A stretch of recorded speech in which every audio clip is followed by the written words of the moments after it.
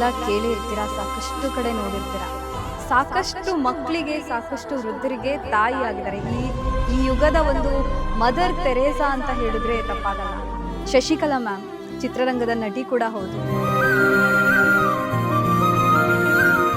ಮಲೇಶ್ವರಂ ರೋಡಲ್ಲಿ ನಡ್ಕೊಂಡು ಹೋಗ್ತಾ ಇದ್ರೆ ಕಿತ್ಕೊಂಡು ತಿನ್ಬೇಕು ಅನ್ನೋ ಪ್ರಪಂಚ. ಯಾರು ಅನ್ನ ತಿಂತಾ ಇದ್ರೆ ಜಾಸ್ತಿ ಬೇಡ, ಇಷ್ಟೇ ಹೊಟ್ಟೆ ತಿನ್ಬೇಕು. ಹೋಟ್ಲಲ್ಲಿ ತಿಂತಾ ಇದ್ರೆ ಅದು ಕಿತ್ಕೊಂಡು ತಿನ್ಬೇಕು ಅನ್ನಿಸ್ತಿತ್ತು. ಅದೇ ಅವ್ರಿದ್ದಿದ್ದು, ಅದೇ ಅವ್ರಿದ್ದಿದ್ದು. ಆಚೆ ಬರ್ತಿದ್ದ ಏನು ಇಲ್ಲದೆ ಪುಟ್ಟ ತಂದಿದ್ದು ಹುಟ್ಟು ಬಟ್ಟೆ ಅವನ್ನ ಮಲಗಿಸ್ಕೊಂಡು ಇಡೀ ರಾತ್ರಿ ನನ್ನ ಸೀರೆ ಬಿಚ್ಚಿ ಅವನಿಗೆ ಸುತ್ಕೊಂಡು ಬೆಳಗ್ಗೆ ಎದ್ದು ನಾನು ಸೀರೆ ಉಟ್ಕೊಂಡಿದ್ದೆ. ಬಾತ್ರೂಮ್ ತೊಳಿತಿದ್ದೆ, ಕಸ ಗುಡಿಸ್ತಿದ್ದೆ, ನೆಲ ಒರೆಸ್ತಿದ್ದೆ. ಯಾವುದೋ ಅಸಹಿಸ್ಕೊಳ್ಳಿಲ್ಲ ಅವತ್ತು. ಹೇಲ್ ಬಿದ್ದಿದ್ರು ಬಾಚಾಡ್ತಿದ್ದೆ. ಬದುಕಬೇಕು, ಜೀವನ ಕಟ್ಕೋಬೇಕು, ನನ್ನ ಮಗನ ಸಾಕ್ಬೇಕು, ನನ್ನ ಮಗನ ಸಾಕ್ಬೇಕು, ನನ್ನ ಮಗನ ಸಾಕ್ಬೇಕು. ಇವ್ರ ಕಥೆನ ನೀವೆಲ್ಲ ಕೇಳಿರ್ತೀರಾ, ಸಾಕಷ್ಟು ಕಡೆ ನೋಡಿರ್ತೀರಾ. ಸಾಕಷ್ಟು ಜೀವನದಲ್ಲಿ ಏರುಪೇರುಗಳನ್ನು ನೋಡಿದಂತಹ ಮಹಿಳೆ. ಚಿತ್ರರಂಗದಲ್ಲೂ ಕೂಡ ಇವರು ಆ್ಯಕ್ಟ್ ಮಾಡಿದ್ದಾರೆ. ಸಾಕಷ್ಟು ಮಕ್ಕಳಿಗೆ, ಸಾಕಷ್ಟು ವೃದ್ಧರಿಗೆ ತಾಯಿ ಆಗಿದ್ದಾರೆ. ಈ ಯುಗದ ಒಂದು ಮದರ್ ತೆರೇಸಾ ಅಂತ ಹೇಳಿದ್ರೆ ತಪ್ಪಾಗಲ್ಲ. ಸೊ ನಾನು ಯಾರ ಬಗ್ಗೆ ಮಾತಾಡ್ತಿದ್ದೀನಿ ಅಂತ ನಿಮಗೆ ಈಗಾಗಲೇ ಗೊತ್ತಾಗಿರುತ್ತೆ. ಬಟ್ ಅವರನ್ನು ಕಾರ್ಯಕ್ರಮಕ್ಕೆ ವೆಲ್ಕಮ್ ಮಾಡ್ತೀನಿ. ಶಶಿಕಲಾ ಮ್ಯಾಮ್ ಚಿತ್ರರಂಗದ ನಟಿ ಕೂಡ ಹೌದು. ಆಶ್ರಮ ಅಮ್ಮನ ಮಡಿಲು ಟ್ರಸ್ಟಿನ ಒಂದು ನಡೆಸ್ತಾ ಇರುವಂತಹ ಮುಖ್ಯ ಪರ್ಸನ್ ಕೂಡ ಇವ್ರು ಹೌದು. ಅವ್ರನ್ನ ಕಾರ್ಯಕ್ರಮಕ್ಕೆ ವೆಲ್ಕಮ್ ಮಾಡ್ತೀನಿ. ಮೇಡಮ್ ವೆಲ್ಕಮ್ ಮೇಡಮ್ ಕಾರ್ಯಕ್ರಮಕ್ಕೆ. ನೀವೆಲ್ರಿಗೂ ನನ್ನ ಕಡೆಯಿಂದ ತುಂಬ ಹೃದಯದ ಧನ್ಯವಾದಗಳು. Thank you so much. ಇವತ್ತು ನಮ್ಮ ಬಾಸ್ ಟಿವಿಯಲ್ಲಿ ನಿಮ್ಮ ಇಂಟರ್ವ್ಯೂ ನಡೀತಾ ಇದೆ. ಹೆಂಗೆ ಅನ್ನಿಸ್ತಾ ಇದೆ? ಬಾಸ್ ಅಂದರೆ ಬೇಗ ದರ್ಶನ್ ಸರ್ ನೆನಪಾಗ್ತಾರೆ. ಫಸ್ಟು ನೀವು ಕಳಿಸ್ದಾಗ ಬಾಸ್ ಅಂದ ತಕ್ಷಣ ನಮ್ಮ ಬಾಸ್ ಯಾವ್ದಾದ್ರು ಇದೆಯಾ ಅಂತ ಒಂಚೂರು ಚೆಕ್ ಮಾಡಿದೆ. ಬಾಸ್ ಟಿವಿ ನಂಗೆ ಅದೊಂಥರ ಆಗ್ಲೇ ನನ್ಗೊಂದು ಖುಷಿ ಆಯ್ತು. ಖುಷಿ ಆಯ್ತು ಕೂಡ. ನಾನೊಬ್ಳು ಕಲಾವಿದೆ, ನಾನು ಅವ್ರ ಜೊತೆ ಕೆಲಸ ಮಾಡಿದ್ದೀನಲ್ವಾ, ನನ್ನ ಕುಟುಂಬ ಇಷ್ಟ ಆಯ್ತು. ಮೇಡಮ್, ನಿಮ್ಮ ಟ್ರಸ್ಟಿಗೆ ಬಂದ್ವಿ, ನಾವು ಕೂಡ ನೋಡಿದ್ವಿ. ಸಾಕಷ್ಟು ಜನ ಇದ್ರು, ನೋಡಿದ್ವಿ, ಅವ್ರನ್ನೆಲ್ಲ ಸಂಭಾಳಿಸೋದು ಕೂಡ ನೋಡಿದ್ವಿ ನಾವು. ಸಾಕಷ್ಟು ಖುಷಿ ಕೂಡ ಆಯಿತು. ಒಬ್ಬ ಮಹಿಳೆ ಇಷ್ಟು ಜನನ ಒಂದು ತಾಯಿ ಆದವಳು ಒಂದು ಮಗುನ ಸಂಭಾಳಿಸೋದೇ ಕಷ್ಟ ಈಗಿನ ಕಾಲದಲ್ಲಿ. ಅವ್ರು ಕಾಟ ಕೊಡ್ತಾಳೆ, 2 ಮಕ್ಕಳು ಯಾಕಾದ್ರೂ ಆಯ್ತೋ ಹಂಗೆ ಹಿಂಗೆ ಅನ್ಕೊಂಡಿರ್ತಾರೆ ಅಲ್ವಾ. ನೀವು ಇಷ್ಟು ಜನನ ಮೇಂಟೈನ್ ಮಾಡ್ತಾ ಇದ್ದೀರಾ, ಅವ್ರನ್ನ ಸಹಿಸ್ಕೊಂಡು. ಎಲ್ಲರ ಮೆಂಟಾಲಿಟಿನೂ ಒಂದೇ ಥರ ಇರಲ್ಲ, ಚೇಂಜಸ್ ನಾನು ನೋಡಿದೆ, ಸಾಕಷ್ಟು ನೋಡಿದೆ. ಹೇಗೆ ಮೇಡಮ್, ಹೇಗೆ ಮೇಂಟೈನ್ ಮಾಡ್ತೀರಾ ಇದನ್ನೆಲ್ಲ ನೀವು? ಬರೋರೆಲ್ಲ ನನಗೆ ಪ್ರಶ್ನೆ ಕೇಳ್ತೀರಾ, ನಾನ್ ನಿಮಗೊಂದು ಪ್ರಶ್ನೆ ಹೇಳಿ. ಎಷ್ಟೋ ತನಕ ನೋಡಿದ್ರಿ, ಏನ್ ಅನ್ನಿಸ್ತು ಮೇಡಮ್? ನನಗೆ ಒಂದ್ಸಲ ನಾನು ಒಂದು ದಿನ ಇಲ್ಲಿ ಇರ್ತೀನಾ ಅಂತ ಫೀಲ್ ಆಯ್ತು ನನಗೆ. ನಿಮಗೆ ಅಂತ ಅನ್ನಿಸ್ತು. ಬಟ್ ಏನಂದ್ರೆ ಮೇಡಮ್, ಒಂದೊಂದು ಥರದ್ದು ಒಬ್ಬೊಬ್ರು ಇದ್ದಾರೆ. ಒಂದೊಂದು ಮೆಂಟಲ್ ಪರಿಸ್ಥಿತಿ ಬೇರೆನೇ ಇದೆ, ಡಿಫ್ರೆಂಟ್ ಆಗಿದೆ ಅವರದ್ದು. ನೋಡಿದ್ರೆ ಒಂದು ರೀತಿಯಲ್ಲಿ ಚಿಕ್ಕವರು, ತುಂಬ ಚಿಕ್ಕ ವಯಸ್ಸವರಿದ್ದಾರೆ, ತುಂಬ ವಯಸ್ಸಾದವರಿದ್ದಾರೆ, ಮತ್ತು ಮಕ್ಕಳು ಬೇಡ ಅಂತ ಹೇಳಿ ಬಿಟ್ಟು ಹೋದವರಿದ್ದಾರೆ. ಅವರೆಲ್ಲರಿಗೂ ನೀವು ತಾಯಿ ಆಗಿದ್ದೀರಾ. ಸೊ ನಂಗೆ ಸಿಕ್ಕಾಪಟ್ಟೆ ಖುಷಿ ಆಯಿತು, ಆ ವಿಚಾರದಲ್ಲಿ ಹೆಮ್ಮೆ ಅನಿಸುತ್ತೆ. ಅಂದರೆ ನಾನು ಅದಕ್ಕೆ ನಿಮ್ಮನ್ನ ಮದರ್ ತೆರೇಸಾ ಅಂತ ಹೇಳಿದ್ರೆ ತಪ್ಪಾಗಲ್ಲ ಈ ಯುಗದ್ದು. ಮೇಡಮ್, ಅಷ್ಟು ದೊಡ್ಡ ಇಲ್ಲ ಮೇಡಮ್, ಆ ಪ್ಲೇಸಲ್ಲಿ ನೀವು ಕಾಣಿಸ್ತೀರಾ, ಅಷ್ಟು ದೊಡ್ಡ ಹೆಸರು ತಗೊಳಕ್ ಯೋಗ್ಯತೆ ಇಲ್ಲ. ಅಮ್ಮ ಅನ್ನೋ ಪದ ತಗೊಳಕ್ ಯೋಗ್ಯತೆ ಇದೀನಿ. ಬಟ್ ನೋಡೋರ್ ಕಣ್ಣಿಗೆ ನೀವು ಆ ರೀತಿನೇ ಕಾಣಿಸ್ತೀರ. ಒಬ್ಬ ಮಹಿಳೆ ಕಣ್ಣಿಗೆ ಕೆಟ್ಟೋಳು, ಒಳ್ಳೆವಳು ಅನ್ಕೋಬೇಡಿ. ನೋಡೋರ್ ಕಣ್ಣಿಗೆ ತುಂಬಾ ಕೆಟ್ಟೋಳು. ಮೇಡಮ್, ನೋಡೋರ್ ದೃಷ್ಟಿ ಹಾಗಿರುತ್ತೆ. ಹತ್ರ ಬಂದಾಗ ಗೊತ್ತಾಗುತ್ತೆ ಅವ್ರ ಬಗ್ಗೆ, ತಿಳ್ಕೊಂಡವಾಗ ಗೊತ್ತಾಗುತ್ತೆ ಅವ್ರ ಏನು ಅಂತ. ಸುಮ್ನೆ ಜಡ್ಜ್ ಮಾಡಕ್ಕಂತೂ ಆಗಲ್ಲ. ಅದೇನೋ ಹೇಳ್ತಾರಲ್ಲ, ಯಾರನ್ನೋ ಒಬ್ರನ್ನ ಮುಖ ನೋಡ್ಬಿಟ್ಟು ನೀನ್ ಜಡ್ಜ್ ಮಾಡಕ್ ಆಗಲ್ಲ ಅಂತ. ಸಾಕಷ್ಟು ಖುಷಿ ಆಯ್ತು ನಿಮ್ದು ಟ್ರಸ್ಟ್ ನೋಡಿ. ನನಗೆ ಇಷ್ಟು ಜನನ ಮೇಂಟೈನ್ ಮಾಡೋದು ಸಿಕ್ಕಾಬಡೆ ಕಷ್ಟ ಇದೆ. ಇದೆಲ್ಲ ಮೇಂಟೈನ್ ಮಾಡೋದು ಕಲ್ತಿರೋದು ಅಂದ್ರೆ ಅಂಬರೀಷ್ ಅಣ್ಣನ ಕಡೆ. ಆಗತ್ತು ಇದು ಎಷ್ಟೇ ಜನ ಬಂದ್ರು ಅಂಬರೀಷ್ ಅಣ್ಣ ನಿಭಾಯಿಸ್ತಿದ್ದು ಮಾಡ್ತಿದ್ದು ಒಂಚೂರೆಲ್ಲೋ ಬಂದಿದೆ. ಮೇಡಮ್, ಇವ್ರನ್ನೆಲ್ಲ ನೋಡ್ತಾ ಇದ್ರೆ ಚಿಕ್ಕವರು ಇದ್ದಾರೆ, ಚಿಕ್ಕವರಿಂದ ಏಜ್ ಆದವ್ರವರೆಗೂ ಇದ್ದಾರೆ. ನಿಮ್ಮ ಬಾಲ್ಯ ಹೇಗಿತ್ತು ಮೇಡಮ್? ಇವ್ರನ್ನೆಲ್ಲ ನೆನ್ಪು ಮಾಡ್ಕೊಂಡು ನಿಮ್ಮ ಬಾಲ್ಯ ಹೇಗಿತ್ತು? ಬಟ್ ಈ ಥರ ಬಾಲ್ಯ ನನಗೆ ಜೀವನನೇ ಗೊತ್ತಿಲ್ಲ. ನನ್ನ ಮೈಸೂರಲ್ಲಿ, ನಮ್ಮ ತಾಯಿ ಮನೆ ಮೈಸೂರು. ನಾವು 9 ಜನ ನಮ್ಮ ತಾಯಿಗೆ ಮಕ್ಕಳು, 9 ಮಕ್ಕಳು. ಅಪ್ಪ ರೈಲ್ವೆ ಡಿಪಾರ್ಟ್ಮೆಂಟು. ನಾನು ಓದಿದ್ದು ಬರೀ 6ನೇ ತರಗತಿ, ಹ್ಮ್ ಗೌರ್ಮೆಂಟ್ ಸ್ಕೂಲು. ಓಕೆ. ತುಂಬಾ ಹೆಮ್ಮೆಯಿಂದ ಹೇಳ್ಕೊತೀನಿ, ಗೌರ್ಮೆಂಟ್ ಗೌರ್ಮೆಂಟ್ ಸ್ಕೂಲು ಸ್ಕೂಲು.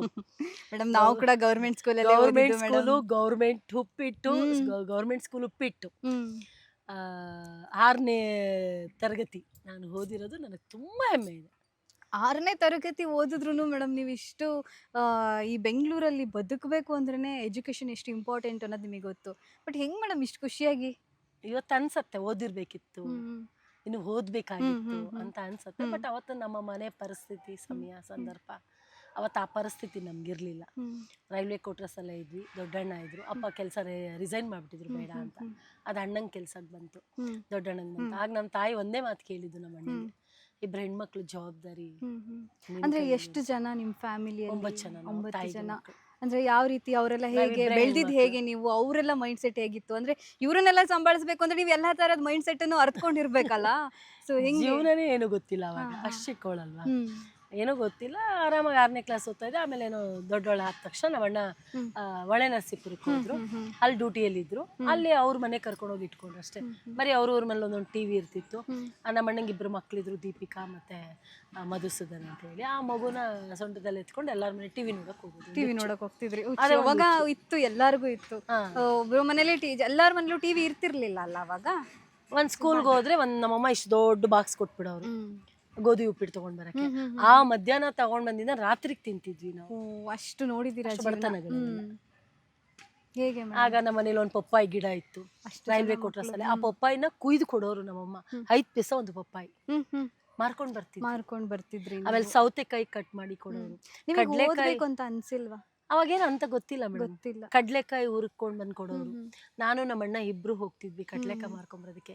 ನಮ್ಮಮ್ಮ ಒಂದೊಂದ್ ಮೊಳ ಹೂ ಕಟ್ಬಿಟ್ಟು ಕೊಡೋರು, ಕಟ್ ಮಾಡ್ಬಿಟ್ಟು ತಟ್ಟೆಗೆ ಹಾಕಿ ಕೊಡೋರು. ಅದನ್ನ ₹1, 70 ಪೈಸೆ, 50, ಅದೇನೋ ಅವಾಗ ಹೇಳ್ತಿದ್ರು, ಅವಾಗ ಮಾರ್ಕೊಂಡ್ ಬರ್ತಿದ್ವಿ. 4 ಆಣಿ ಅಷ್ಟೇ ಅವಾಗ ಮಾರ್ಕೊಂಡ್ ಬರ್ತಿದ್ವಿ. ಇಡ್ಲಿ ಬೇಯಿಸ್ಬಿಟ್ಟು ಕೊಡೋರು.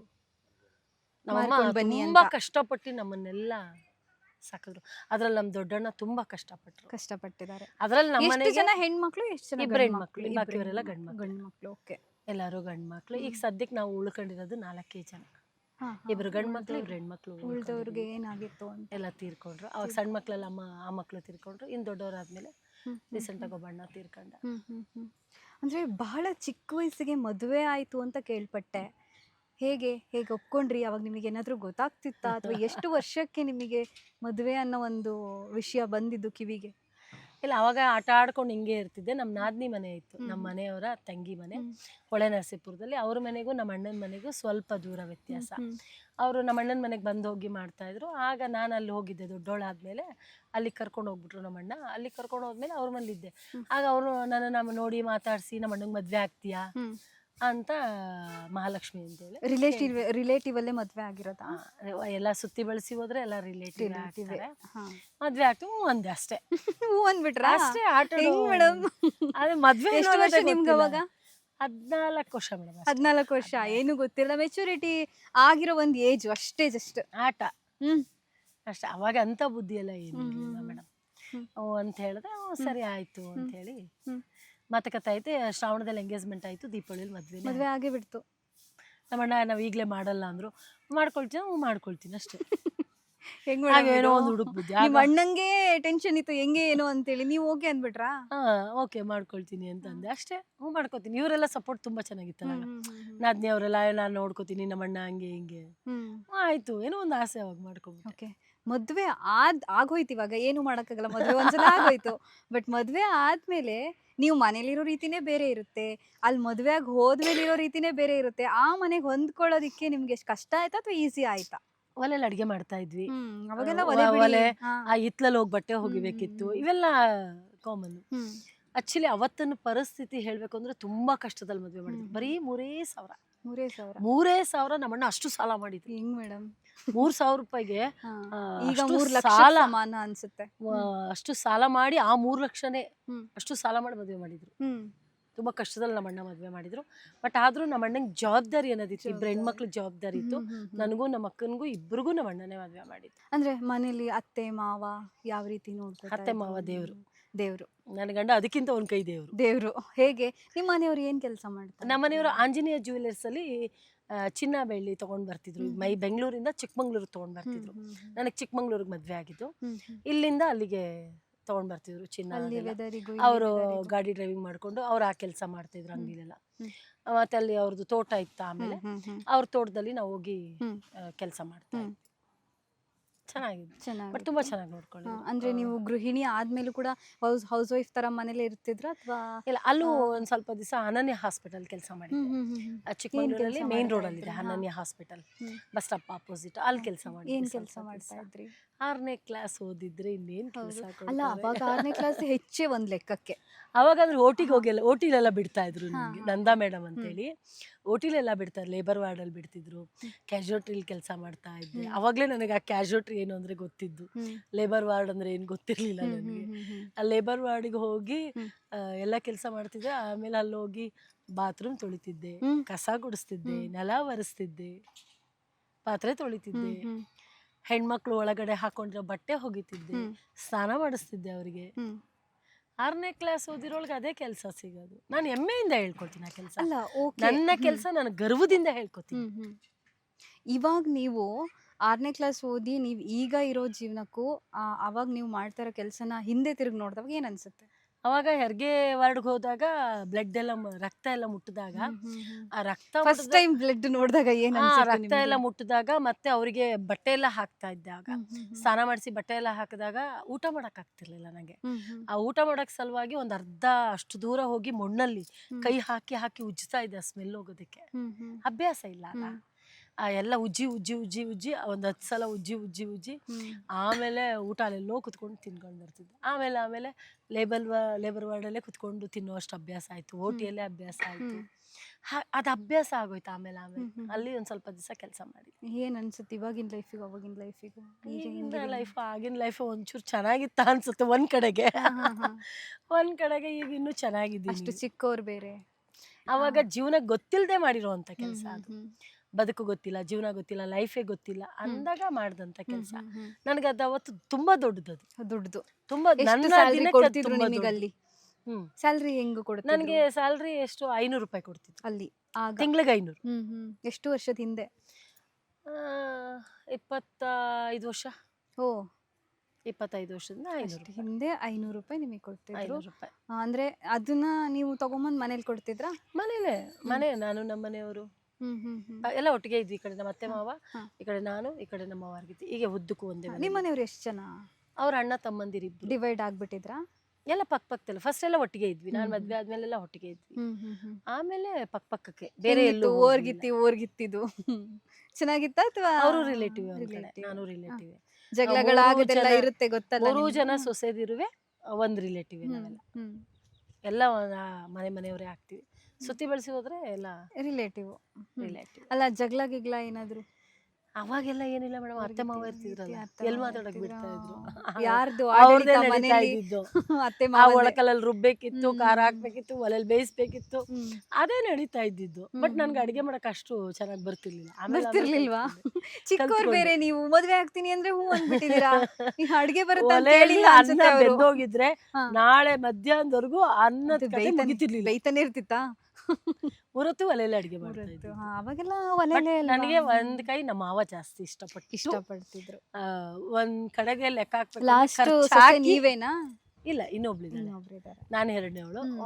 ಲಾಸ್ಟ್ ಮಾವ ನನ್ಗೆ ಇಷ್ಟಪಟ್ಟು ಮಾಡ್ಕೊಂಡಿದ್ದೆ. ಅತ್ತೆಗೂ ಇಷ್ಟ ಜಾಸ್ತಿ. ಒಂದ್ ಕೈ ಮಾವ. ಹೆಂಗೆ ನಡೀತಾ ಇತ್ತು ಜೀವನ ಮೇಡಮ್ ಮದ್ವೆ ಆದ್ಮೇಲೆ? ಮತ್ತೆ ಅದ್ ದೇವ್ರಿಗೆ ಹೊಟ್ಟೆ ಕಿಚ್ಚು ಅನ್ಸುತ್ತೆ ಅಷ್ಟೇ. ಯಾಕೆ ಆ ಜೀವನಕ್ಕೂ ಹೊಟ್ಟೆ ಕಿಚ್ಚು? ಯಾಕೆ ಮೇಡಮ್ ಹಾಗಂತೀರಾ? ಆ ಜೀವನಕ್ಕೂ ಏನಾಯ್ತು ಅಂತದ್ದು ನಿಮ್ಮ ಜೀವನದಲ್ಲಿ ಅಂತ ಕಹಿ ಘಟನೆ? ಆ ದೇವ್ರಿಗೂ ಒಂಥರ ಜೀವನ ನೋಡಿ ಸಹಿಸ್ಕೊಳಕ್ ಆಗ್ಲಿಲ್ಲ ಅನ್ಸ್ಬಿಡತ್ತೆ. ಅದೇನೋ ಎಲ್ಲ ದೇವ್ರಿಗೂ ಅಷ್ಟೇ ಅಪ್ಪ, ಚೆನ್ನಾಗಿರೋರ್ನ, ತುಂಬಾ ಒಳ್ಳೆಯವ್ರನ್ನ ಲಾಸ್ಟ್ ಟೈಮ್ ಬೇಗ ಕರ್ಕೊಂಡ್ಬಿಡ್ತಾನೆ. ಯಾಕೆ ಅಂತ ಗೊತ್ತಿಲ್ಲ. ದಿಲೀಪ್ ರಾಜ್ ಅವ್ರದ್ದು ನೋಡಿದ್ರಲ್ಲ ನೀವು ಲಾಸ್ಟ್? ಅದನ್ನೇ, ಅದೇ ಸೇಮ್ ಕುಟುಂಬ ನಮ್ಗೆ. ಅವತ್ತಿನ ಪರಿಸ್ಥಿತಿ. ಈಗ್ಲೂ ನಾನು ದೇವ್ರ ಹತ್ರ ಅದೇ ಪ್ರಶ್ನೆ ಕೇಳ್ತೀನಿ, ಒಳ್ಳೆಯವ್ರನ್ನ ಯಾಕೆ ಬೇಗ ಕರ್ಕೊಳ್ತೀಯ? ಏನಾಯಿತು? ಇಷ್ಟೆಲ್ಲ ಆದಮೇಲೆ ಬೆಂಗಳೂರಿಗೆ ನೀವು ಹೇಗೆ ಬಂದ್ರಿ? ನಿಮ್ದು ಬೆಂಗಳೂರು ಎಂಟ್ರಿ ಹೇಗಿತ್ತು? ಗ್ರ್ಯಾಂಡ್ ಎಂಟ್ರಿನಾ ಅಥವಾ ಅಕ್ಕ ಅಣ್ಣ ಇಲ್ಲೇ ಇದ್ರು, ಬೆಂಗಳೂರಲ್ಲಿ ಇದ್ರು. ನಾನು ನಮ್ಮ ಮನೆಯವರೆಲ್ಲ ಬಂದು ಹೋಗಿದ್ವಿ. ಅಕ್ಕ ಮದ್ವೆ ಆಗಿದ್ದು ಹೊಸಪೇಟೆಗೆ, ಅವ್ರಿಗೆ ಬೆಂಗಳೂರಲ್ಲಿ ಸೆಟ್ಲ್ ಆಗಿದ್ರು. ಅಣ್ಣ ಬೆಂಗಳೂರಲ್ಲೇ ಇದ್ರು. ಹೋಗಿ ಬಂದು ಅಭ್ಯಾಸ ಆಯ್ತು. ನಾನು ಬಂದಿದ್ದ ಪರಿಸ್ಥಿತಿ ಬೇರೆ ಇತ್ತು. ಯಾವ ರೀತಿ ಪರಿಸ್ಥಿತಿ? 100 ರೂಪಾಯಿ ಈಸ್ಕೊಂಡು, ಯಾರ ನನ್ನ ತೋಟದಲ್ಲಿದ್ದಾರೆ ತಮ್ಮಯ್ಯಣ್ಣ ಅಂತ, ತಮ್ಮಯ್ಯಣ್ಣಗೆ ಒಂದು 200 ರೂಪಾಯಿ ಕೇಳಿದ್ದೆ. ನನ್ನ ಇರೋ ಪರಿಸ್ಥಿತಿಯಲ್ಲಿ ಹುಟ್ಟು ಬಟ್ಟೆಯಲ್ಲಿ 200 ರೂಪಾಯಿ ಕೇಳಿದ್ದೆ. 100 ರೂಪಾಯಿ ಕೊಟ್ಟರು. 100 ರೂಪಾಯಿ ಹಿಡ್ಕೊಂಡು ಬೆಂಗಳೂರಿಗೆ ಬಂದಂಥ ಪರಿಸ್ಥಿತಿ. ಬೆಂಗಳೂರಿಗೆ ಬಂದೆ. ಬೆಂಗಳೂರಿಗೆ ಬಂದ್ಬಿಟ್ಟು ಸ್ವಲ್ಪ ದಿವಸ ನಮ್ಮ ಅಣ್ಣನ ಮನೇಲಿದ್ದೆ ಸ್ಟಾರ್ಟಿಂಗು. ಆಮೇಲೆ ಅಣ್ಣ ನನಗೆ ಬಾಕ್ಸ್ ಎಲ್ಲ ಕಟ್ಕೊಡ್ತಿದ್ರು ನಮ್ಮ ಅತ್ತಿಗೆ. 407 ಗಾಡಿಯಲ್ಲಿ ಗಾರ್ಮೆಂಟ್ಸ್ಗೆ ಹೋಗ್ತಾ ಇದ್ದೆ ನಾನು. ಗಾರ್ಮೆಂಟ್ಸ್ ಅಲ್ಲೂ ಕೆಲಸ ಮಾಡಿದೀರಾ ನೀವು? ತುಂಬಾ ಇವಾಗಿನ ಹೆಣ್ಮಕ್ಳೆಲ್ಲ ಅದೇ ಒಂದು ಸ್ಟೋರಿ. ಇವಾಗೆಲ್ಲ ಗಾರ್ಮೆಂಟ್ಸ್ಗೆ ಹೋಗ್ತಾ ಇದ್ದೆ. ಅಲ್ಲೂ ಏನ್ ಕೆಲಸ ಗೊತ್ತಿಲ್ಲ, ಅವ್ರು ಏನ್ ಕೊಡ್ತಾರೋ ಅದನ್ನ ಮಾಡ್ತಾ ಇದ್ದೆ. 6ನೇ ಕ್ಲಾಸ್ ಓದಿದ್ಮೇಲೆ ನಾನು ಏನು ಕಲ್ತೆ ಇದ್ಮೇಲೆ ಏನ್ ಕೆಲಸ ಟ್ರೈನಿಂಗ್ ಕೊಟ್ಟು ಮಾಡಿಸ್ತಾರೆ. ಅಲ್ಲೊಂದ್ ಸ್ವಲ್ಪ ನೀವೇನ್ ಕೆಲಸ ಮಾಡ್ತಾ ಇದ್ರಿ? ಅದೇ ಅವ್ರು ಏನ್ ಹೇಳ್ತಾರೆ ತೆಗ್ದಾಕೋದು, ಮಾಡೋದು, ಸ್ಟಿಚ್ ಎಲ್ಲ ತೆಗಿಯೋದು, ಮಾಡೋದು, ಅದನ್ನ ಮಾಡ್ತಾ ಇದ್ದೆ ಸ್ವಲ್ಪ ದಿವಸ. ಅದೆಲ್ಲ ಆದ್ಮೇಲೆ ಮತ್ತೆ ಅಲ್ಲಿ ಸ್ಯಾಲ್ರಿ ಏನಿತ್ತು? ಅಲ್ಲೂ ಅಷ್ಟೇ 500 600 ಬರೀ ಇಷ್ಟೇ. ಅಷ್ಟೇ. ಅವತ್ತಿನ ದಿನಕ್ಕೆ 700 ರೂಪಾಯಿ ಹೆಚ್ಚು. ಹೈಯೆಸ್ಟ್ ಅಂದ್ರೆ 700 ನಮ್ ತಿಂಗಳಿಗೆ. ಅದಾದ್ಮೇಲೆ ಅಲ್ಲಿಂದ ಅನನ್ಯ ಹಾಸ್ಪಿಟಲ್ ಅಂತ, ಫಸ್ಟ್ ರಾಜಾಜಿನಗರದಲ್ಲಿ. ಇವತ್ತು ಇದೆ ಸುರೇಶ್ ಹಾಸ್ಪಿಟಲ್, ಅನನ್ಯ ಹಾಸ್ಪಿಟಲ್. ಎರಡೂ ನನಗೆ ಜೀವನ, ಬದುಕು ಕೊಟ್ಟಂತ ಜಾಗ ಅದು. ಅನನ್ಯ ಹಾಸ್ಪಿಟ್ಲ್ಗೆ ಕೆಲ್ಸಕ್ಕೆ ಸೇರ್ಕೊಳ್ತೀನಿ. ಅಲ್ಲಿಂದ ಅನನ್ಯ ಹಾಸ್ಪಿಟ್ಲಲ್ಲೂ ಅದೇ ಕೆಲಸ. ಬಾತ್ರೂಮ್ ತೊಳಿತಿದ್ದೆ, ಕಸ ಗುಡಿಸ್ತಿದ್ದೆ, ನೆಲ ಒರೆಸ್ತಿದ್ದೆ, ಹೆರಿಗೆ ವಾರ್ಡಲ್ಲಿ ಕೆಲಸ ಮಾಡ್ತಾ ಇದ್ದೆ, ನೈಟ್ ಡ್ಯೂಟಿ ಮಾಡ್ತಿದ್ದೆ, ಡೇ ಡ್ಯೂಟಿ ಮಾಡ್ತಿದ್ದೆ. ಮನೆಗೆ ಹೋಗ್ತಿರ್ಲಿಲ್ಲ. ನೈಟ್ ಆ್ಯಂಡ್ ಡೇ ಅಲ್ಲೇ, ಆ ಹಾಸ್ಪಿಟಲ್ ಈ ಹಾಸ್ಪಿಟಲ್. ಸುರೇಶ್ ಹಾಸ್ಪಿಟ್ಲಲ್ಲಿ ನೈಟ್ ಒಬ್ಬರು ತಾತನ ನೋಡ್ಕೊಳಕ್ ಹೋಗ್ತಾ ಇದ್ದೆ. ನೈಟ್ ಪೂರ್ತಿ ಅಲ್ಲಿ ನೋಡ್ಕೊಳಕ್ ಹೋಗ್ತಾ ಇದ್ದೆ. ಅಲ್ಲಿ ರಾತ್ರಿ ಸಂಬಳ ಬರ್ತಿತ್ತು. ಬೆಳಗ್ಗೆ ಇಲ್ಲಿ ಕೆಲಸ ಮಾಡ್ತಾ ಇದ್ದೆ. ಅಂದ್ರೆ ನೈಟ್ ಡ್ಯೂಟಿ ಹೋಗುವಾಗ ನಿಮ್ಮ ಅಣ್ಣ ಏನು ಹೇಳ್ತಿರ್ಲಿಲ್ವಾ? ಇಲ್ಲ, ನನಗ್ ಬದುಕು ಬೇಕಿತ್ತು. ಕಷ್ಟ ಅದು ಜೀವನ, ಬದುಕಬೇಕು, ನಿತ್ಕೊಬೇಕಿತ್ತು. ನೀವು ಅಣ್ಣ ಏನು ಹೇಳೋ ಪರಿಸ್ಥಿತಿಯಲ್ಲಿ ಇಲ್ಲ, ಬೆನ್ನಿಂದ ಇದ್ರು ನನಗೆ. ಅಣ್ಣ, ನಮ್ಮ ಅಕ್ಕ, ಅತ್ತಿಗೆ ಎಲ್ಲ ಓಕೆ ಇದ್ರಾ? ಅದೇ ನಾನೊಂದು ಪುಣ್ಯ ಪಡೆದಿರೋದೇನಂದ್ರೆ, ನನ್ನ ಅತ್ತಿಗೆ ಯಾರಿಗೆ ಆದ್ರೂ ಸ್ವಲ್ಪ ದಿನ ನಾವು ಅವ್ರ ಮನೇಲಿ ದೊಡ್ಡತ್ತಿಗೆ ನಮಗ್ ಮದ್ವೆ ಮಾಡಿದ್ದವ್ರೆ. ನನ್ನ ದೊಡ್ಡತ್ತಿಗೆ ಅವ್ರು ತುಂಬಾ ಚೆನ್ನಾಗಿ ಬಾಳಿ ಬದುಕಿರುವಂತ ಮನೆಯವರು. ನಮಗ ಸಿಕ್ಕಿರೋದೇ ಅವರೊಬ್ರು. ಈಗ್ಲೂ ಅಷ್ಟೇ ನನಗೆ ಅವರು ತಾಯಿಗಿಂತ ಒಂದ್ ಕೈ ಹೆಚ್ಚು ಅನ್ಕೋಬಹುದು. ಅಂದ್ರೆ ಸ್ಟಾರ್ಟಿಂಗ್ ಎಲ್ಲಾನು ಚೆನ್ನಾಗಿರುತ್ತೆ. 1-2 ತಿಂಗಳು ಬೆಂಗಳೂರಿಗೆ ಬಂದ್ವಿ, 1-2 ತಿಂಗಳು ಇರ್ತೀವಿ. ಅದಾದ್ಮೇಲೆ ಹೋಗ್ತಾ ಹೋಗ್ತಾ ಅದು ಒಂಥರ ಸಂಬಂಧ ಬೇರೆ ತರನೇ ಆಗಿ ಹೋಗ್ಬಿಡುತ್ತೆ. ಈಗ ಅಣ್ಣ ನಮ್ಮೋನಾದ್ರೂ ಅತ್ತಿಗೆ ನಮ್ಮೋಳಲ್ಲ ಅಂತ ಹೇಳ್ತಾರಲ್ವಾ, ಸೊ ಆ ರೀತಿ ಅತ್ತಿಗೆ ನಾನು ಉಲ್ಟಾ ನಿಮ್ಗೆ. ನನಗೆ ಉಲ್ಟಾ. ನಮ್ಮ ಅತ್ತಿಗೆ ಆವತ್ತಿನ ದಿನ ನನಗೆ ಮದ್ವೆ ಮಾಡಿದ್ರು. ಆಮೇಲೆ ಇನ್ನೊಂದು ಈ ಅತ್ತಿಗೆ ಇನ್ನೊಬ್ರು ಊಟ ಕಟ್ಕೊಟ್ರು, ಬಾಕ್ಸಲ್ಲಿ ಊಟ ಕಟ್ಕೊಡ್ತಿದ್ರು, ಮಾಡ್ತಿದ್ರು. ತುಂಬಾ ಕಷ್ಟಪಟ್ಟಿದ್ದೀನಿ. ಅವಾಗ ಹಾಸ್ಪಿಟಲ್ ಕೆಲ್ಸಕ್ಕೆ ಹೋದಾಗ 700 ರೂಪಾಯಿ ನನಗೆ ಸಂಬಳ. ಲಾಸ್ಟ್ ನನಗೆ ಹೈಯೆಸ್ಟ್ ಅಂದ್ರೆ 700 ರೂಪಾಯಿ, 750 ರೂಪಾಯಿ, 750. ಅದೇ ಜಾಸ್ತಿ. 50 ರೂಪಾಯಿ ಅಂದ್ರೆ ಹಾಸ್ಪಿಟಲ್, ಸುರೇಶ್ ಹಾಸ್ಪಿಟ್ಲು. ಇನ್ನೂ ಕೆಲವು ಸಮಯ ಯಾರಾದ್ರೂ ಬಡವ್ರು ಬಂದ್ಬಿಟ್ರೆ ಒಂದಿನ ಕಾಲ ಕಳಿಬೇಕಲ್ಲ, ನನ್ನ ಜೀವನ ಕಳಿಬೇಕಲ್ಲ. KC ಜನರಲ್ ಹಾಸ್ಪಿಟಲ್ ಅವ್ರ ಜೊತೆಲಿ ಹೋಗಿ ಮಲ್ಕೊಂಡ್ಬಿಡ್ತಿದ್ದೆ. ಅವ್ರ ಒಂದಿನ ಕಾಲ ಕಳೆದ್ಬಿಡುದು. ಅವ್ರು ನನಗೊಂದು 20 ರೂಪಾಯಿ 30 ರೂಪಾಯಿ. ಅದೇ ನಮ್ಗೆ ಅದು ದೊಡ್ಡ 10 ರೂಪಾಯಿ, 5 ರೂಪಾಯಿ ಅದೆಲ್ಲ ನನಗೆ ಕೊಡೋರು. ನೋಡ್ಕೊಳ್ತಿದ್ದೆ ಅವ್ರನ್ನ. ಹೆರಿಗೆ ವಾರ್ಡ್ಗೆ ಹೋಗೋರ್ಗು ನೋಡ್ಕೊಂಡು ಅವ್ರಿಗೆ ಸ್ನಾನ ಮಾಡಿಸಿ, ಬಟ್ಟೆ ಹಾಕಿ, ಮಗುಗೆ ಬಟ್ಟೆ ಹಾಕಿ ಎಲ್ಲ ಮಾಡ್ತಿದ್ನಲ್ಲ, ಅದೊಂದು 20 ರೂಪಾಯಿ 30 ರೂಪಾಯಿ ಕೊಡೋರು. ಆಮೇಲೆ ಇದೇ ಅನನ್ಯ ಹಾಸ್ಪಿಟ್ಲಲ್ಲಿ ಕೆಲಸ ಮಾಡಿ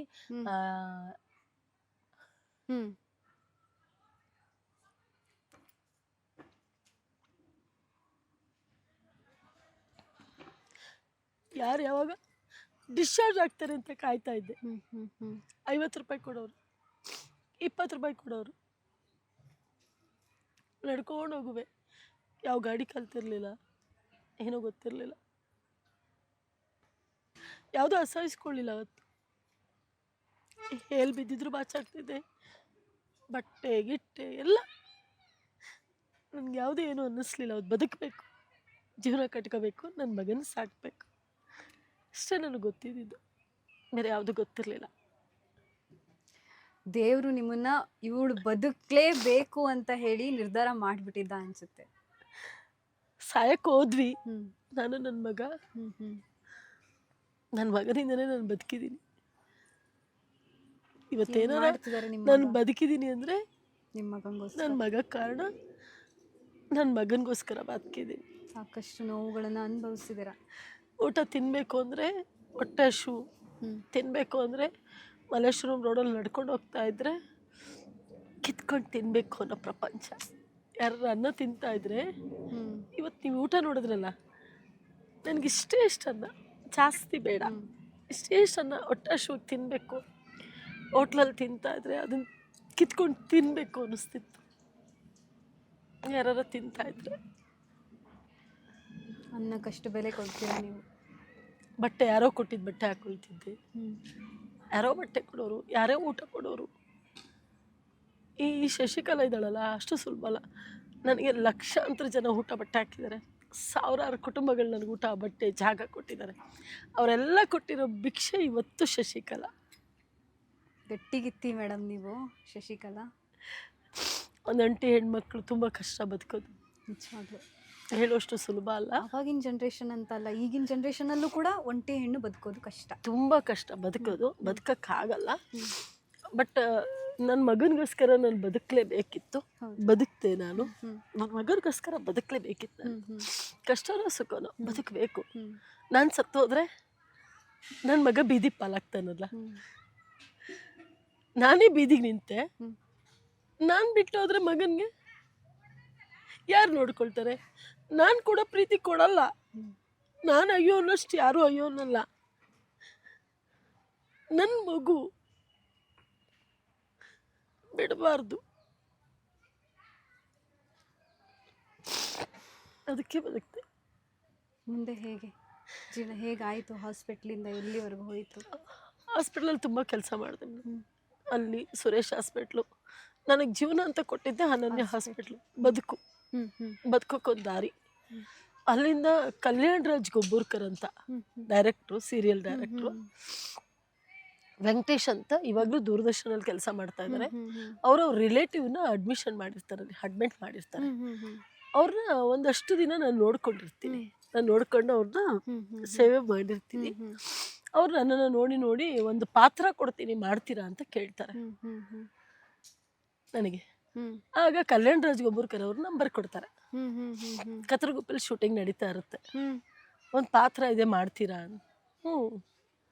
ಅದೇ ಅನನ್ಯ ಹಾಸ್ಪಿಟಲ್ ಡಾಕ್ಟ್ರ್ ಹತ್ರ ಕೋಟಿ ಇಸ್ಕೊಂಡು ಕೆಲಸ ಮಾಡಿದ್ದೀನಿ. ನಿಮ್ಮ ಚಿತ್ರರಂಗಕ್ಕೆ ಎಂಟ್ರಿ ಕೊಟ್ಟಿರೋ ಸ್ಟೋರಿನೇ ರಣ ರೋಚಕ ತರ ಇದೆ ಇದು. ಹಾಸ್ಪಿಟಲ್ ಡಾಕ್ಟ್ರು ಬಟ್ಟೆನ ಈಸ್ಕೊಂಡು ಹೋಗಿ ದೂರದರ್ಶನಲ್ಲಿ ಭಗೀರಥ ಅಂತ ಒಂದು ಸೀರಿಯಲ್, ಅದರಲ್ಲೂ ಡಾಕ್ಟ್ರ್ ಪಾತ್ರ ಒಂದು ಪಾತ್ರ ಮಾಡಿ ಬಂದೆ ಕತ್ರಗುಪ್ಪೆ ಮನೆಯಲ್ಲಿ. ನನಗೆ ಫಸ್ಟು ಇಂಡಸ್ಟ್ರಿಗೆ ಬನ್ನಿ ಅಂತ ಕರೆದಿದ್ದೆ ಎಲ್ ವೆಂಕಟೇಶ್. ನಿಮ್ ಜೊತೆಗೆ ಇದ್ದ ಅನ್ಸುತ್ತೆ ಮೇಡಮ್. ಪಡಬಾರ್ದು ಕಷ್ಟಪಟ್ಟಿದ್ದೀನಿ ಮೇಡಮ್.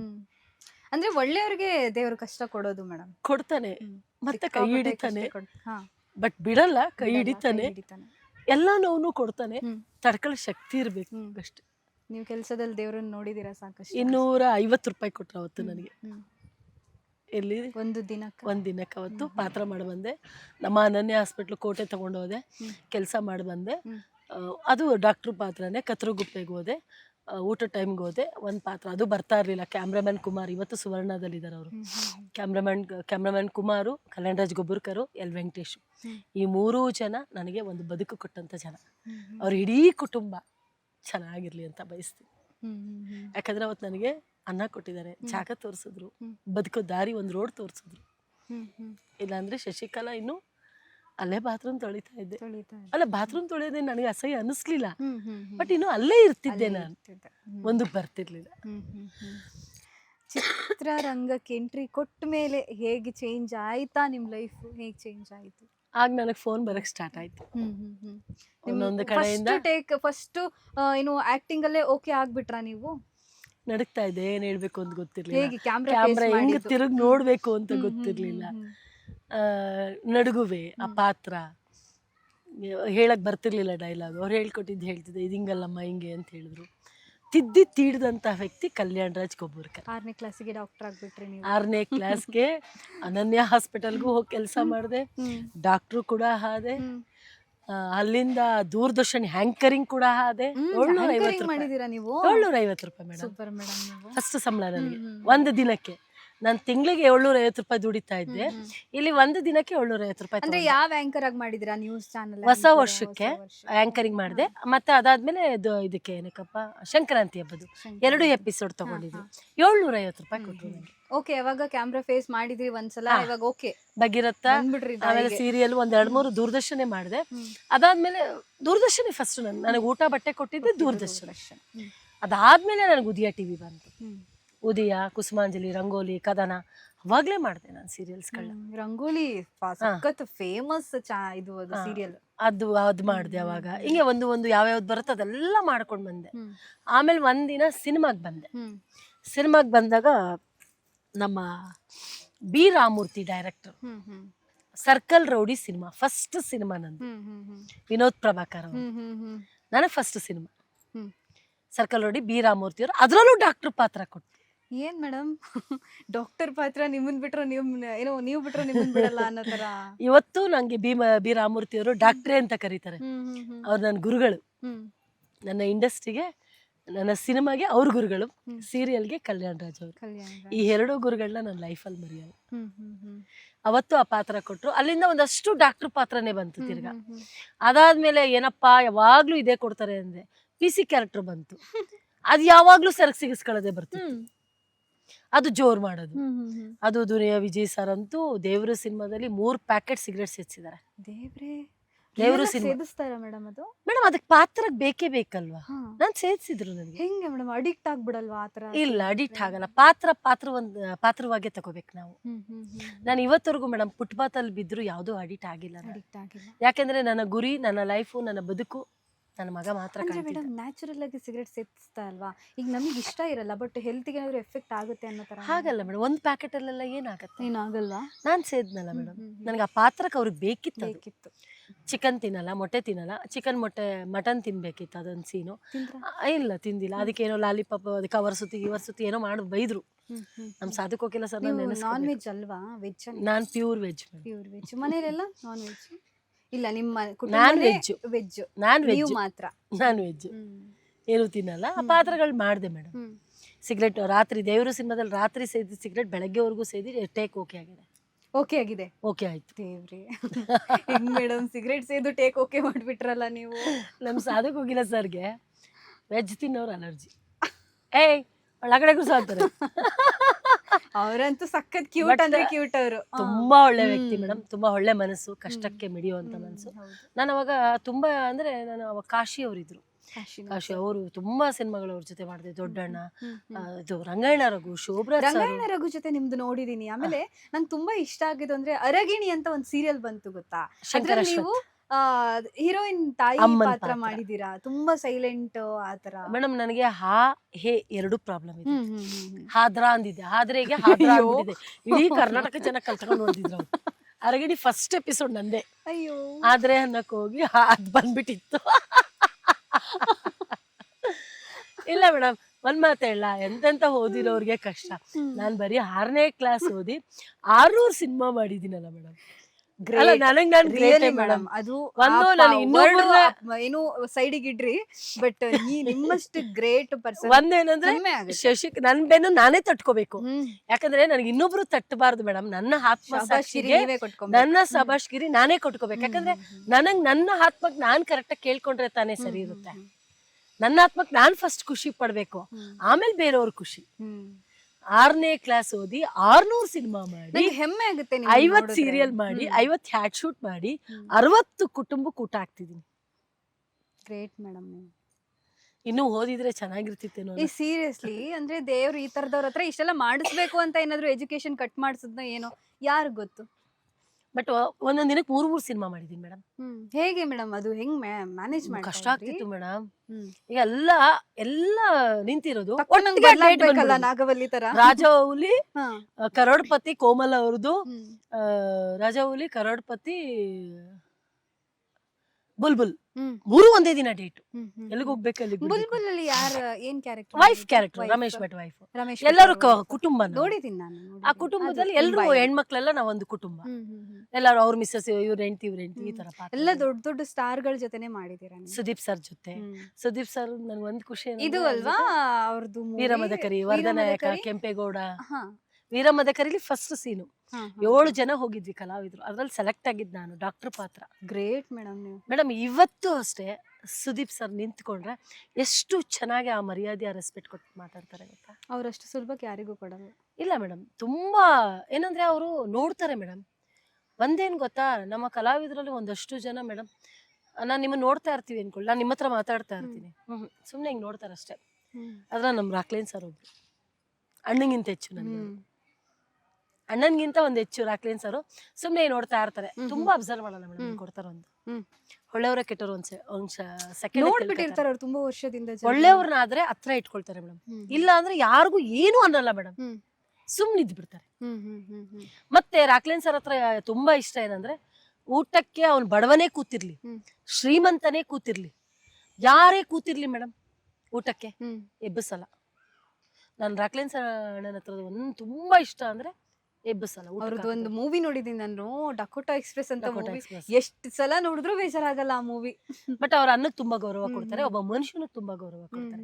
ಆ ಎರಡೂ ತುಂಬಾ ಇಷ್ಟ ನಂಗೆ ರಾಕ್ಲೈನ್ ಸರ್ ಹತ್ರ. ನಾ ಎಂತ ಪರಿಸ್ಥಿತಿ ಇಲ್ಲ ಮೇಡಮ್, ಎಷ್ಟೇ ಕೆಲಸ ಮಾಡಿರ್ಲಿ, ಏನೇ ಓಡಾಡ್ತಿರ್ಲಿ, ಊಟ ಕೂತಿದೀವಿ ಅಂದ್ರೆ ಎಬ್ಬಿಸಲ್ಲ. ಅದ್ ನನ್ಗೆ ತುಂಬಾ ಇಷ್ಟ. ಅವ್ರ ಹತ್ರ ಒಂದಷ್ಟು ಕಲಿಬೇಕು ನಾವು. ಎಲ್ಲರ ಜೊತೆ ಕೆಲಸ ಮಾಡಿದೀನಿ ಮೇಡಮ್, ಪ್ರತಿಯೊಬ್ಬರ ಜೊತೆ ಕೆಲಸ ಮಾಡಿದೀನಿ. ಅವ್ರ ವೈಫ್ ಕ್ಯಾರೆಕ್ಟರ್ ಮಾಡಿದೀನಿ. ಆ ಪಾರು ಸೀರಿಯಲ್ ಹೀರೋಯಿನ್ ಮಾಡಿದ್ರು, ರಾಮಾಯಣ ಅಂತ ಅದು ನನ್ನ ಅಮ್ಮನ ಪಾತ್ರ, ಅವ್ರ ಅಪ್ಪನ ಪಾತ್ರ. ಅವ್ರ ಹತ್ರ ಕೆಲಸ ಮಾಡೋದು ಇನ್ನೂ ಕಷ್ಟ. ಕಷ್ಟ ಅನ್ನೋದಕ್ಕಿಂತ ಕಷ್ಟ ಅಲ್ಲ, ಅವ್ರ ಹತ್ರ ನಾವು ಕಲಿಯುವಂತದ್ದು. ಅವ್ರ ಧೂಳ್ ಸಮಾನ. ನಾನು ಎಸ್ ನಾರಾಯಣ್ ಸರ್ ಧೂಳ್ ಸಮಾನ, ಅವ್ರ ಕಾಲಡಿ. ಬಟ್ ಏನಂತಂದ್ರೆ ನಾನು ಹೇಳ್ತೀನಲ್ವಾ, ತುಂಬಾ ಅವ್ರ ಹತ್ರ ಕಲಿಯುವಂತದ್ದು ಈಗಿದೆ. ಸ್ಪಾಟ್ ಅಲ್ಲಿ ಎತ್ಕೊಳ್ತಾರೆ ಮೇಡಮ್ ಪಾತ್ರ. ಹಿಂಗೆ ಹಿಂಗೆ ಹಿಂಗೆ ಟರ್ನ್ ಮಾಡ್ಬಿಡ್ತಾರೆ. ಮಲ್ಟಿ ಟ್ಯಾಲೆಂಟೆಡ್ ಅವರು ತುಂಬಾ ಮೇಡಮ್. ನಾವು ಅವ್ರನ್ನ ನೋಡ್ತಾ ಇರ್ತೀವಿ, ಆಗ್ಲೇ 2 ರೌಂಡ್ ಬಂದ್ಬಿಟ್ಟಿರ್ತಾರ ಅವ್ರ ಡೈಲಾಗ್. ಬಟ್ ಕಲಿಬೇಕು ಮೇಡಮ್. ಅಂತ ಡೈರೆಕ್ಟರ್ ಗಳ ಹತ್ರ ಕಲ್ತ್ರೆ ನಾವೆಲ್ಲೋ ಜೀವನ ಮಾಡ್ಕೊಳ್ತೀವಿ, ನಾವೆಲ್ಲೋ ಬದುಕು ಕಟ್ಕೊಳ್ತೀವಿ. ಅಂತ ಡೈರೆಕ್ಟರ್ ಗಳ ಹತ್ರ ಕಲಿಬೇಕು ಮೇಡಮ್. ಲಾಸ್ಟ್ ಟೈಮ್ ಹೀಗೆ ಒಂದು ಮಾತು, ದರ್ಶನ್ ಅವರು ಒಳಗಿದ್ದಾರೆ, ಅವ್ರು ಹೊರಗೆ ಬರ್ಬೇಕಾ ಏನು ಅಂತ ಕೇಳಿದವಾಗ, ದರ್ಶನ್ ಬರ್ಲೇಬೇಕು, ಚಿತ್ರರಂಗಕ್ಕೆ ಅವ್ರ ಅವಶ್ಯಕತೆ ತುಂಬಾ ಇದೆ ಅಂತ ಹೇಳಿದ್ರು. ಎಲ್ರು ಬರ್ಲಿ ಅಂತ ಹೇಳ್ತಾರೆ, ನಾನ್ ಕೂಡ ಅದನ್ನೇ ಹೇಳ್ತೀನಿ, ಅವ್ರು ಬರ್ಲೇಬೇಕು ಅಂತ ನಾನು ಹೇಳ್ತೀನಿ ಅಂತ ಅಂತಾರೆ ಎಸ್ ನಾರಾಯಣ್ ಸರ್. ಮೇಡಮ್ ಒಂದ್ ಮಾತಾಡಲ್ಲ, ದರ್ಶನ್ ಸರ್ ಬಗ್ಗೆ ನಾನು ಈಗ ಮಾತಾಡ್ಬೇಕು ಅಂದ್ರೆ ಹೆಂಗೆ ಹೆಮ್ಮೆ ಅನ್ಸುತ್ತೆ. ಜೊತೆಲಿ ಹುಟ್ಟಿಲ್ಲ ಅಷ್ಟೇ, ಜೊತೆಲಿ ನಾನು ಹುಟ್ಟಿಲ್ಲ, ಅದಕ್ಕಿಂತ ಒಂದು ಕೈ ಹೆಚ್ಚಿ ಊಟ ಮಾಡಿದೀನಿ. ಅವ್ರ ಗುಣ ಏನು, ಅವ್ರ ನಡತೆ ಏನು ಮೇಡಮ್, ಅದು ಕಾನೂನು ಚೌಕಟ್ಟಲ್ಲಿದೆ, ನನಗ್ ಸಂಬಂಧ ಇಲ್ಲ. ಕಾನೂನು ಚೌಕಟ್ಟಲ್ಲಿ ಮಾತಾಡೋಷ್ಟು ದೊಡ್ಡೋಳ್ಳ. ನೀವು ನೋಡಿಲ್ಲ, ನಾನು ಸತ್ಯ ನೋಡಿಲ್ಲ. ಸತ್ಯ ನೋಡಿಲ್ದೆ ನಾನು ಮಾತಾಡೋದು ತುಂಬಾ ದೊಡ್ಡ ತಪ್ಪು. ನನ್ ಕಣ್ಣಲ್ಲಿ ನೋಡಿದ್ರೆ ಹೇಳ್ಬೋದು ಮೇಡಮ್, ನನ್ ಕಣ್ಣಲ್ಲಿ ನೋಡ್ದೇನೆ ಯಾಕೆ ಹೇಳ್ಬೇಕು? ಆ ಪಾಪ ಕರ್ಮ ನನಗೆ ಯಾಕೆ? ಬಟ್ ನಾನು ಅವ್ರ ಜೊತೆ ಕೆಲಸ ಮಾಡಿದೀನಿ. ಬಟ್ ಯಾವುದೇ ಹೆಣ್ಮಕ್ಳು ಬಂದ್ರು ನಮಸ್ತೆ ಅಂದ ತಕ್ಷಣ ಅವ್ರು ಹೀಗೆ ಬಗ್ ಮಾಡೋದು. ನನ್ನ ಹತ್ರ ಇನ್ನೂ ಒಂದು 10 ವಿಡಿಯೋ ಇದೆ. ಹೀಗೆ ನಮಸ್ಕಾರ ಈಗ ಬಗ್ ಮಾಡ್ತಾರೆ, ಮಾತಾಡ್ತಾರೆ, ಗೌರವ ಕೊಡ್ತಾರೆ, ರೆಸ್ಪೆಕ್ಟ್ ಕೊಡ್ತಾರೆ. ಒಳ್ಳೆ ನಟ ಆಗಿದ್ರು. ಅವ್ರ ಜೊತೆ ಕೆಲಸ ಮಾಡ್ಬೇಕಾದ್ರೆ ತುಂಬಾ ಈಸಿ ನಮ್ಗೆ. ಅಭಿಮಾನಿ ಬಳಗ ಅವ್ರಿಗೆ ಯಾರಿಗೂ ಇಲ್ಲ ಮೇಡಮ್. ಮೇಡಮ್ ಬಂದೇ ಬರ್ತಾರೆ, ಎಲೆಕ್ಷನ್ ನಿಂತ್ಕೊಂಡೇ ನಿಂತ್ಕೊಳ್ತಾರೆ, ಹೊತ್ಕೋತಾರೆ. ಅಂದ್ರೆ ನೀವು ಬರ್ದಿಟ್ಕೊಳ್ಳಿ, ಎಲೆಕ್ಷನ್ ನಿಂತೇ ನಿಲ್ತಾರೆ, ಗೆದ್ದೇ ಗೆಲ್ತಾರೆ. ನೆಕ್ಸ್ಟ್ ಅವ್ರು ಸಿನಿಮಾ ಮಾಡಲ್ಲ, ಸೀದಾ ಎಲೆಕ್ಷನ್ ಮೇಡಮ್. ಇದೊಂದು ನೀವು ಅವತ್ತು ಅಪ್ಲೋಡ್ ಮಾಡ್ಬೇಕು ನೀವು. ಮತ್ತೆ ನನ್ನ ದರ್ಶನ್ ಅಣ್ಣ, ನನ್ಗೆಲ್ಲಾ ಕಲಾವಿದ್ರು ಒಂದೇ ಮೇಡಮ್. ಇವತ್ತು ನೋಡಿ ಮೇಡಮ್, ಒಬ್ರು ಬಿದ್ದಿದ್ದಾರೆ ಅಂತ ನಾನೊಂದು ಕಲ್ಲು ಹಾಕಬಾರ್ದು, ಕಲ್ಲು ಹಾಕಬಾರ್ದು, ಹೆಬ್ಬಿಸ್ಬೇಕು. ಅವಾಗ ಅವ್ರನ್ನ ಸಾಯೋವರೆಗೂ ನೆನೆಸ್ಕೊಳ್ತಾರೆ.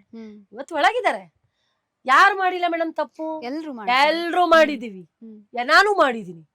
ಅವ್ರ ಸಮಯ ಅಲ್ಲಿದೆ, ಮತ್ ಬರುತ್ತೆ. ಸೋತು ಗೆಲ್ಲದಿದ್ಯಲ್ಲ, ಅದು ತುಂಬಾ ಚೆನ್ನಾಗಿರುತ್ತೆ. ನೆಕ್ಸ್ಟ್ ನೋಡಿ, ಇಡೀ ಕರ್ನಾಟಕ ದೇಶದ ಜನ ತಿರುಗಿ ನೋಡ್ತಾರ ಅವ್ರನ್ನ, ಅವ್ರ ಹಿಂದೆ ನಾವಿರ್ತೀವಿ. ಅವತ್ ನಾನು ಒಬ್ಳು ಇರ್ತೀನಿ.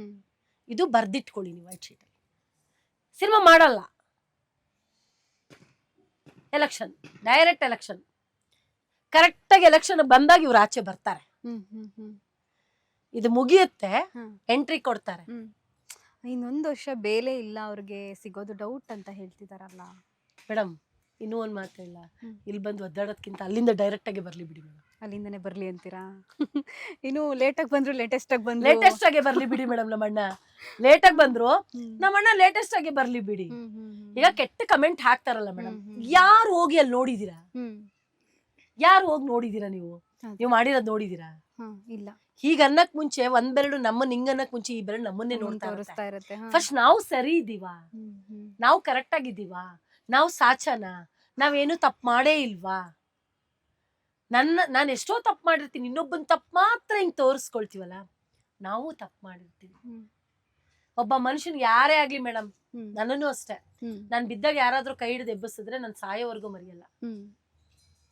ಯಾರೇ ಆಗ್ಲಿ ಮೇಡಮ್, ಆ ಟೈಮು, ಆ ಕ್ಷಣ, ಸಮಯ, ಸಂದರ್ಭ, ಗ್ರಹಚಾರ ಕೆಟ್ರೆ, ಸಮಯ ಕೆಟ್ರೆ, ಹಾಕೊಂಡಿರೋ ಬಟ್ಟೆನೂ ಕೆಡ್ತಾಗತ್ತೆ.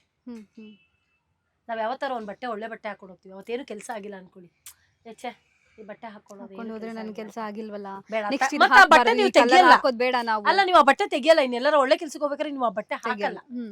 ಹಾಗೆ ಅವ್ರ ಟೈಮ್ ಕೆಟ್ಟಿದೆ ಅಷ್ಟೇ. ಅವ್ರು ಕೆಟ್ಟಿಲ್ವಲ್ಲ. ದರ್ಶನ್ ಸರ್ ಟೈಮ್ ಕೆಟ್ಟಿದೆ, ಅವ್ರು ಕೆಟ್ಟಿಲ್ಲ. ಅವ್ರ ಮಗ ಇದಾರೆ, ಹೆಂಡತಿ ಇದಾರೆ, ಬಂಗಾರದಂತ ಹೆಂಡತಿ ಇದಾರೆ, ಚೆನ್ನಾಗಿದೆ ಮೇಡಮ್. ಬರ್ತಾರೆ. ಯಾರು ಮಾಡದೇ ಇರೋದ್ ಮಾಡಿದಾರ ಮೇಡಮ್? ಯಾರು ಮಾಡೇ ಇಲ್ವಾ?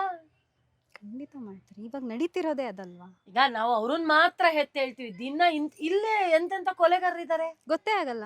ರೋಡಲ್ಲಿ ಮಕ್ಕಳನ್ನ ಏನೋ ಮಾಡೋಗ್ತಾರೆ, ಹೆಂಡತಿನ ಏನೋ ಮಾಡಾಕ್ತಾರೆ. ಚಿಕ್ಕ ನಡೆಯೋ ಏನು 3 ತಿಂಗಳು 6 ತಿಂಗಳು ಮಕ್ಳ ಮೇಲೆ ರೇಪ್ ಆಗುತ್ತೆ. ಸೆಲೆಬ್ರಿಟಿ ಅಲ್ವಾ ದರ್ಶನ್ ಅವರೇ? ಯಾಕೆ ಆ ಚಿತ್ರರಂಗದಲ್ಲಿ ತುಂಬಾ ಜನ ಮಾಡಿರ್ತಾರೆ, ಯಾಕೆ ಬೆಳಕಿಗೆ ಬಂದಿಲ್ಲ? ಯಾಕೆ ಮಾಡಿಲ್ಲ? ಬರಲ್ಲ. ದರ್ಶನ್ ಅವ್ರದ್ದು ಯಾಕೆ ಇವ್ರು ಏನಂದ್ರೆ ಇವ್ರಿಗೆ ಅಭಿಮಾನಿ ಜಾಸ್ತಿ ಆಯ್ತಾ ಮೇಡಮ್. ಒಳಗಡೆ ಇದ್ರು ಅವ್ರಿಗೆ ಅಭಿಮಾನಿ, ನೀವ್ ಯಾರು ಏನು ಮಾಡಕ್ಕಾಗಲ್ಲ, ಅಷ್ಟೇ ಅಭಿಮಾನಿ ಇದ್ದಾರೆ. ಆ ಕ್ಷಣ ತಪ್ಪನ್ಸಿರ್ಬೋದು, ಇನ್ನು ನಿಮಗೆ ನ್ಯಾಯ ಸಿಕ್ಕಿಲ್ಲ ಅಲ್ವಾ? ಎಲ್ಲಾದ್ರೂ ನಿಮ್ಗೆ ನ್ಯಾಯ ಸಿಕ್ಕಿದ್ಯಾ ಇವರೇ ಮಾಡಿದಾರೆ ಅಂತ? ಯಾವ ಕೋರ್ಟಲ್ ಆದ್ರೂ ನಿಮ್ಗೆ ಕೊಟ್ಟಿದಾರ ಇವರೇ ಮಾಡಿದಾರೆ ಅಂತ? ಯಾಕೆ ನಂಬ್ಕೊಳ್ತೀರಿ ನೀವು? ಯಾಕೆ ಅಪರಾಧಿ ಅಂತ ಹೇಳ್ತೀರಿ ನೀವು?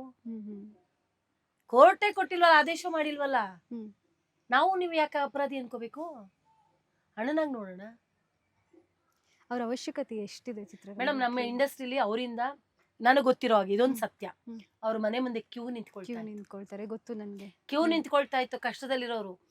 ಎಷ್ಟೋ ನಮ್ಮ ಚಾನಲ್ಗಳವರೇ ಕಳಿಸ್ತಾ ಇದ್ರು. ಇದು ಸತ್ಯನೇ. ಇಂಥವ್ರಿಗೆ ಹಿಂಗ್ ಕಷ್ಟ ಇದೆ, ಇಂಥವ್ರಿಗೆ ಹಿಂಗ್ ಕಷ್ಟ ಇದೆ ಅಂತ ಅವ್ರ ಮನೆ ಬಾಗ್ಲಿಗೆ ಕಳಿಸ್ತಾ ಇದ್ರು. ನಮ್ಮ ಎಷ್ಟೋ ಚಾನಲ್ಗಳು ಕಳಿಸಿದೆ. ತುಂಬಾ ಕಷ್ಟದಲ್ಲಿದ್ದವ್ರಿಗೆ ಸಹಾಯ ಮಾಡಿದ್ದಾರೆ. ಈ ಕೈಲಿ ಕೊಟ್ಟಿದ್ದ ಈ ಕೈಲಿ ಗೊತ್ತಾಗಲ್ಲ. ಹೌದು, ಖಂಡಿತ. ತುಂಬಾ ಜನಕ್ಕೆ ಸಹಾಯ ಮಾಡಿದ್ದಾರೆ ಮೇಡಮ್ ಅವರು. ಅವರಿಂದ ಎಷ್ಟೋ ಕುಟುಂಬ ಬದುಕಿದೆ, ಈಗಲೂ ಬದುಕ್ತಾ ಇದೆ. ಒಂದು ಸಿನಿಮಾ, ಒಂದು ಹೀರೋದ ಆಚೆ ಬಂದಿಲ್ಲ ಅಂದ್ರೆ ಎಷ್ಟು ಕಷ್ಟ ಗೊತ್ತಿರುತ್ತೆ ಇಂಡಸ್ಟ್ರಿಯಲ್ಲಿ. ಖಂಡಿತ. ಎಷ್ಟೋ ಕುಟುಂಬ ಬದುಕ್ತಾ ಇತ್ತಲ್ವಾ? ಬಾಕ್ಸ್ ಆಫೀಸ್ ಸುಲ್ತಾನ ಅಂತಾನೆ ಆಗ್ಬಿಟ್ರು. ಸುಮ್ನೆ ಹೆಸರು ಕೊಟ್ಟಿದ್ದಾರೆ ಮೇಡಮ್ ಯಾರಾದ್ರೂ? ಇದೊಂದು ವಿಷಯ ಇಟ್ಕೊಂಡು ಇಷ್ಟ ಮಾಡ್ತಿರಲ್ಲ, ಯಾರು ಮಾಡದೇ ಇರೋದಾ? ಬರ್ತಾರೆ ಬಿಡಿ ಮೇಡಮ್, ಒಂದಿನ. ನಾನು ಕಾಯ್ತೀನಿ, ಅಭಿಮಾನಿ ಹೆಂಗೆ ಅವಳು ತಂಗಿಯಾಗಿ ಕಾಯ್ತೀನಿ. ಮೊನ್ನೆ ನಾನು ಅವ್ರ ಸಿನಿಮಾಗೆ ಹೋದೆ. ಯಾವ್ದದು ಸಿನಿಮಾ ರಿಲೀಸ್ ಆಯ್ತಲ್ಲ ರೀಸೆಂಟ್ ಆಗಿ, ನಾನು ಹೋಗಿದ್ದೆ ಬೆಳಿಗ್ಗೆ. ಫಸ್ಟ್ ಡೇ ಫಸ್ಟ್ ಶೋ ಎಲ್ಲ ವಿಡಿಯೋ ಮಾಡಿದೆ, ಎಲ್ಲ ಮಾಡಿದೆ. ಯಾಕೆ ಕೇಳಿ ಮಾಡಿದ್ದು? ನನ್ನ ಅಣ್ಣ ಒಳಗಿದ್ದಾರೆ, ಅವ್ರ ಆಚೆ ಇದ್ರೆ ನಮ್ಮ ಅವಶ್ಯಕತೆ ಬೇಕಾಗಿಲ್ಲ. ನಮ್ಮ ಅವಶ್ಯಕತೆ ಬೇಕಾಗೇ ಇಲ್ಲ. ಈಗ ಅವ್ರು ಒಳಗಿದ್ದಾರೆ, ನಾವು ಮಾಡಿದ್ವಿ. ಡೆವಿಲ್ ಫಸ್ಟ್ ಡೇ ಫಸ್ಟ್ ಹೋಗಿದ್ದೆ. ಇಲ್ಲಿಂದ 4 ಗಂಟೆಗೆ ಎದ್ದು ಹೋಗಿದ್ದೆ ನಾನು. ನಂಗೆ ಹೋಗ್ಬೇಕು ಅನ್ನಿಸ್ತು, ನಾನು ವಿಡಿಯೋ ಮಾಡಾಕ್ಬೇಕು ಅನ್ನಿಸ್ತು, ಮಾಡಿದೆ. ಯಾಕಂದ್ರೆ ಅವರ ಸಿನಿಮಾದಲ್ಲಿ ನಾನ್ ಪ್ರಚಾರ ತಗೊಂಡಿದ್ದೀನಲ್ಲ, ನಾನು ಅವತ್ತು ಊಟ ಮಾಡಿದ್ದೀನಲ್ಲ, ನಾನ್ ಜೀವನ ಕಟ್ಕೊಂಡಿದ್ದೀನಲ್ವಾ, ಅವರಿಂದ ನನ್ನ ಕುಟುಂಬ ಬದುಕ್ತಲ್ವಾ. ಒಂದ್ 7-8 ಸಿನಿಮಾ ಮಾಡಿದ್ದೀನಿ, ಅರ್ಜುನಿಂದನೂ ಮಾಡಿದ್ದೀನಿ ಅವ್ರ ಜೊತೆ. ನನ್ ಶೌರ್ಯ ಎಂತೆಂತ ಸಿನಿಮಾ ಮಾಡಿದೆ. ನಾನು ಯಾಕೆ ಹೋಗ್ಬಾರ್ದು? ನನ್ನ ಆತ್ಮಸಾಕ್ಷಿಗೆ ಹೋಗಿ ಬಂದಿದ್ದೀನಿ. ಆಚೆ ಇರೋರ್ಗೆ ಹೋಗೋ ಅವಶ್ಯಕತೆ ಇಲ್ಲ ಮೇಡಮ್. ನಾನು ಈಗ ತುಂಬಾ ಸಿನಿಮಾ ರಿಲೀಸ್ ಆಗುತ್ತೆ, ನಂದುವೆ ಹೋಗಲ್ಲ ಕೆಲವು ಕಡೆ. ಅವರೆಲ್ಲರೂ ಇದ್ದಾರೆ. ಇದಕ್ಕೆ ಅವಶ್ಯಕತೆ ಇತ್ತು, ನಾನು ಹೋಗಿ ಬಂದೆ. ಬರ್ತಾರೆ ಮೇಡಮ್, ಹಾಗೆ ಆಗ್ತಾರೆ. ಪ್ರತಿಯೊಬ್ರು ಜನನು, ಪ್ರತಿಯೊಬ್ಬ ಮನುಷ್ಯನು ತಿರುಗಿ ನೋಡ್ತಾನೆ. ಅವ್ರಿಗೆ ಆ ಕೆಪಾಸಿಟಿ ಇದೆ. ಏನು ಕೆಪಾಸಿಟಿ ಇರುವಂತಹ ಏಕೈಕ ನಟ ಅಂದ್ರೆ ಏಕೈಕ ಅಂತ ಹೇಳಲ್ಲ ಮೇಡಮ್, ಯಾರಿಗೂ ಬೇಜಾರಾಗ್ಬಾರ್ದು. ದರ್ಶನ್ ಸರ್ಗಿದೆ. ಯಾಕಂದ್ರೆ ನಾನು ಎಲ್ರ ಜೊತೆ ಕೆಲಸ ಮಾಡಿದೀನಿ, ಎಲ್ಲ ನನ್ನ ಕುಟುಂಬ. ನಾನು ಯಾರ ಬಗ್ಗೆನೂ ಮಾತಾಡಲ್ಲ. ನನಗ್ ದರ್ಶನ್ ಸರ್ಗ ಯೋಗ್ಯತೆ ಇದೆ ಅಂತ ಹೇಳ್ತಾ ಇದ್ದೀನಿ. ಖಂಡಿತ ಅವ್ರು ಬರ್ತಾರೆ. ನೆಕ್ಸ್ಟ್ ಎಲೆಕ್ಷನ್ ಬಂದೇ ಬರ್ತಾರೆ. ಏನು ಇಲ್ದೇನೆ 1000 ಕುಟುಂಬ ಬದುಕಿದೆ ಅವ್ರ ಹೆಸರಲ್ಲಿ, ಒಬ್ಬ ಕಲಾವಿದನಾಗಿ. ಇನ್ನ ಅವ್ರ ಪೊಸಿಷನ್ ಬಂದ್ರೆ ಲಕ್ಷ ಜನ ಬದುಕ್ಲಿ ಬಿಡಿ ಮೇಡಮ್, ನಾನು ಒಂದು ಓಟ್ ಹಾಕ್ತೀನಿ. ಹ್ಮ್ ಅವರಿಂದ 100 ಜನಕ್ಕೆ ಒಳ್ಳೇದಾಗತ್ತೆ ಅಂದ್ರೆ ನಾವ್ ಯಾಕೆ ನಿಲ್ಬಾರ್ದು? ನಿಲ್ಲೋಣ ಬಿಡಿ. ಮನುಷ್ಯನಲ್ಲಿ ಕಲ್ಮಶ ಇಲ್ಲ ಅನ್ನೋದು ಮುಖದಲ್ಲಿ ಕಾಣುತ್ತೆ, ಅವ್ರ ಮುಖದಲ್ಲಿ. ಮೇಡಮ್ ನಾವ್ ಈ ತರ ಹೇಳ್ತೀವಲ್ವಾ, ಆ ಮನುಷ್ಯ 4 ಗೋಡೆ ಮಲಕ್ಕೊಂಡು ಎಷ್ಟು ಪಶ್ಚಾತ್ತಾಪ ಪಡ್ತಿರ್ಬೇಕು, ಎಷ್ಟು ನೋವು ತಿಂತಿರ್ಬೇಕು, ಒಂದೊಂದು ಕ್ಷಣನೂ ಎಷ್ಟು ಕಣ್ಣೀರ್ ಹಾಕಿರ್ಬೇಕು. ಅದ್ರ ಬಗ್ಗೆ 2 ನಿಮಿಷ ಆದ್ರೂ ಕೂಡ ಹೊರಗ್ ನಗ್ನಗ್ತಾನೆ ಆ ಇರ್ತಾರೆ. ಹೊರಗಡೆ ಬಂದ ತಕ್ಷಣ ಅಭಿಮಾನಿಗಳಿಗೆ ಎಲ್ಲೂ ನೋವಾಗ್ಬಾರ್ದು ಅಂತ ಹೀಗೆ ಅನ್ಕೊಂಡು ಹೋಗ್ತಾರೆ. ಆ ಮನುಷ್ಯನ ದುಃಖ ನೋವು ಒಂದು ಕ್ಷಣ ಯೋಚನೆ ಮಾಡಿ. ಅದೇ ನಿಮ್ಮ ಅಣ್ಣನೋ ತಂಗಿನೋ ತಮ್ಮನೋ ಅಪ್ಪನೋ ಆಗಿದ್ರೆ ಇದನ್ನೇ ಹೇಳ್ತಿದ್ರಾ? ನಿಮ್ಮನೇಲಿ ಯಾರೋ ನಿಮ್ ಕುಟುಂಬದವ್ರು ತಪ್ಪೇ ಮಾಡಿಲ್ವಾ? ಮಾಡ್ತಾರೆ ಮೇಡಮ್, ಎಲ್ರು ಮಾಡ್ತಾರೆ, ತಪ್ಪು ಮಾಡೋದು ಸಹಜ. ತಿದ್ದಿ ಯಾರ್ನೂ ನಡೆಯೋನು ಮನುಷ್ಯ ಅಡಗಿಸ್ಬಾರ್ದು ಹೇಳ್ತಾರಲ್ವಾ, ದೊಡ್ಡವರೇ ಹೇಳಿದ್ದಾರೆ. ಯಾರನ್ನೂ ಹಣಗಿಸ್ಬಾರ್ದು. ಈಗ ಅವ್ರು ತಪ್ಪು ಮಾಡಿದ್ದಾರೆ ಅಂತ ಕೂಡ ಪ್ರೂವ್ ಆಗಿಲ್ಲ ನಾವ್ ಯಾಕೆ ಹೇಳ್ಬೇಕು? ಅಲ್ವಾ? ನನ್ನ ಅಣ್ಣ ನನಗೆ ಅಪರಾಧಿನೇ ಮೇಡಮ್, ಹ್ಮ್ ನನ್ನ ಅಣ್ಣ ನನಗೆ ಅಪರಾಧಿನೇ. ನಾನು ಎಲ್ಲಾರ ಜೊತೆ ಕೆಲಸ ಮಾಡಿದೀನಿ ಮೇಡಮ್. ಹ್ಮ್ ಇವತ್ತು ಅಂಬರೀಷ್ ಅಣ್ಣನ ನೆನೆಸ್ಕೊಳ್ತೀನಿ. ಹ್ಮ್ ಇರ್ಬೇಕಿತ್ತು. ಹೇಗೆ ಕೇಳ್ಬೇಕು Madam. ಅನ್ಕೊಂಡು ಹೇಗಿತ್ತು ಮೇಡಮ್ ಅಂಬರೀಷ್ ಅವ್ರ ಜೊತೆಗಿನ ಒಡನಾಟ ನಿಮ್ದು? ಅವ್ರು ಕೊಟ್ಟಿರೋ ಭಿಕ್ಷೆ ಮೇಡಮ್. ಹ್ಮ್ ನಾನು ಈಗಲೂ ಹೇಳ್ತೀನಲ್ಲ, ಹ್ಮ್ ಈ ಸೆರಗೊಡ್ಡಿ ಹೇಳ್ತೀನಿ, ಹ್ಮ್. ನಾನೇನಾದ್ರೂ ಕಲಾವಿದೆ ಅಂತ ಗುರುತಿಸ್ಕೊಳ್ಳೋದಿಕ್ಕೆ ನನಗೆ ಕೊಟ್ಟಿದ್ದೆ ಅಂಬರೀಷ್ ಅಣ್ಣನ ಭಿಕ್ಷೆ. ಹ್ಮ್ ನನ್ನ ಕಲಾವಿದ್ರ ಸಂಘ ಕೊಟ್ಟಂತ ಭಿಕ್ಷೆ ಅಂತ ಹ್ಮ್ ಹೇಳ್ತೀನಿ. ರಾಜರಸ್ವಾಗಿ ಹೇಳ್ತೀನಿ. ಹ್ಮ್ 600 ಸಿನಿಮಾ ಮಾಡಿದ್ರು ನಾನು ಎಲ್ಲೂ ಗುರುತಿಸ್ಕೊಂಡಿರ್ಲಿಲ್ಲ. ತೆಲುಗು, ತಮಿಳು, ಹಿಂದಿ, ತುಳು ಎಲ್ಲ ಮಾಡ್ಬಂದೆ. ಹ್ಮ್. ಜಾಕಿ ಶ್ರಾಫ್ ಜೊತೆ ಕೆಲಸ ಮಾಡ್ಬಂದೆ, ಮುಖೇಶ್ ರಿಷಿ ಅಂಥ ಕಲಾವಿದ್ರ ಜೊತೆ ಕೆಲಸ ಮಾಡಿದೆ, ತಮನನ್ ಜೊತೆ ಕೆಲಸ ಮಾಡಿದೆ, ಕಾಜಲ್ ಅಗರ್ವಾಲ್ ಜೊತೆ ಕೆಲಸ ಮಾಡಿದೆ, ಎಂತೆಂಥ ನಯನತಾರದ ಜೊತೆ ಕೆಲಸ ಮಾಡಿದೆ. ಎಲ್ಲೂ ಗುರುತಿಸ್ಕೊಂಡಿರ್ಲಿಲ್ಲ. ನಾನು ಗುರುತಿಸ್ಕೊಂಡಿದ್ದೆ ನನ್ನ ಕಲಾವಿದ್ರ ಸಂಘದಿಂದ. ಅದಕ್ಕೆ ಯಾವತ್ತು ನಾನು ಉಸಿರಿರೋವರೆಗೂ ಚಿರಋಣಿ. ಹೇಗೆ ಮೇಡಮ್ ಅಂಬರೀಷ್ ಅವ್ರದ್ದು ನಿಮ್ದು ಪರಿಚಯ ಹೇಗೆ? ಮೇಡಮ್ ನಾನು ಕಾರ್ಡ್ ಮಾಡಿಸಿದ್ದೆ, ಅಲ್ಲಿಂದ ನನಗೆ ಪರಿಚಯ ಆಯ್ತು. ಏನ್ ಗೋಕುಲ ಕೃಷ್ಣ ಸಿನಿಮಾ ಮಾಡ್ತಾ ಇದ್ವಿ, ನಾನು ದೊಡ್ಡಣ್ಣ ಅವರು. ಯಶ್ ಅವ್ರದ್ದು? ಯಶ್ ಅವ್ರದಲ್ಲ, ಪ್ರಜ್ವಲ್ ದೇವರಾಜ್ ಅವ್ರದ್ದು. ಸಕಲೇಶ್ಪುರದಲ್ಲಿ. ಕಾರ್ಡ್ ಮಾಡ್ಸಮ್ಮ ನೀನು ಅಂತ ಬೈದ್ರು. ಹ್ಮ್. ಹೋಗಣ್ಣ ಮಾಡೋದ್ರಲ್ಲಿ ದುಡ್ಡಿಲ್ಲ ಅಂತ. ಅವತ್ತು ನಾನು ಅಷ್ಟೊಂದು ದುಡ್ಡು ಇರ್ಲಿಲ್ಲ. ಸರಿ ನಾನು ಮನೆಗೆ ಬಂದ್ಬಿಟ್ಟು ನನ್ನ ಮಗನ್ ಬಂದೆ, ನೋಡಪ್ಪ ಅಣ್ಣ ಕಾರ್ಡ್ ಮಾಡ್ಸಕ್ ಹೇಳಿದ್ರು ಕಣ, ಮಾಡ್ಸಮ್ಮ. ಹೋಗೋ ದುಡ್ಡಿಲ್ಲ. ಬೆಳ್ಳಿ ಸಾಮಾನು ಇದೆಯಲ್ಲ ತಗೊಂಡೋಗಿ ಇಟ್ಬಿಟ್ಟು ಮಾಡ್ಸು ಅಂತ. ಸತ್ಯ ಮೇಡಮ್, ಇದು ನನ್ನ ಮನೇಲಿ ಇದ್ದಿದ್ದು ಬೆಳ್ಳಿ ಸಾಮಾನು 50,000 ರೂಪಾಯಿಗೆ ಇಟ್ಬಿಟ್ಟು ನಾನು ಗೋಲ್ಡ್ ಕಾರ್ಡ್ ಮಾಡಿಸ್ದೆ. ಅವತ್ತು ಚೆಕ್ ಕೊಟ್ಟೆ, ಕಲಾವಿದರ ಸಂಘ ಇದಕ್ಕೆ ಚೆಕ್ ಕೊಡ್ಬೇಕಿತ್ತು, ಚೆಕ್ ಕೊಟ್ಟೆ. ಆಗ ನನಗೆ ಗೋಲ್ಡ್ ಕಾರ್ಡ್ ಬರುತ್ತೆ. ಆ ಗೋಲ್ಡ್ ಕಾರ್ಡ್ ಎಷ್ಟು ಪವಿತ್ರ ಗೊತ್ತಾ ಮೇಡಮ್, ಇಂಟರ್ನ್ಯಾಷನಲ್ ಎಲ್ಲಿಗೆ ಬೇಕಾದ್ರೂ ಹೋಗ್ಬೋದು ಅದನ್ನ ಕಾರ್ಡ್ ಇಟ್ಕೊಂಡ್ರೆ ನಾವು. ಯಾಕಂದ್ರೆ ನಾವು ಒಬ್ಳು ಕಲಾವಿದೆ ಅಂತ ಗುರುತಿಸ್ಕೊಳ್ಳೋದಕ್ಕೆ ಅದೊಂದು ಗೋಲ್ಡ್ ಕಾರ್ಡ್. ಯಾಕಂದ್ರೆ ನಾನು ಎಲ್ಲಾ ಕಡೆ ಹೋಗ್ಬಿಟ್ಟು ನಾನು ಆರ್ಟಿಸ್ಟ್ ಅಂತ ಅನ್ನಕ್ಕಾಗಲ್ವಲ್ಲ, ಕಲಾವಿದೆ ಅಂತ ಹೋಗಿದ್ ಕಡೆ ಎಲ್ಲ ಹೇಳಕ್ಕಾಗತ್ತಾ? ಎಲ್ರೂ ನೋಡಿರ್ಬೇಕಲ್ಲ. ಅದೇ ನಮ್ದೊಂದು ಕಾರ್ಡ್ ಇದ್ರೆ ಎಲ್ಲಿಂದ ಎಲ್ಲಿಗೆ ಬೇಕಾದ್ರೂ. ಫಸ್ಟ್ ಮಾಡಿಸಿದ್ದು ಪೋಷಕರ ಕಲಾವಿದರ ಸಂಘ, ಬರೀ 3,000 ರೂಪಾಯಿ ಕೊಟ್ಟು ಮಾಡಿಸಿದ್ದೆ.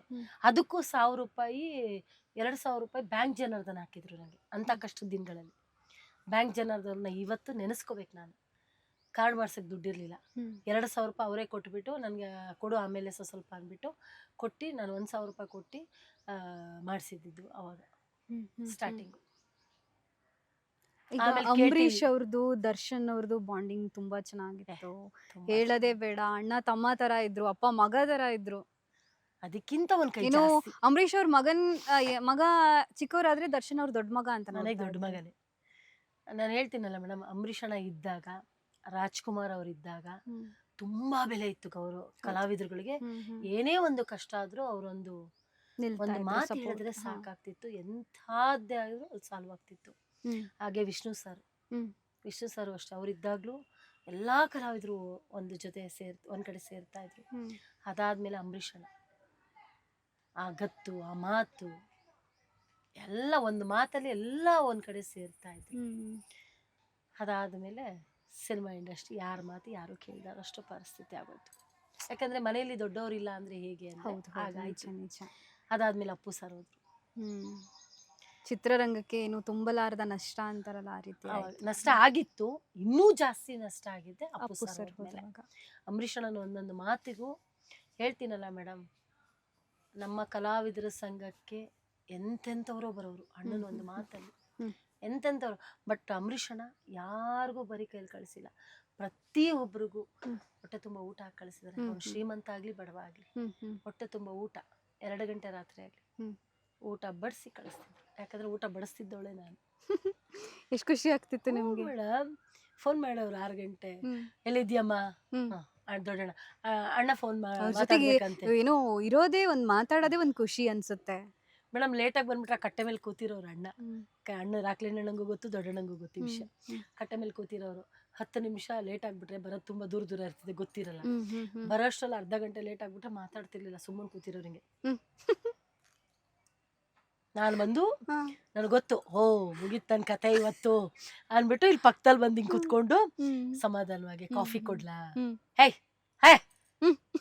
ಎಣ್ಣೆ ಹೌದು, ಕುಡಿಯೋ ಗತ್ತೆ ಡಿಫ್ರೆಂಟ್ ಟೈಮಲ್ಲಿ, ಇರುತ್ತೆ. ಹ್ಮ್. ಅಲ್ಲ ಎಣ್ಣೆ ಕುಡಿಯೋ ಟೈಮಲ್ಲಿ ಕಾಫಿ ಕೊಡ್ತಾಳಂತೆ. ಹ್ಮ್. ಹ್ಮ್. ಹ್ಮ್. ಅವ್ರ ಗತ್ತೆ ಅದೊಂದು. ಗತ್ತೆ ಡಿಫ್ರೆಂಟ್. ಆಮೇಲೆ ಅವ್ರಿಗೆ ಡಬಲ್ ಸ್ಟ್ರಾಂಗ್ ಕಾಫಿ, ಹ್ಮ್. ಹ್ಮ್. ಹ್ಮ್. ಕಾಫಿ ತಗೊಂಬಂದು ಕೊಟ್ಬಿಟ್ಟು ಸಮಾಧಾನವಾಗಿ ಆಗ್ಬಿಡು. ಹ್ಮ್. ಹ್ಮ್. ನಾನು ನೀನು ಕಾಯ್ಬೇಕಾ ಅನ್ನೋರು.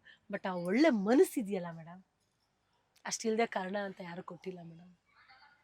ತುಂಬ ಅವ್ರಿಗೆ ಎಷ್ಟೋ ಪದಗಳನ್ನ ಕೊಟ್ಬಿಟ್ಟಿದ್ದಾರೆ. ಹ್ಮ್. ಅಷ್ಟು ಒಳ್ಳೆ ಮನಸ್ಸು. ಮತ್ತೆ ಅಲ್ಲಿ BBMP ಅವ್ರು ಬಂದರೂ ಪರವಾಗಿಲ್ಲ, ಜೋಬಲ್ಲಿ ಇಷ್ಟು ದುಡ್ಡಿದ್ರೆ ಹಂಗೆ ತೆಗೆದಿಂಗೆ ಕೊಡೋರು ನನ್ನ ಕೈಗೇನೆ, ಹ್ಮ್. ಕೊಟ್ಬಿಡು ಎಲ್ರಿಗೂ ಅನ್ನೋರು. ಬಟ್ ಎಷ್ಟು ದುಡ್ಡಿದೆ ಅಂತ ಯಾವತ್ತೂ ಎಷ್ಟು ಯೋಚನೆ ಅಂತ ಹೇಳ್ತಿರ್ಲಿಲ್ಲ. ಸತ್ಯವಾಗ್ಲಿ ಯಾವತ್ತೂ ಅವ್ರು ಲೆಕ್ಕ ಹಾಕಿಲ್ಲ, ಅಷ್ಟು ನಂಬಿಕೆ. ಕೊಟ್ಟಿಲ್ಲ. ಹ್ಮ್. ಯಾವತ್ತೂ ಲೆಕ್ಕ ಹಾಕಿಲ್ಲ, ಅವ್ರು ಕೊಡ್ತಿರ್ಲಿಲ್ಲ, ಕೊಟ್ಬಿಡು ಎಲ್ರಿಗೂ ಅನ್ನೋರು. ಹ್ಮ್. ಬಟ್ ಅಷ್ಟು ನಂಬಿಕೆ. ಅಣ್ಣ ಬರ್ತಿದ್ದಂಗೆ ಆ ಸೂಟ್ ಕೇಸ್ ಆಗಲಿ ಇದಾಗಲಿ ನನ್ನ ಕೈಯಲ್ಲಿ ಅಷ್ಟು ನಂಬಿಕೆ, ಅದು ನಂಬಿಕೆ ಉಳಿಸ್ಕೊಂಡಿದ್ದೆ. ಯಾವತ್ತೂ ನಂಬಿಕೆ ಕೆಡ್ಸ್ಕೊಂಡಿಲ್ಲ. ನಾನು ಒಂದ್ಸಲ 3 ಗಂಟೆಗೆ ಬರ್ತಿದ್ದೆ, 2 ಗಂಟೆಗೆ ಬರ್ತಿದ್ದೆ ಮನೆಗೆ, ಗಾಡಿ ಕಳಿಸ್ಕೊಂಡು. ಬಟ್ ಆ ನಂಬಿಕೆ ಅಲ್ಲಿ ಇಟ್ಕೊಳ್ತಿದ್ರು ನನ್ನ. ನಂಬಿಕೆ ಇಲ್ಲ ಅಂದ್ರೆ ಅಣ್ಣ ಇಟ್ಕೊಳ್ತಿರ್ಲಿಲ್ಲ. ಬಟ್ ಯಾವುದೂ ಯಾರಿಗೂ ಉಪವಾಸ ಕಳಿಸ್ತಿರ್ಲಿಲ್ಲ. ಹೊಟ್ಟೆ ತುಂಬ ಊಟ ಎಂಥವರೇ ಬರಲಿ ಮೇಡಮ್, ನಾನ್ ವೆಜ್ ಜಾಸ್ತಿ, ನಾನ್ ವೆಜ್ಜು, ಇಡ್ಲಿ, ಕೈಮಾ ಇದೆಲ್ಲ. ಈಗ ಆ ಜಾಗ ನಮ್ಮ ರಾಕ್ಲಿನಣ್ಣ ತಗೊಂಡಿದ್ದಾರೆ ಅಲ್ವಾ? ನನಗೆ ಎಷ್ಟೋ ಸಲ ನಾನು ಅಣ್ಣ ಅಡಿಗೆ ತರಿಸ್ತಿದ್ರಲ್ಲ, ಅದನ್ನ ರಾಕ್ಲಿನಣ್ಣ ಮಾಡ್ತಾರೆ. ಇವತ್ತು ಯಾರೇ ಬರಲಿ ಊಟ ತರಿಸ್ತಾರೆ. ಒಳ್ಳೆ ಊಟ ತರಬೇಕು, ಮತ್ತೆಲ್ಲೆಲ್ಲೋ ತರಂಗಿಲ್ಲ. ಒಳ್ಳೆ ಊಟ ಚೆನ್ನಾಗಿರೋ ಕಡೆ ತರಬೇಕು, ನೀಟಾಗಿರ್ಬೇಕು. ಒಂದೊಂದ್ಸಲ ರಾಕ್ಲೈನ್ ಸರು ನಾನು ಹೇಳ್ತೀನಲ್ಲ, ಹೇಳ್ಬೇಕೋ ಬಿಡ್ಬೇಕೋ ಗೊತ್ತಿಲ್ಲ, ಅಣ್ಣ ಬೈಕೋತಾರೇನೋ ಗೊತ್ತಿಲ್ಲ, ಬೈಕೊಂಡ್ರೂ ಪರವಾಗಿಲ್ಲ. ಯಾಕಂದ್ರೆ ನನ್ ಕರೆಕ್ಟಾಗಿ ಗೊತ್ತು. ಕೆಲವ್ರಿಗೆ ನೋಡಿ ಮೇಡಮ್, ರಾಕ್ಲೈನ್ ಸರು ದೊಡ್ಡ ಪ್ರೊಡ್ಯೂಸರ್ ಮೇಡಮ್, ಅನ್ನದಾತರು ನಮ್ಮ ಇಂಡಸ್ಟ್ರಿಗೆ. ಒಬ್ರು ಅನ್ನದಾತರು, ಒಬ್ರು ಕಲಾವಿದ್ರು, ಒಬ್ರು ಪ್ರೊಡ್ಯೂಸರ್. ಅಂದ್ರೆ ನನ್ನಂತ ಹೆಣ್ಮಕ್ಳು ಎಷ್ಟೋ ಜನ ಬದುಕ್ತಾ ಇದೀವಿ. ಪ್ರೊಡ್ಯೂಸರ್ ಅಂದ್ರೆ, ಅನ್ನದಾತರ ಅಂದ್ರೆ ನಾವಂತವ್ರು ಎಷ್ಟೋ ಜನ ಕುಟುಂಬ ಬದುಕ್ತಾ ಇದೀವಿ. ರಾಕ್ಲೈನಣ್ಣ ನಾವೇನೋ ಒಂದು ಮೀಟಿಂಗು, ಯಾರೋ ಒಬ್ರು ಸೇರ್ತೀವಿ, ಏನೋ ಒಂದು ಮಾಡ್ತೀವಿ ಅಂದ್ರೆ ನಮ್ಮ ಕಲಾವಿದರ ಸಂಘದಲ್ಲಿ ಅವ್ರಿಗೊಂದು ಇದಿರುತ್ತೆ, ಒಂದು ಟಾರ್ಗೆಟ್ ಇರುತ್ತೆ, ಇದೀಗಿರ್ಬೇಕು, ಒಂಥರ ಅವ್ರು ಈಗ ಚೆನ್ನಾಗಿರ್ಬೇಕು. ಒಂದ್ ಚಿಕ್ಕದ್ರಲ್ಲೇ ಅದನ್ನೇ ಚೆನ್ನಾಗಿ ಮಾಡ್ತಾರೆ. ನಾವು ಟೇಬಲ್ ಹೇಗೋ ಹಾಕಿರ್ತೀವಿ ಅಮ್ಮ, ಇದು ಸತ್ಯ, ಯಾರಿಗೂ ಗೊತ್ತಿರಲ್ಲ ಈ ವಿಷಯ. ಎಂತೆಂತ ಅವ್ರಿಗಿಂತ ದೊಡ್ಡ ಕಲಾವಿದ್ರು ಬರ್ತಾರೆ, ಚಿಕ್ಕವರು ಬರ್ತಾರೆ. ಕಲಾವಿದ್ರ ಸಂಘಕ್ಕೆ ಬಂದಾಗ ಅಣ್ಣನ ಮರ್ಯಾದೆ ಇರುತ್ತೆ ನೋಡಿ. ರಾಜ್ಭವನ, ಡಾಕ್ಟರ್ ರಾಜ್ಭವನ ಅಂತ ಎಂಟ್ರೆನ್ಸ್, ದೊಡ್ಡವ್ರದೇ ಹೆಸರಿದೆ ಅಲ್ಲಿ. ಒಳಗಡೆ ಬರೋವರೆಗೂ ಯಾರ ಮರ್ಯಾದೆನೂ ಕಡಿಮೆ ಆಗಬಾರ್ದು. ಅಲ್ಲಿ ಟೇಬಲ್ ಸಮೇತ ನನ್ನ ಜೊತೆಗೆ ಪಕ್ಕಕ್ಕೆ ಇಡ್ತಾರೆ, ಒಂದು ಬಾಟ್ಲ್ ಸಮೇತ ನಮ್ಮ ರಾಕ್ಲೈನ್ ಸರ್ ಇಡ್ತಾರೆ. ಅದು ಯಾರಿಗೂ ಗೊತ್ತಿರಲ್ಲ ಕೆಲವು ವಿಷಯಗಳು. ನಾನು ಇದೇ ಫಸ್ಟ್ ಟೈಮ್ ಹೇಳ್ತಾ ಇರೋದು. ಅಷ್ಟು ಊಟ ಟೇಬಲ್ ಮೇಡಮ್, ಅವ್ರಿಗೇನ್ ಮೇಡಮ್ ಕೈಗೊಬ್ರು ಕಾಲ್ಗೊಬ್ರಿದ್ದಾರೆ, ಅಷ್ಟು ಸಿಂಪಲ್ ಮನುಷ್ಯ ಅಂತ ಹೇಳ್ತಾ ಇದ್ದೀರಾ ನೀವು. ಅಷ್ಟು ಅಂದ್ರೆ ಪ್ರೀತಿ ವಿಶ್ವಾಸಕ್ಕೆ ಬೆಲೆ ಕೊಡ್ತಾರೆ, ಒಳ್ಳೆಯವ್ರನ್ನ ತುಂಬಾ ಗೌರವಿಸ್ತಾರೆ, ಅನ್ನಕ್ಕೆ ಬೆಲೆ ಕೊಡ್ತಾರೆ, ಮನುಷ್ಯ ತುಂಬಾ ಬೆಲೆ ಕೊಡ್ತಾರೆ. ಟೇಬಲ್ ಮೇಡಮ್ ನಾನು ಹೇಳ್ತೀನಿಲ್ಲ, ಬಟ್ಟೆ ಹೀಗೆ ಹಾಕಬೇಕು, ಹೀಗಿರ್ಬೇಕು, ಆ ಬಟ್ಟೆ ತೆಗೆದ್ಬಿಟ್ಟು ಅವ್ರು ಹಾಕ್ತಾರೆ ಮೇಡಮ್. ಅದ್ ಯಾರಿಗೂ ಗೊತ್ತಿಲ್ಲ. ಬರೋಷ್ಟರಲ್ಲಿ ಕಲಾವಿದ್ರ ಸಂಘದಲ್ಲಿ ಏನೋ ಒಂದ್ ಮೀಟಿಂಗ್ ಆಗ್ಲಿ ಇನ್ನೊಂದಾಗ್ಲಿ ತುಂಬಾ ಚೆನ್ನಾಗಿ ಕಾಣ್ತಾ ಇರುತ್ತೆ. ಅದಕ್ಕೆ ಹಿಂದೆ ಕಾರಣ ರಾಕ್ಲೈನ್ ಅಣ್ಣ. ಅದ್ ಯಾರಿಗೂ ಗೊತ್ತಿರಲ್ಲ ಅಷ್ಟು. ಇವತ್ತು ಯಾಕೆ ಅಂದ್ರೆ ಅದು ಅಂಬರೀಷ್ ಅಣ್ಣ ಒಂದೊಂದು ಇದಕ್ಕೂ ಬೆವರು ಸುರಿಸಿದಾರೆ ಅವತ್ತು.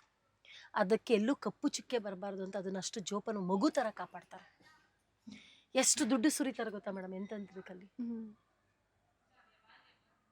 ಅದ್ ಯಾವ್ದು ಗೊತ್ತಿರಲ್ಲ ಮೇಡಮ್ ಆಚೆ. ಪ್ರತಿ ಒಂದು ಆ ಕಲಾವಿದರ ಸಂಘ ಇವತ್ತು ಏನಾರ ಹಂಗಿದೆ ಅಂದ್ರೆ ಅದಕ್ಕೆ ಇಬ್ರು ಕಾರಣ, ಒಂದು ರಾಕ್ಲೈನ್ ಸರ್, ಒಂದು ದೊಡ್ಡಣ್ಣ ಅಂತ. ಆಪರೇಷನ್ ಆಗಿದ್ರು, ಕಾಲ ಆಪರೇಷನ್ ಆಗಿದ್ರು, ಬಿದ್ರು ಎದ್ರು ಏನೇ ಮಾಡಿದ್ರು ಅಲ್ಲಿ ಬಂದು ನಿಲ್ತಾರೆ. ತುಂಬಾ ಕಷ್ಟಪಡ್ತಾರೆ ರಾಕ್ಲೈನ್ ಸರ್.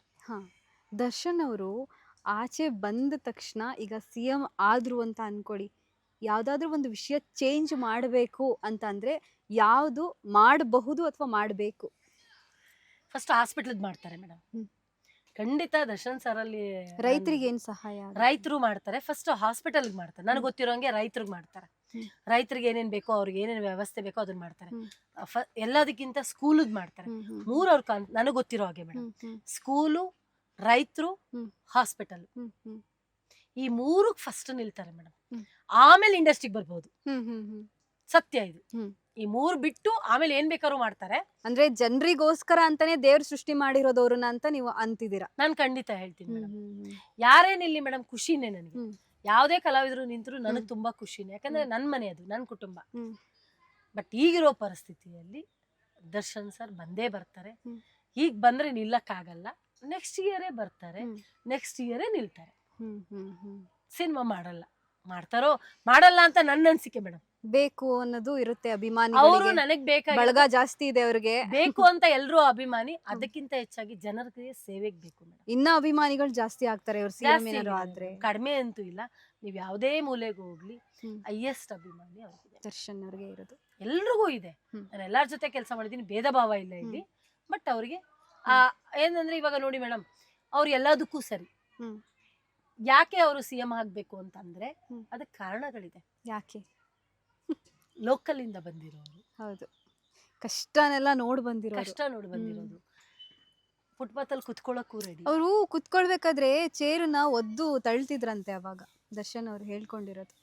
ಅಲ್ಲ, ಅವರು ಏನಾಗತ್ತೆ ಅಂದ್ರೆ ನನಗೆ ಆ ಸಿಂಹಾಸನನೇ ಬೇಕು ಅಂತ ಅವ್ರು ಬಯಸಲ್ಲ. ಅವ್ರಿಗೆ ಬೇಕಾಗಿರೋದೇನು, ಜನ ಬೇಕು, ಕಷ್ಟಕ್ಕೆ ಬೇಕು. ಕಷ್ಟದಲ್ಲಿ ಯಾರಿದ್ದಾರೆ ಅಂತ ನೋಡ್ಕೊಂಡು ಮಾಡ್ತಾರೆ. ತುಂಬಾ ಜನ ತಿಂದಿದ್ದಾರೆ ಮೇಡಮ್. ಮೊನ್ನೆ ನಾನೊಂದು ಕಮೆಂಟ್ ನೋಡಿದೆ ಮೇಡಮ್. ಅವ್ರ ಹತ್ರ ಸಹಾಯ ತಗೊಂಡಿರೋರೆ ಅವ್ರ ಪೋಸ್ಟ್ ಹಾಕೊಂಡಿದ್ರು. ಎಷ್ಟು ನೋವಾಯ್ತು ಗೊತ್ತಾ? ಹೆಸರು ಹೇಳಕ್ ಅಸಹ್ಯ ಆಗತ್ತೆ ಬಿಡಿ. ಅವರನ್ನ ತಿಂದಿರೋರೆ ಅವರು. ನೆಗೆಟಿವ್ ಪೋಸ್ಟ್ ಹಾಕಿದ್ರ? ನೆಗೆಟಿವ್ ಪೋಸ್ಟ್ ಹಾಕಿದ್ರು. ಏನಂತ ಹಾಕಿದ್ರು? ಇದು ಬೇಕಿತ್ತ ಮಗನೇ ಅಂತ ಹಾಕಿದ್ರು. ಈ ರೇಂಜ್ ಅಲ್ಲಿ ನಾನು ಇವತ್ತು ನಿಮ್ ಕ್ಯಾಮ್ರಾ ಮುಂದೆ ಹೇಳ್ತಾ ಇದೀನಿ. ನಾಚಿಕೆ ಆಗ್ಬೇಕು ಅಂತ ಅನ್ಸುತ್ತೆ. ನಾಚಿಕೆ ಆಗ್ಬೇಕು ನಿಮ್ ಜನ್ಮಕ್ಕೆ. ಇದೇ ನಿಮ್ ಮಗುಗ್ ಹುಷಾರಿಲ್ಲ ಅಂದಾಗ ಅವ್ರ ಮನೆ ಬಾಗ್ಲಿಗ್ ನಾಯಿ ತರ ನಿಂತಿದ್ರಿ. ಬೇಜಾರ್ ಮಾಡ್ಕೋಬೇಡಿ, ನಿಮಗೂ ನಾಳೆ ಬೀಳ್ತೀರಾ. ಸ್ವಾಭಿಮಾನ ಇರ್ಬೇಕು ಮನುಷ್ಯಂಗೆ. ಸ್ವಾಭಿಮಾನದಿದ್ದಾನೆ ಮನುಷ್ಯ, ಗತ್ತಲೇ ಇದ್ದಾನೆ ಮನುಷ್ಯ. ಅವತ್ತು ನೀವು ಹಾಸ್ಪಿಟ್ಲಿಗೆ ಅಂತ ಹೋಗಿದ್ರಿ ಅವ್ರ ಮನೆಗೆ, ನನಗೆ ಚೆನ್ನಾಗಿ ನೆನಪಿದೆ. ನೀವು ಪೋಸ್ಟ್ ಹಾಕೊಂಡಿದ್ದವ್ರಿಗೆ ನಿಮ್ಗೆ ಈ ಮಾತು ಹೇಳ್ತಾ ಇದ್ದೀನಿ, ಹೆಸರು ಹೇಳಕ್ಕೂ ಬೇಡ. ಅವತ್ತು ಅವ್ರ ಮನೆ ಬಾಗ್ಲಿಗೆ ಹೋಗಿ ನಿಮ್ಮ ಮಗುನ ಉಳಿಸ್ಕೊಂಡ್ರಿ. ಇವತ್ತು ಅವ್ರ ಪೋಸ್ಟ್ ಹಾಕೊಂಡಿದ್ದೀರಾ. ಮತ್ತೆ ರಿಪೀಟ್ ಬರುತ್ತೆ. ಅಂದ್ರೆ ಕೈ ಬಂದು ಹೀಗೆ ಇರಲ್ಲ, ಈಗಿರೋದು ಈಗ ಕರ್ಮ ರಿಟರ್ನ್ಸ್. ಅವತ್ತು ನೆನಪಾಗತ್ತೆ ಮತ್ತೆ ಅವರು. ನಿಜವಾಗ್ಲೂ ಮೇಡಮ್, ಅವ್ರು ಕೆಟ್ಟವರು ಒಳ್ಳೆಯವರು ಒಟ್ನಲ್ಲಿ ಸಹಾಯ ಮಾಡಿದ್ದಾರೆ, ಅದರಿಂದ ನಮ್ಗೆ ಹೆಲ್ಪ್ ಆಗಿದೆ ಅಂದ್ರೆ ಜನ ಸಹಾಯ ತಗೊಂಡಿದ್ದಾರೆ ಗೊತ್ತಾ ಮೇಡಮ್. ಅವ್ರ ಹತ್ರ ಸಹಾಯ ತಗೊಳ್ದಿದ್ದವ್ರೆ ಪಾಪದವ್ರು. ಯಾವ್ದೇ ಒಂದ್ ಹೆಣ್ಮಕ್ಳು ಹೋಗ್ಲಿ ಎಷ್ಟು ಗೌರವ ಕೊಟ್ಟು ಫೋಟೋ ತೆಗಿತಾರೆ ಗೊತ್ತಾ? ತೋರಿಸ್ಬಿಡಿ, ಆಯ್ತಪ್ಪ ಈ ಇನ್ಸಿಡೆಂಟ್ ಒಂದ್ಬಿಟ್ಟು ಬೇರೆ ತೋರಿಸ್ಬಿಟ್ರಪ್ಪ ನೀವು ನೋಡೋಣ. ತೋರಿಸಿ. ಹೀಗಾಯ್ತು, ನಾಳೆ ನೀವ್ ಯಾರು ಹೋಗೋದೇ ಇಲ್ವಾ ಅವ್ರ ಹಿಂದೆ ಬಂದಾಗ ಆಚೆ? ನೀವು ಹೋಗಲ್ಲ ಅಂತ ಸರಿ, ಅವ್ರು ತಪ್ಪು ಮಾಡಿದ್ರಲ್ಲ, ಅವ್ರ ಹಿಂದೆ ಯಾಕೆ ಹೋಗ್ತೀರಿ? ನಂದೊಂದು ಪ್ರಶ್ನೆ. ಈಗ ಅವ್ರು ತಪ್ಪು ಮಾಡಿದಾರೆ, ಅವ್ರ ಹಿಂದೆ ಯಾಕೆ ಹೋಗ್ತೀರಿ ನೀವು? ಬೇಡ, ಬಿಟ್ಬಿಡಿ. ಸರಿ ಇಲ್ವಲ್ಲ ಅದು, ಯಾಕೆ ಹೋಗ್ತೀರಿ? ಏನೋ ಅವ್ರ ಹಣೆ ಬರ ಅವ್ರಾಗತ್ತೆ ಬಿಡಿ, ಯಾಕೆ ಹೋಗ್ತೀರಿ? ಯಾಕೆ ಬೇಕು ನಿಮ್ಗೆ? ಯಾಕೆ ಬೇಕು? ಅಂಬರೀಶ್ ಸರ್ ಹೇಳಿಗೆ ನಿಂಗೆ ಯಾಕೆ ಬೇಕು? ಇವತ್ತು ಅಂಬರೀಷನನ್ನ ನೆನೆಸ್ಕೊಳ್ತೀನಿ. ಅಂಬರೀಷನ ಇದ್ದಿದ್ರೆ, ನಾನು ತುಂಬಾ ಸಲ ಅಂಬರೀಷನನ್ನ ನೆನೆಸ್ಕೊಂಡಿದ್ದೀನಿ. ಅಂಬರೀಷಣ ಇವತ್ತು ಎಂತೆಂಥವ್ರನ್ನೋ ಕಾಪಾಡಿದ್ದಾರೆ. ನಮ್ಮ ಅಂಬರೀಷಣ ಕಾಪಾಡಿಲ್ಲ ಅಂತಲ್ಲ, ಅಂಬರೀಷಣನೇ. ಆ ಜಾಗಕ್ಕೆ ಬೇರೆಯವ್ರು ಬರಕ್ ಸಾಧ್ಯನೇ ಇಲ್ಲ. ವಿಷ್ಣು ಸರು, ಒಂದು ರಾಜ್ಕುಮಾರ್ ಸರು, ಒಂದು ಪುನೀತ್ ಅವರು, ಒಂದು ಶಂಕರ್ ನಾಗ್ ಅವರು, ಇವರೆಲ್ಲ ದೊಡ್ಡ ಘಟಾನುಘಟಿಗಳಿದಾರಲ್ಲ ಮೇಡಮ್, ಅವ್ರಿಗೆ ಅವರೇ ಸಾಥಿ. ಹೌದು, ಬೇರೆಯವ್ರು ಬರಕ್ ಸಾಧ್ಯನೇ ಇಲ್ಲ ಮೇಡಮ್. ಅಂಬರೀಷಣ ಏನಾದ್ರು ಇವತ್ತಿದ್ದಿದ್ರೆ ಆಚೆ, ದೇವ್ರಣೆ ನಮ್ಮ ದರ್ಶನ್ ಸರ್ ಒಳಗಿರ್ತಿರ್ಲಿಲ್ಲ. ವೈಟ್ ಶೀಟ್ ಅಲ್ಲಿ ಬರ್ಬೇಕು. ಅದೆಂತ ಪರಿಸ್ಥಿತಿನೇ ಆಗ್ಲಿ ಮೇಡಮ್, ಏನ್ ಬೇಕಾರ ಆಗ್ಲಿ ಮೇಡಮ್, ನ್ಯಾಯ ರೀತಿಲಿ ಕಾನೂನು ಚೌಕಟ್ಟಲ್ಲಿ ಕರ್ಕೊಂಡ್ಬರ್ತೀವಿ. ಇದು ಸತ್ಯ ಮೇಡಮ್. ನಾನು ಅಂಬರೀಷನನ್ನ ತುಂಬಾ ಸಲ ನೆನೆಸ್ಕೊಂಡಿದ್ದೀನಿ ಈ ವಿಷಯಕ್ಕೆ. ಹಾ, ನಿಮ್ಮ ಜೀವನಕ್ಕೆ ಬರೋದಾದ್ರೆ ರಂಗಾಯಣ ರಘು ಅವ್ರ ಜೊತೆ ಆಕ್ಟ್ ಮಾಡಿದೀರಾ, ಹೀಗೆ ಆಕ್ಟ್ ಮಾಡಿದೀರಾ, ಓಕೆ, ಖುಷಿ ಇದೆ. ರಘು, ಶೋಭರಾಜ್ ಅವರು, ಸಾಧು ಕೋಕಿಲ ಅವರು, ಆಗೊಂದು ಟೀಮ್ ಇತ್ತು ನಮ್ದು. ಇವ್ರನ್ನೆಲ್ಲ ಎಲ್ಲಾರ ಜೊತೆನೂ ಕೆಲಸ ಮಾಡ್ತಿದ್ದೆ. ಒಂದ್ ಜಗಳದ್ದು ಸೀನ್ ಬರ್ತಿತ್ತು ಬೆಳಗ್ಗೆದ್ರೆ, daily cinema. Sadhu Kokila sir ಬಂದ್ ಕೂತಿರೋರು, ಸ್ಕ್ರಿಪ್ಟ್ ಬಂದ್ ಕೊಡೋರು. ಸರಕ್ ಸಿಗಿಸ್ಕೊಂಡ್ ನನಗೆ ಒಂದ್ ಸ್ಕ್ರಿಪ್ಟ್, ಇದ್ಯಾರಪ್ಪ ಇದು? ಸರ್ ಅದು ಶಶಿಕಲಾ. ಎಲ್ಲಪ್ಪ ವಾ, ಸರಕ್ ಸಿಗಿಸ್ಕೊಂಡ್ ರೆಡಿ ಆಗಿದ್ಯಾ? ಹೊಡಿಯೋದಕ್ಕೆ ಬೈಯೋದಕ್ಕೆ ಹ್ಮ್. ಅನ್ನೋರು. ಹ್ಮ್, ಹ್ಮ್. ಎನಿ ಟೈಮ್ ಇಂಥ ಪಾತ್ರಗಳೇ ಬರೋದು, ಬಜ್ಜಾರಿ ಪಾತ್ರಗಳೇ ಜಾಸ್ತಿ. ಬಚಾರಿ ಪಾತ್ರಗಳೇ. ಓಕೆ. ಒಳ್ಳೊಳ್ಳೆ ಪಾತ್ರಗಳು ಮೇಡಮ್. ಹ್ಮ್, ನಾನು ಹ್ಮ್, ಯಾವ್ದು ಪಾತ್ರ ಮಾಡಿಲ್ಲ ಅನ್ನಂಗೆ ಏನಿಲ್ಲ ಮೇಡಮ್. ಹ್ಮ್. ಬಾತ್ರೂಮ್ ತೊಳಿಯೋದ್ರಿಂದ ಹಿಡಿದು ಮೈಸೂರಲ್ಲಿ ಬೆಳಗ್ಗೆನೆ ಬಾತ್ರೂಮ್ ತೊಳೆದಿದ್ದೆ. ದಿಗಂತ್ ಸಿನಿಮಾ ಹ್ಮ್. ಪಾರಿಜಾತ ಬೆಳಗ್ಗೆ 5 ಗಂಟೆಗೆ ಕರ್ಕೊಂಡೋಗಿ ಬಾತ್ರೂಮ್ ತೊಳ್ಸಿದ್ರು ಮೈಸೂರು ಲೋಕಲ್. ಹ್ಮ್. ಎಲ್ಲ ರಾತ್ರಿ ಎಲ್ಲ ಹೋಗಿದ್ದು, ನೆನ್ನೆ ಹೋಗಿದ್ದೆಲ್ಲ ಬಾತ್ರೂಮ್ ಬೆಳಗ್ಗೆನೆ ತೋರಿಸಿದ್ರು. ಹ್ಮ್. ಅಷ್ಟು ಘಮ ಅಂತಿತ್ತು. ಓಹ್. ಅದ್ ಬೇಕಿತ್ತು ಅಂತಾನೆ ತೋರಿಸಿದ್ರು. ಹ್ಮ್, ತೋರಿಸಿದ್ರು. ಹ್ಮ್, ಎಲ್ಲ ಪಾತ್ರನೂ ಮಾಡಿದೀನಿ ಮೇಡಮ್. ನನಗೆ ಪಾತ್ರ ಅಂತ ಬಂದಾಗ ನನಗೆ ಒಂದು ಫಸ್ಟ್ ನೈಟ್ ಸೀನ್ ಮಾಡಿದೀನಿ. ಹ್ಮ್. ರಾಜು ತಾಳಿಕೋಟೆ ನಾನು ಹ್ಮ್. ತುಂಬಾ ಪಾತ್ರಗಳು ಮಾಡಿದೀನಿ ಮೇಡಮ್. ಎಲ್ಲರ ಜೊತೆ ಎಲ್ಲಾ ಪಾತ್ರನೂ ಮಾಡಿದೀನಿ. ಹ್ಮ್. ಭದ್ರಾ ಸಾಂಗು, ನಂಬೇಡ ನಂಬೇಡ ನರ್ಸು ನಂಬೇಡ, ಅದೆಷ್ಟು ಚೆನ್ನಾಗಿದೆ. ಈಗಲೂ ಹೌದು, ನಾನು ಹೌದು. ನಾನು ನೋಡ್ಕೋತಾ ಇರ್ತೀನಿ ಒಂದ್ಸಲ. ಹ್ಮ್. ನನಗೆ ನಾನೇ ಎಷ್ಟು ನೋಡ್ಕೋತೀನಿ. ವರ್ಷದ ಹಿಂದೆ ಮೇಡಮ್ ಅದು ಶೂಟ್ ಆಗಿ? ಇವೆಲ್ಲ 22 ವರ್ಷದಿಂದ ಇವತ್ತವರೆಗೂ ಮೇಡಮ್. 22 ವರ್ಷ ಆಯ್ತು ನಾನು ಇಂಡಸ್ಟ್ರಿಗೆ ಬಂದು. 22 ವರ್ಷ. ಸಾಕಷ್ಟು 50 ಅನುಭವ ಇದೆ. Serial, 50 ad shoot, Telugu, Tamil, ಆದ್ರೂ ಕೂಡ ಹಿಂದಿ, ಎಷ್ಟು ಸಿಂಪಲ್ ಆಗಿದೆ. ತುಳು ಸಿನಿಮಾ ಎಲ್ಲ ಮಾಡಿದೆ ಮೇಡಮ್. ಖುಷಿ ಇದೆ ನನಗೆ, ತುಂಬಾ ಖುಷಿ ಇದೆ ನನಗೆ ಹೆಮ್ಮೆ ಇದೆ ಮೇಡಮ್. ಎಲ್ಲೋ ಫುಟ್ಪಾತಲ್ಲಿ ಬಿದ್ದೋಳು, ಎಲ್ಲೋ ಫುಟ್ಪಾತಲ್ಲಿ ಬಿದ್ದೋಳು, 6ನೇ ಕ್ಲಾಸ್ ಗೌರ್ಮೆಂಟ್ ಸ್ಕೂಲಲ್ಲಿ ಓದೋಳು, ಇಂಡಸ್ಟ್ರಿಗೆ ಬಂದು 100 ರೂಪಾಯಿ ಹಿಡ್ಕೊಂಡು ಬೆಂಗಳೂರಿಗೆ ಬಂದು ಇಂಡಸ್ಟ್ರಿಗೆ ಬಂದು ಹಾಸ್ಪಿಟಲ್ ಬಾತ್ರೂಮ್ ತೊಳೆದಿ, ಕಸ ಗುಡಿಸಿ, ನೆಲ ಒರೆಸಿ, 600 ಸಿನಿಮಾ ಮಾಡಿ, 50 ಸೀರಿಯಲ್ ಮಾಡಿ, 50 ಜಾಹೀರಾತುಗಳನ್ನ ಮಾಡಿ, ಇವತ್ತು 60 ಜನಕ್ಕೆ ಊಟ ಹಾಕ್ತಾ ಇರೋದು ನನಗೆ ಹೆಮ್ಮೆ ಇದೆ ಮೇಡಮ್. ಇನ್ನೇನ್ ಬೇಕು ಮೇಡಮ್ ಜೀವನದಲ್ಲಿ ಒಂದು ಒಳ್ಳೆ ಕೆಲಸ ಮಾಡೋದಕ್ಕೆ? ಇಷ್ಟೆಲ್ಲ ಒಳ್ಳೇದು ಕೂಡ ಆಗಿದೆ. ಈಗ ಒಳ್ಳೇದು ಸಾಕಷ್ಟು ಆಗ್ಬೇಕು ಅಂದ್ರೆ ಕೆಟ್ಟದ್ದೇನಾದ್ರು ಆಗ್ಬೇಕಲ್ವಾ? ಸೊ ಇಂಡಸ್ಟ್ರಿಗೆ ಬಂದವಾಗ ನಿಮ್ಗೆ ಒಳ್ಳೆ ತುಂಬ ಆಗಿದೆ, ಒಳ್ಳೆಯವರ ಒಡನಾಟ ಆಗಿದೆ ನಿಮ್ಮ ಜೊತೆಗೆ. ಅಂದರೆ ದೊಡ್ಡ ದೊಡ್ಡ ಹೀರೋಗಳ ಜೊತೆ ಕನೆಕ್ಷನ್ ಇತ್ತು, ಒಳ್ಳೆ ಕನೆಕ್ಷನ್ ಇತ್ತು, ಬಾಂಡಿಂಗ್ ಚೆನ್ನಾಗಿತ್ತು. ಹಾಗಾದರೆ ಈಗ ಇಂಡಸ್ಟ್ರಿಗೆ ಬರ್ತಾರೆ ಅಂದರೆ, ಹೀರೋಯಿನ್ಸ್ ಆಗ್ತಾರೆ ಅಂದರೆ ಅವ್ರಿಗೆ ನೆಗೆಟಿವೇ ಜಾಸ್ತಿ ಪೋಟ್ರೆ ಆಗೋದವರು.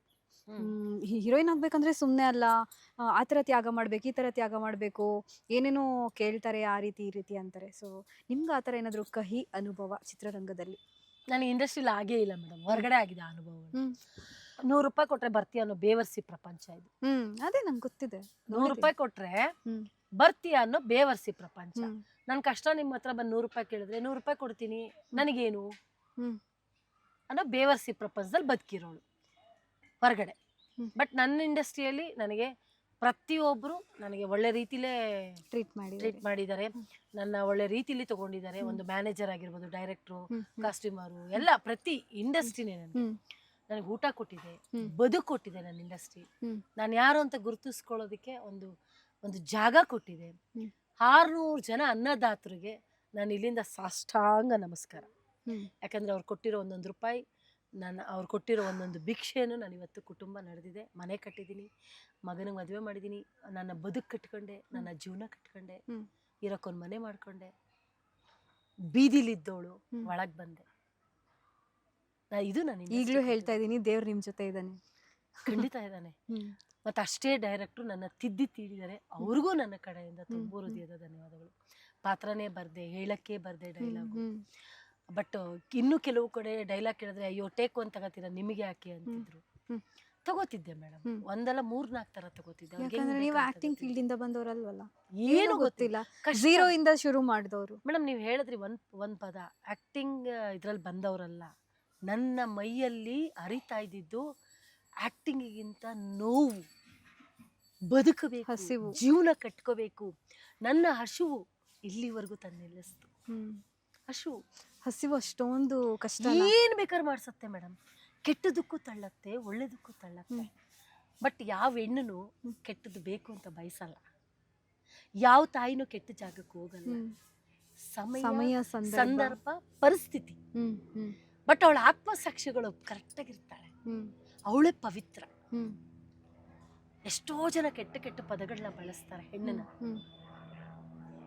ದೇವಸ್ಥಾನದಲ್ಲಿ ಗರ್ಭಗುಡಿಗೆ ಹೋಗಿ ನಾವು ಕೈ ಮುಗಿತೀವಿ, ಪವಿತ್ರ ಅಂತ ಕೈ ಮುಗಿತೀವಿ. ದೇವ್ರಿಗೆ ಹೋಗಿ ನಾವು ಪವಿತ್ರವಾಗಿದ್ದಾಳೆ ನನ್ನ ದೇವರು, ನನಗೆ ಪವಿತ್ರ ಅವಳು, ನನಗೆ ಸರಿ ಇದ್ದಾಳೆ, ನಾನು ಕೇಳಿದ್ದನ್ನ ಕೊಡ್ತಾಳೆ ಅಂತ ದೇವ್ರಿಗೆ ಹೋಗಿ ನಾವು ಕೈ ಮುಗಿತೀವಿ. ಫಸ್ಟ್ ನಾವು ಕೈ ಮುಕ್ಕೋಬೇಕು. ನಮ್ಮ ಸಾಕ್ಷಿ ಸರಿ ಇದೆ, ನಾನು ಕರೆಕ್ಟು ಅಂತ ನಾನು ಕೈ ಮುಕ್ಕೋಬೇಕು. ಅಲ್ಲೋಗಿ ನಾನು ಭಗವಂತನ ಹತ್ರ ಕೈ ಮುಗಿತೀನಿ, ಭಗವಂತ ಒಳ್ಳೇದ್ ಮಾಡಪ್ಪ ಅಂತ. ನಾನು ಅಷ್ಟೇ ಪವಿತ್ರವಾಗಿರ್ತೀನಿ. ಗರ್ಭಗುಡಿಯಲ್ಲಿ ಹ್ಮ್. ಒಂದು ದೇವತೆ ಎಷ್ಟು ಪವಿತ್ರವಾಗಿರ್ತಾಳೋ ಒಂದು ಹೆಣ್ಣು ಕೂಡ ಅಷ್ಟೇ ಪವಿತ್ರವಾಗಿರ್ತಾಳೆ. ಯಾಕೆ ಮೇಡಮ್ ನಿಮ್ಗೆ ಆ ಥರ ಹೊರಗಡೆ ಪ್ರಪಂಚದಲ್ಲಿ ಆ ಥರ ಒಂದು ಸಂದರ್ಭ ಬಂದಿದ್ದು ಯಾವ ರೀತಿ ಬಂತು? ನಡ್ಕೊಂಡು ಹೋಗ್ತಾ ಇದ್ರೆ ಕಷ್ಟ ಮೇಡಮ್. ಒಂಟಿ ಹೆಣ್ಣು ಬದುಕೋದು ತುಂಬಾ ಕಷ್ಟ. ಹೆಂಗ್ ಬದುಕ್ತೀರಿ? ಯಾರು ಸಪೋರ್ಟ್ ಇಲ್ಲದೆ ಹೆಂಗ್ ಬದುಕ್ತೀರಿ ನೀವು? ಮೇಡಮ್ ಒಂದ್ ಹೇಳ್ಬೇಕು ಅಂತಂದ್ರೆ ಇತ್ತೀಚೆಗೆ ನಾನು ನೋಡ್ತಾ ಇರ್ತೀನಿ, 2 ಮಾತಾಡಿದ್ರೆ ಆಚೆ ತಗೊಂಡ್ಬಂದ್ಬಿಡ್ತಾರೆ ಮಗುನ, ಬಂದ್ಬಿಡ್ತಾರೆ ಹೊರಗಡೆ. ತಂದಾಕ್ದಾಗ ಯಾರಿಗೂ ಹೇಳಲ್ಲ ಗಂಡು, ಗಂಡಸ್ ತಂದು ಕೊಡ್ತಾನೆ, ಯಾರಿಗೂ ಹೇಳಲ್ಲ. ತಂದಾಕ್ತಾ ಇದ್ದಾಗ ಎಲ್ಲ ಕೆಟ್ಟವನಾಗ್ಬಿಡ್ತಾನ. ಈಗ ನಾನೊಂದು ಹೆಣ್ಣು, ಮದ್ವೆಗೆ ಮುಂಚೆ ನಾನೊಂದು ಹೆಣ್ಣು, ಗಂಡು ಬಂದ ಮೇಲೇನೆ ಅವಳು ತಾಯಿ ಆಗೋದು, ಅವಳಿಗೊಂದು ಜೀವನ ಸಿಗೋದು, ಬದುಕು ಸಿಗೋದು, ಎಲ್ಲ ಸಿಗೋದು. ತಾಯ್ತನ. ಈಗ ನಾವು ತಾಯಿ ತಾಯಿ ತಾಯಿ ಅಂತೀವಿ, ತಾಯಿಗೆ ಅರ್ಥ ಕೊಟ್ಟಿದ್ದು ಯಾರು? ಒಂದು ಗಂಡು. ಹೆಣ್ಣಿಗೆ ನಾವು ಯಾಕೆ ಜಾಸ್ತಿ ನಾವು ಪ್ರಾಮುಖ್ಯತೆ ಕೊಡ್ತೀವಿ ಅಂದರೆ 9 ತಿಂಗಳು ಹೊಟ್ಟೆಲಿ ಇಟ್ಕೊಳ್ತಾಳೆ, ಮತ್ತೆ ಅವಳು ಪುನರ್ಜನ್ಮ ಕೊಡ್ತಾಳೆ ಆ ಮಗುಗೆ ಜನ್ಮ ಕೊಡ್ಬೇಕಾದ್ರೆ. ಅದಕ್ಕೆ ಅವಳು ತುಂಬ ಪವಿತ್ರ. ಅಷ್ಟೇ ಪವಿತ್ರ ಅಪ್ಪನೂ ಆಗ್ತಾನೆ. ಅದೇ ಒಂದು ಗಂಡು ದಿಕ್ಕಿಲ್ಲ ಅಂದರೆ ಮನೆಯಲ್ಲಿ ಅವಳನ್ನ ನಾಯಿಗಿಂತ ಕಡೆಯಾಗಿ ನೋಡ್ತಾರೆ. ನಾಯಿ ಕರೆದು ಅನ್ನ ಹಾಕ್ತಾರೆ, ಅವಳಿಗೆ ಅನ್ನ ಹಾಕಲ್ಲ. ಈಗ ನನ್ನ ಗಂಡನ ಬಿಟ್ಬಿಟ್ಟು ಮನೆಗೆ ಹೋದ್ರೆ ಊಟ ಕೊಡ್ತೀರಾ, ಬಟ್ಟೆ ಕೊಡ್ತೀರಾ, ಜಾಗ ಕೊಡ್ತೀರಾ, ಎಲ್ಲ ಕೊಡ್ತೀರಾ ನಿಮ್ಮ ಮನೆಯಲ್ಲಿ. ನನ್ನ ಪಕ್ಕಕ್ಕೆ ಗಂಡನ್ ಬೇಕು ಅಂದರೆ ಕೊಡ್ತೀರಾ? ಕೊಡೋಕ್ಕಾಗತ್ತಾ? ತಂದು ಕೊಡೋಕ್ಕಾಗತ್ತಾ? ಹಾಗಲ್ಲ. ನಾವಿದ್ದೀವಿ ಅಂತೀರಿ. ಎಲ್ಲಿದ್ದೀರಿ ನೀವು? ನೀವು ಗಂಡ ಹೆಂಡ್ತಿ ಮನೇಲಿರ್ತೀರಿ. ಇವಳು ಯಾವುದೋ ನೋವಲ್ಲಿ ಹೆಣ್ಣು ಮನೆಗೆ ಬಂದಿರ್ತಾಳೆ, ಕಷ್ಟನೋ ಸುಖನೋ ಏನೋ ಒಂದು ಮಾತಿಗೆ ಬಂದಿರ್ತಾಳೆ. ಚೆನ್ನಾಗಿದ್ದಂಗೆ ನಿಮ್ಮ ಹತ್ರ ಏನು ಬಂದಿರಲ್ಲ, ನೋವಾಗಿ ಬಂದಿರ್ತಾಳೆ. ಅವಳಿಗೂ ಗಂಡನ ಆಸರೆ ಬೇಕಾಗತ್ತೆ. ಹೌದು, ಖಂಡಿತ.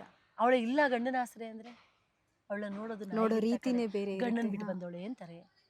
ಎಂತೆಂಥದೋ ಸರ್ಟಿಫಿಕೇಟ್ ಕೊಡ್ತಾರೆ ಅವಳಿಗೆ, ಎಂತೆಂಥದೋ ಪಟ್ಟ ಕೊಡ್ತಾರೆ. ಅದೇ ಅಲ್ಲಿದ್ರೆ ಬಿಡಪ್ಪ ಅವಳ ಗಂಡ ಮಕ್ಕಳು ಚೆನ್ನಾಗವ್ರೆ. ಏನೇ ಆಗಲಿ ಮೇಡಮ್, ಗಂಡ ಒಂದು ಹೆಣ್ಣಿಗೆ ಒಂದು ಗಂಡು ಆಸರೆ ಬೇಕೇ ಬೇಕು. ಅಷ್ಟು ಇಂಪಾರ್ಟೆಂಟ್ ಅಂತ ಹೇಳ್ತಿದ್ದೀರಾ ನೀವು? ತುಂಬಾ ಇಂಪಾರ್ಟೆಂಟ್ ಮೇಡಮ್. ಅವನಿಲ್ಲ ಅಂದ್ರೆ ಬದುಕಕ್ಕಾಗಲ್ಲ. ಅಟ್ಲೀಸ್ಟ್ ಇಲ್ಲ ಅಂದ್ರೆ ಒಂದು ಮಗುನಾದ್ರೂ ಇರಬೇಕು, ಆ ಮಗುಗೋಸ್ಕರನಾದ್ರೂ ಬದುಕ್ತಾಳೆ. ಇನ್ನೊಂದು ಇದಕ್ಕೆ ತುಂಬಾ ಅರ್ಥ ಇದೆ ನೋಡಿ. ನೀವು ಕೇಳಿದ್ರಿ ಗಂಡ ಇಂಪಾರ್ಟೆಂಟ್ ಅಂತ ಹೇಳಿದ್ರಿ, ಒಪ್ಕೊಳ್ತೀನಿ. ಯಾಕೆ ಗಂಡ ಇಂಪಾರ್ಟೆಂಟ್ ಗೊತ್ತಾ? ಒಬ್ಬ ಗಂಡಸು ಒಂದು ಹೆಣ್ಣಿಗೆ ಒಂದು ಗಂಡು ಯಾಕೆ ಇಂಪಾರ್ಟೆಂಟ್ ಅಂದ್ರೆ, ಮಗ ಬಿಟ್ಟು ಹೋಗ್ಬಿಡ್ತಾನೆ, ಮಕ್ಕಳು ಬಿಟ್ಟು ಹೋಗ್ತಾರೆ, ಎಲ್ಲ ಬಿಟ್ಟು ಹೋಗ್ತಾರೆ. ಯಾರ ಹತ್ರ ಹಂಚ್ಕೊಳ್ತಾಳಾಗ? ಎಲ್ಲಿಗೆ ಹೋಗ್ಬೇಕು ಅವಳು? ಅವಳ ಜೀವನ ಸತ್ತೋಗಿರುತ್ತಲ್ಲಿ. ಈಗ ಮದ್ವೆ ಹಾಕ್ತಾಳೆ, ಬಸ್ರಿ ಹಾಕ್ತಾಳೆ, ಮಗುನ ಹಿಡಿತಾಳೆ, ಮಗುನ ಸಾಕ್ತಾಳೆ. ಅಪ್ಪ ಅಮ್ಮ ಇಬ್ರು ಸಾಕ್ತಾರೆ. ಅಪ್ಪ ತುಂಬಾ ಕಷ್ಟಪಟ್ಟು ತಗೊಂಡ್ ಬರ್ತಾನೆ, ಕೂಲಿ ನಾಲಿ ಎಲ್ಲ ಮಾಡಿ ತಗೊಂಬಂದು ಸಾಕ್ತಾನೆ. ತಾಯಿ ಜೀವನನೇ ತ್ಯಾಗ ಮಾಡ್ಬಿಟ್ಟಿರ್ತಾಳೆ. ಅಲ್ಲಿ ಅಪ್ಪ ಅಮ್ಮನ ಜೀವನ ಸತ್ತೋಗ್ಬಿಟ್ಟಿರುತ್ತೆ. ಯಾಕಂದ್ರೆ ದುಡ್ದು ಹೋಗ್ಬಿಟ್ಟಿರ್ತಾರೆ. ಅವ್ರ ಮೈಯಲ್ಲಿ ಏನೂ ಇರಲ್ಲ. ಹೆಂಡತಿನ ಸಾಕ್ಬೇಕು, ಗಂಡನ ಮಕ್ಕಳು ಸಾಕ್ಬೇಕು, ಈ ಕಡೆ ಅವಳು ಮಗುಗೋಸ್ಕರ ಬದುಕ್ಬೇಕು, ಗಂಡನಿಗೋಸ್ಕರ ಬದುಕ್ಬೇಕು. ಮೈ ಮೂಳೆ ಮುರಿದೋಗಿರುತ್ತೆ. ಅವಳು ಮಗುನ ಹಡ್ದಾಗ್ಲೇ ಅವಳ ಜೀವನ ಅರ್ಧ ಹೋಗ್ಬಿಟ್ಟಿರುತ್ತೆ. ಎಲ್ಲಿರುತ್ತೆ ಅವಳಿಗೆ? ವಯಸ್ಸಾಯ್ತಾ ಮಕ್ಳಿಗೆ ಮದುವೆ ಮಾಡ್ತಾಳೆ, ಜೀವನ ಕಟ್ಕೊಡ್ತಾಳೆ, ಸ್ಕೂಲು ಕಾಲೇಜ್ ಎಲ್ಲ ಮಾಡ್ತಾಳೆ. ಅಪ್ಪ ಅಮ್ಮನ ಬೀದಿಗೆ ಹಾಕ್ತಾರೆ. ಎಲ್ಲಿಗೆ ಹೋಗ್ಬೇಕು ಅವಳು? ದುಡ್ಕೊಂಡು ತಿನ್ನೋ ಶಕ್ತಿ ಇಲ್ಲ ತಾಯಿಗೆ. ಜೀವನ ಕಟ್ಕೊಳ್ಳೋ ಗಂಡ ಇಲ್ಲ. ಗಂಡ ಇದ್ರೆ ಪರವಾಗಿಲ್ಲ, ಬದುಕುತ್ತಾಳೆ. ಜೀವನ ಕಟ್ಕೊಳ್ಳೋ ಗಂಡ ಇಲ್ಲ. ಈಗ ವಯಸ್ಸಾಗಿರುತ್ತೆ, ಮಾಡ್ಕೊಂಡು ಹೋಗೋಕ್ಕಾಗಲ್ಲ. ನಿನಗಿದು ಬೇಕಿತ್ತಾ ಅಂತಾರೆ. ನಿಜನಾ? ನಿಮಗಿದು ಬೇಕಿತ್ತ ಈ ವಯಸ್ಸಲ್ಲಿ ಅಂತಾರೆ. ಬಟ್ ಅವಳಿಗೆ ಏನ್ ಬೇಕು ಅಂತ ಯಾರು ಕೇಳಲ್ಲ. ಅವರಿಗೋಸ್ಕರ ಎಲ್ಲಾನು ಮಾಡಿರ್ತಾರೆ. ಅವಳ ಮೈಯಲ್ಲಿ ಏನು ಇಲ್ವಲ್ಲ ಮೇಡಮ್, ಮೂಳೆ ಸತ್ತೋಗ್ಬಿಟ್ಟಿರುತ್ತೆ. ಇಡೋ ಮೈ ಮೂಳೆಲ್ಲ ಮುರಿದು ಸತ್ತೋಗ್ಬಿಟ್ಟಿರುತ್ತೆ. ಬದುಕಕ್ ಆಗಲ್ಲ ಅವಳು. ಅವಳಿಗೋಸ್ಕರ ಅವಳು ಬದುಕಿದ್ರೆ ಎಲ್ಲೋ ಇರ್ತಿದ್ಲ ಅವಳು. ಬದುಕಿರೋದೇ ಗಂಡ ಮಕ್ಳಿಗೋಸ್ಕರ ತಾನೇ. ಈಗ ಅಪ್ಪ ಅದವನ್ ಹೆಂಡತಿ ಮಕ್ಳಿಗೋಸ್ಕರ ಬದುಕಿರ್ತಾನೆ. ಅವ್ರು ಎಲ್ಲಿ ದುಡ್ಕೊಂಡು ತಿಂತಾರೆ? ಜೀವನ ಸತ್ತೋಗ್ಬಿಟ್ಟೈತಲ್ಲ. ದುಡ್ದು ಇವ್ರಿಗೆ ತಾನೇ ಮಾಡಿರ್ತಾರೆ. ಬೀದಿಗೆ ತಂದು ಹಾಕ್ಬಿಡ್ತಾರೆ. ಎಲ್ಲಿ ಹೋಗ್ಬೇಕು ಅವಾಗ ಅವರು? ಇದ್ರ ಅನುಭವ ನಿಮಗೆ ತುಂಬಾ ಚೆನ್ನಾಗಿ ಆಗಿರುತ್ತೆ. ಯಾಕಂತಂದ್ರೆ ಒಂದು ಆಶ್ರಮ ನಡೆಸ್ತಿದ್ದೀರಾ, ಒಂದು ಟ್ರಸ್ಟ್ ನಡೆಸ್ತಿದ್ದೀರಾ ಅಂದವಾಗ ಮತ್ತೆ ಎಷ್ಟು ಕೆಟ್ಟ ಪದಗಳಂತಾರೆ ಗೊತ್ತಾ? ತಾಯಿನ ಅಂತಾರೆ, ಅವಳು ಸರಿ ಇಲ್ಲ ಸೂಳೆ ಅಂತಾರೆ. ಯಾವ ಆಧಾರದ ಮೇಲೆ ಹೇಳ್ತಾರೆ? ಅವಳು ಎಲ್ಲ ಹೋಗಿದ್ಲು ಅಂತಾರೆ. ಆಯ್ತು, ಅವತ್ತ ದುಡ್ಡು ಚೆನ್ನಾಗಿತ್ತ ನಿಂಗೆ ಇಸ್ಕೋಬೇಕಾರೆ? ಆಯ್ತು, ಅವಳೇನೆ ತಾಯಿ. ದುಡ್ಡು ಆಗಿರ್ಲಿಲ್ವಾ? ಆ ದುಡ್ಡು ಆಗಿರ್ಲಿಲ್ವಾ? ನೀನ್ ಸರಿಯಾದವನ ದುಡ್ಡು ಬಿಸಾಕ್ಬೇಕಿತ್ತು. ಯಾಕೆ ಇಸ್ಕೊಂಡೆ? ಅವಳು ಮನೆ ಬೇಕು, ಅವಳು ದುಡ್ಡು ಬೇಕು, ಅವಳು ಕಾಸು ಬೇಕು, ಅವಳು ತಿಕ್ಕಮುಕ್ಕಾಗಿ ಇಷ್ಟುದ್ದ ನಿನಗೆ ಚಡ್ಡೆ ಹಾಕಿ ಪ್ಯಾಂಟ್ ಹಾಕಿ ನಿನಗೆ ಬೆಳೆಸಕ್ಕೆ ಅವಳು ಬೇಕು. ಈಗ ಅವಳಿಗೆ ಆ ಪದ, ನೀನ್ ಸಾಚನಾ, ನೀನೇನು ತಪ್ಪು ಮಾಡೇ ಇಲ್ವಾ, ಅದಂಗ ಅವಳು ಆಗ್ತಾಳೆ. ಆ ಪದ ಬಳಸ್ತೀಯಲ್ವಾ, ನಾಚಿಕೆ ಆಗಲ್ವಾ ನಿನ್ ಜನ್ಮಕ್ಕೆ? ಆ ಪದ ಬಳಸೋನು ನೀನು ಅಪವಿತ್ರ ಅಂತ ನೀವು ಹೇಳೋದು. ನೋವು ಎಷ್ಟು ತಿಂತಾಳೆ ಅಂದ್ರೆ ಆ ತಾಯಿ, ನನ್ನ ಆಶ್ರಮನೇ ಸಾಕ್ಷಿ, ಅಷ್ಟು ನೋವು ತಿಂತಾಳೆ ಆ ಪದ ಹೇಳ್ದಾಗ. ಎಷ್ಟೋ ಜನ ಇಲ್ಲಿ ಹೇಳ್ಕೊಳ್ತಾರಲ್ಲ ಮೇಡಮ್, ಹೊಡಿತಾರೆ, ಬೈತಾರೆ, ಅನ್ನ ಕೊಡಲ್ಲ, ಬಟ್ಟೆ ಕೊಡಲ್ಲ, ಒಂದು ಯೂರಿನ್ ಇನ್ಫೆಕ್ಷನ್ ಆಗಿ ಒದ್ದಾಡ್ತಿರ್ತಾಳೆ, ಕರ್ಕೊಂಡೋಗಿ ಹಾಸ್ಪಿಟ್ಲ್ ತೋರ್ಸೋರ್ ಗತಿ ಇಲ್ಲ.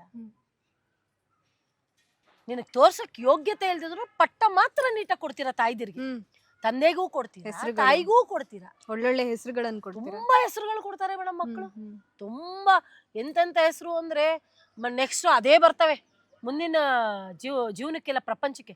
ಮದರ್ ತೆರೇಸಾ ಅದು ಇದು ಎಲ್ಲ ಬರ್ತಿತ್ತು ಮೊದ್ಲು, ಈಗ ಹಂಗಲ್ಲ, ಈ ಪದಗಳೇ ನೆಕ್ಸ್ಟ್. ಬಟ್ ಅಂತೂ ತನ್ನ ಹಾಕಕ್ ಯೋಗ್ಯತೆ ಇಲ್ಲ ನಿಮ್ಗೆ. ನೀವು ಕರೆಕ್ಟಾಗಿ ಮನೇಲಿ ಇಟ್ಕೊಂಡಿದ್ರೆ ಅವಳು ಯಾಕೆ ಬೀದಿಗೆ ಬರ್ತಾಳೆ? ಹೌದು. ಅವತ್ತು ನಿಮ್ಮನ್ನ ಎದೆ ಹಾಲು 50 ಸತಿ ಕುಡಿಸ್ತಾಳೆ ರಾತ್ರಿ ಎಲ್ಲ. ನೀವ್ ಎದ್ದಿ ಎಲ್ಲ ಬಿಟ್ಟಿ ಎಲ್ಲ ರಾತ್ರಿ ಎಲ್ಲ ನಿದ್ದೆಗೆ ಇಡ್ತಾಳೆ. ಅಯ್ಯೋ ಮಗು ಮಗು ಮಗು ಮಗು ಟಾಯ್ಲೆಟ್ ಹೋಗ್ಬಿಟ್ರೆ ಏನ್ ಹಿಂಗೆ ಸೀರೆಲೆ ಬಾಚ್ಕೊಂಡ್ಬಿಡ್ತಾಳೆ, ಹಿಂಗೆ ಬಾಚ್ಕೊಂಡ್ಬಿಡ್ತಾಳೆ, ಹಂಗೆ ತಬ್ಬಿಂಗ್ ಮಲಗಿಸ್ತಾಳೆ ತಾಯಿ. ಅದೇ ತಾಯಿ ಪಕ್ಕದಲ್ಲಿ ಮಲ್ಕೊಂಡ್ ನೋವು ತಿಂತಿರ್ತಾಳೆ, ಬಡ್ಕಂತಿರ್ತಾಳೆ, ಒದ್ದಾಡ್ತಿರ್ತಾಳೆ. ಆ ನೋವು ನೀವು ಪಕ್ಕದಲ್ಲಿದ್ರು ನಿಮಗ್ ಕಾಣಿಸಲ್ಲ. ಅಯ್ಯೋ ನಿದ್ದೆ ಬರ್ತಾಯ್ತಮ್ಮ ಅಂತೀರಾ. ಅವಳಿಗೂ ನಿಮಗೂ ವ್ಯತ್ಯಾಸ ಎಷ್ಟಿದೆ ಗೊತ್ತಾ? ಈ ತರದ್ ಮಕ್ಳು ಹುಟ್ಟಬೇಕನ್ಸುತ್ತಾ ನಿಮ್ಗೆ? ತಾಯಿ ತಾಯಿನೇ, ತಂದೆ ತಂದೆನೆ. ಆ ಎರಡೂ ಜಾಗಕ್ಕೆ ಇನ್ನೊಬ್ರು ಬರಕ್ ಸಾಧ್ಯನೇ ಇಲ್ಲ. ಇಷ್ಟೊತ್ತು ಚಿತ್ರರಂಗದಕ್ಕೂ ನಿಮಗೂ ಹೇಗೆ ನಂಟಿತ್ತು, ಹೇಗಿತ್ತು ಅಲ್ಲಿದ್ದು ಒಂದು ಜರ್ನಿ ಅಂತ ಹೇಳಿದ್ರಿ. ಆ ಚಿತ್ರರಂಗದಿಂದ ಅಂದರೆ ಅಲ್ಲಿಯ ಒಂದು ಜೀವನದಿಂದ, ಅಲ್ಲಿಯ ಲೈಫ್ ಸ್ಟೈಲಿಂದ, ಆ ಕ್ಯಾರವನ್ ಆಗಿರ್ಬೋದು, ಆ ಮೇಕಪ್ ಏನು ಫೀಲ್ಡಿಂದ ಈ ಆಶ್ರಮದ ಕಡೆ ನಿಮ್ಮ ಜರ್ನಿ ಯಾಕೆ, ಈ ಪ್ರಯಾಣ ಯಾಕೆ? ಮೇಡಮ್ ಆಗ್ಲೇದು ಒಂದು ಪ್ರಶ್ನೆ ಕೇಳಿದ್ರೆ ಅದನ್ನ ಹೇಳ್ಬೇಕು ಅನ್ನಿಸ್ತು. ಚಿತ್ರರಂಗ ಸರಿ ಇಲ್ಲ ಅದು ಇದು ಅಂತ. ಹೌದು ಹೌದು. ಚಿತ್ರರಂಗ ಸರಿ ಇಲ್ಲ ಅನ್ನೋರು ದಯವಿಟ್ಟು ಆಚೆ ಹೋಗ್ಬಿಡಿ. ನಮ್ ಚಿತ್ರರಂಗದಲ್ಲಿ ಹೆಸರು ಹೇಳ್ಬಿಡಿ. ಇಲ್ಲೇ ಹೆಸರು ಮಾಡ್ತೀರಾ, ಇದೇ ಹೆಸರು ತಗೊಂಡ್ ಬದುಕ್ತೀರಾ, ಇದೇ ಹೆಸರಲ್ಲೇ ಇರ್ತೀರಾ, ಇಲ್ಲೇ ಊಟ ಮಾಡ್ತೀರಾ, ಆಚೆ ಸರಿ ಇಲ್ಲ ಅಂತೀರಾ. ನಾನ್ ಕೇಳ್ಕೊಳ್ಳೋದಷ್ಟೇ, ತುಂಬಾ ಲಕ್ಷಾಂತರ ಜನಕ್ಕೆ ಊಟ ಕೊಡ್ತಾ ಇದೆ, ಬಟ್ಟೆ ಕೊಡ್ತಾ ಇದೆ ನನ್ನ ಚಿತ್ರರಂಗ. ಸರಿ ಅನ್ನೋರು ದಯವಿಟ್ಟು ಆಚೆ ಹೋಗ್ಬಿಡಿ, ನಮ್ಮ ಇಂಡಸ್ಟ್ರಿಗೆ ಬರಬೇಡಿ.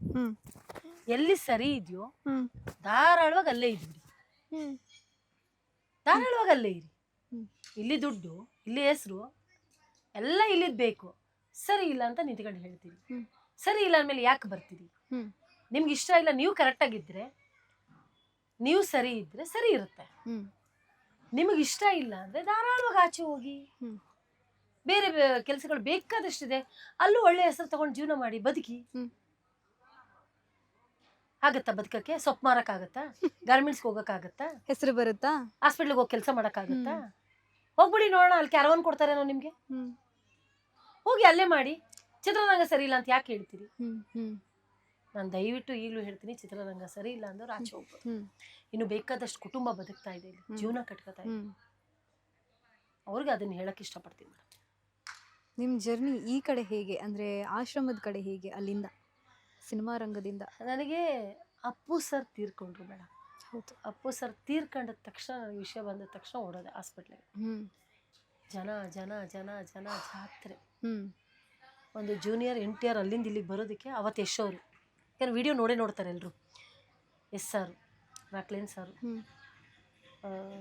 ದರ್ಶನ್ ಸರ್, ಅವತ್ತು ಪ್ರತಿ ಒಬ್ರು ಈ ಕಡೆಯಿಂದ ಬರ್ತಿದ್ರು, ಒಬ್ರು ಆ ಕಡೆಯಿಂದ ಬರ್ತಿದ್ರು, ಒಬ್ರು ಆ ಕಡೆಯಿಂದ ಬರ್ತಿದ್ರು. ಹೆಂಗೆ ಓಡಾಡ್ತಾ ಇದ್ರು ಅಂದ್ರೆ ಅವತ್ತಿನ ದಿನ ಮೇಡಮ್, ನಿಜವಾಗ್ಲೂ ಅವ್ರನ್ನೆಲ್ಲ ಇವತ್ತು ನೆನೆಸ್ಕೋಬೇಕು ನಾವು. ಎಷ್ಟು ಜನ ಅವತ್ತು ಓಡಾಡಿದ್ರು ಅಂದ್ರೆ ನನ್ನ ಇಂಡಸ್ಟ್ರಿ, ಪ್ರತಿಯೊಬ್ಬರು ಒಂದೊಂದು ಕ್ಷಣ. ಯಾಕಂದ್ರೆ ಅಷ್ಟು ಟ್ರಾಫಿಕ್, ಅಷ್ಟು ಇದು. ಅಲ್ಲಿಂದ ಇಲ್ಲಿಗೆ ಬರೋಕ್ಕೆ ಸ್ವಿಚ್ ಆಫ್ ಆಗ್ಬಿಡ್ತಿತ್ತು, ಫೋನ್ ಸ್ವಿಚ್ ಆಫ್, ಅಲ್ಲಿಂದ ಅಲ್ಲಿಗೆ ಬರೋಕ್ಕೆ ಸ್ವಿಚ್ ಆಫ್. ಯಾಕಂದ್ರೆ ಅಷ್ಟು ಟ್ರಾಫಿಕ್. ಜೂನಿಯರ್ MTR ಬರೀ ಇಲ್ಲಿಂದ ಅಲ್ಲಿಗೆ ಮೂವ್ ಮಾಡೋಕ್ಕೆ ಅರ್ಧ ಗಂಟೆ ಬೇಕಾಗಿತ್ತು, ಅಷ್ಟು ಜನ. ಅಷ್ಟು ಫೋನ್ ಮಾಡಿ ಮಾಡಿ ಮಾಡಿ ಸ್ವಿಚ್ ಆಫ್. ಯಾರೇ ಬಂದ್ರು ಒಂದು ಕರ್ಕೊಳ್ತಿದ್ದೆ, ಮಾಡ್ತಿದ್ದೆ, ನಾನು ನೋಡ್ತಾ ಇದ್ದೆ. ಈ ಜನ ಏನಪ್ಪ ಇಷ್ಟು ಜನ ಸಂಪಾದನೆ, ಎಲ್ಲದರಲ್ಲೂ ನಿಂತಿದ್ದೀರಾ. ಅವ್ರ ಜೊತೆಲಿ ಕೆಲಸ ಮಾಡಿದ್ದೆ ನಾನು, 10 ಸಿನಿಮಾ ಕೆಲಸ ಮಾಡಿದ್ದೆ ನಾನು ಅವ್ರ ಜೊತೆ. ಒಂದು 10 ಸಿನಿಮಾ ಕೆಲಸ, ಹುಡುಗರು, ಅಣ್ಣ ಬಾಂಡ್, ಪರಮಾತ್ಮ, ಖರಾಮ್, ಹ್ಮ್ ನಿನ್ನಿಂದಲೇ, ನಿನ್ನಿಂದಲೇ.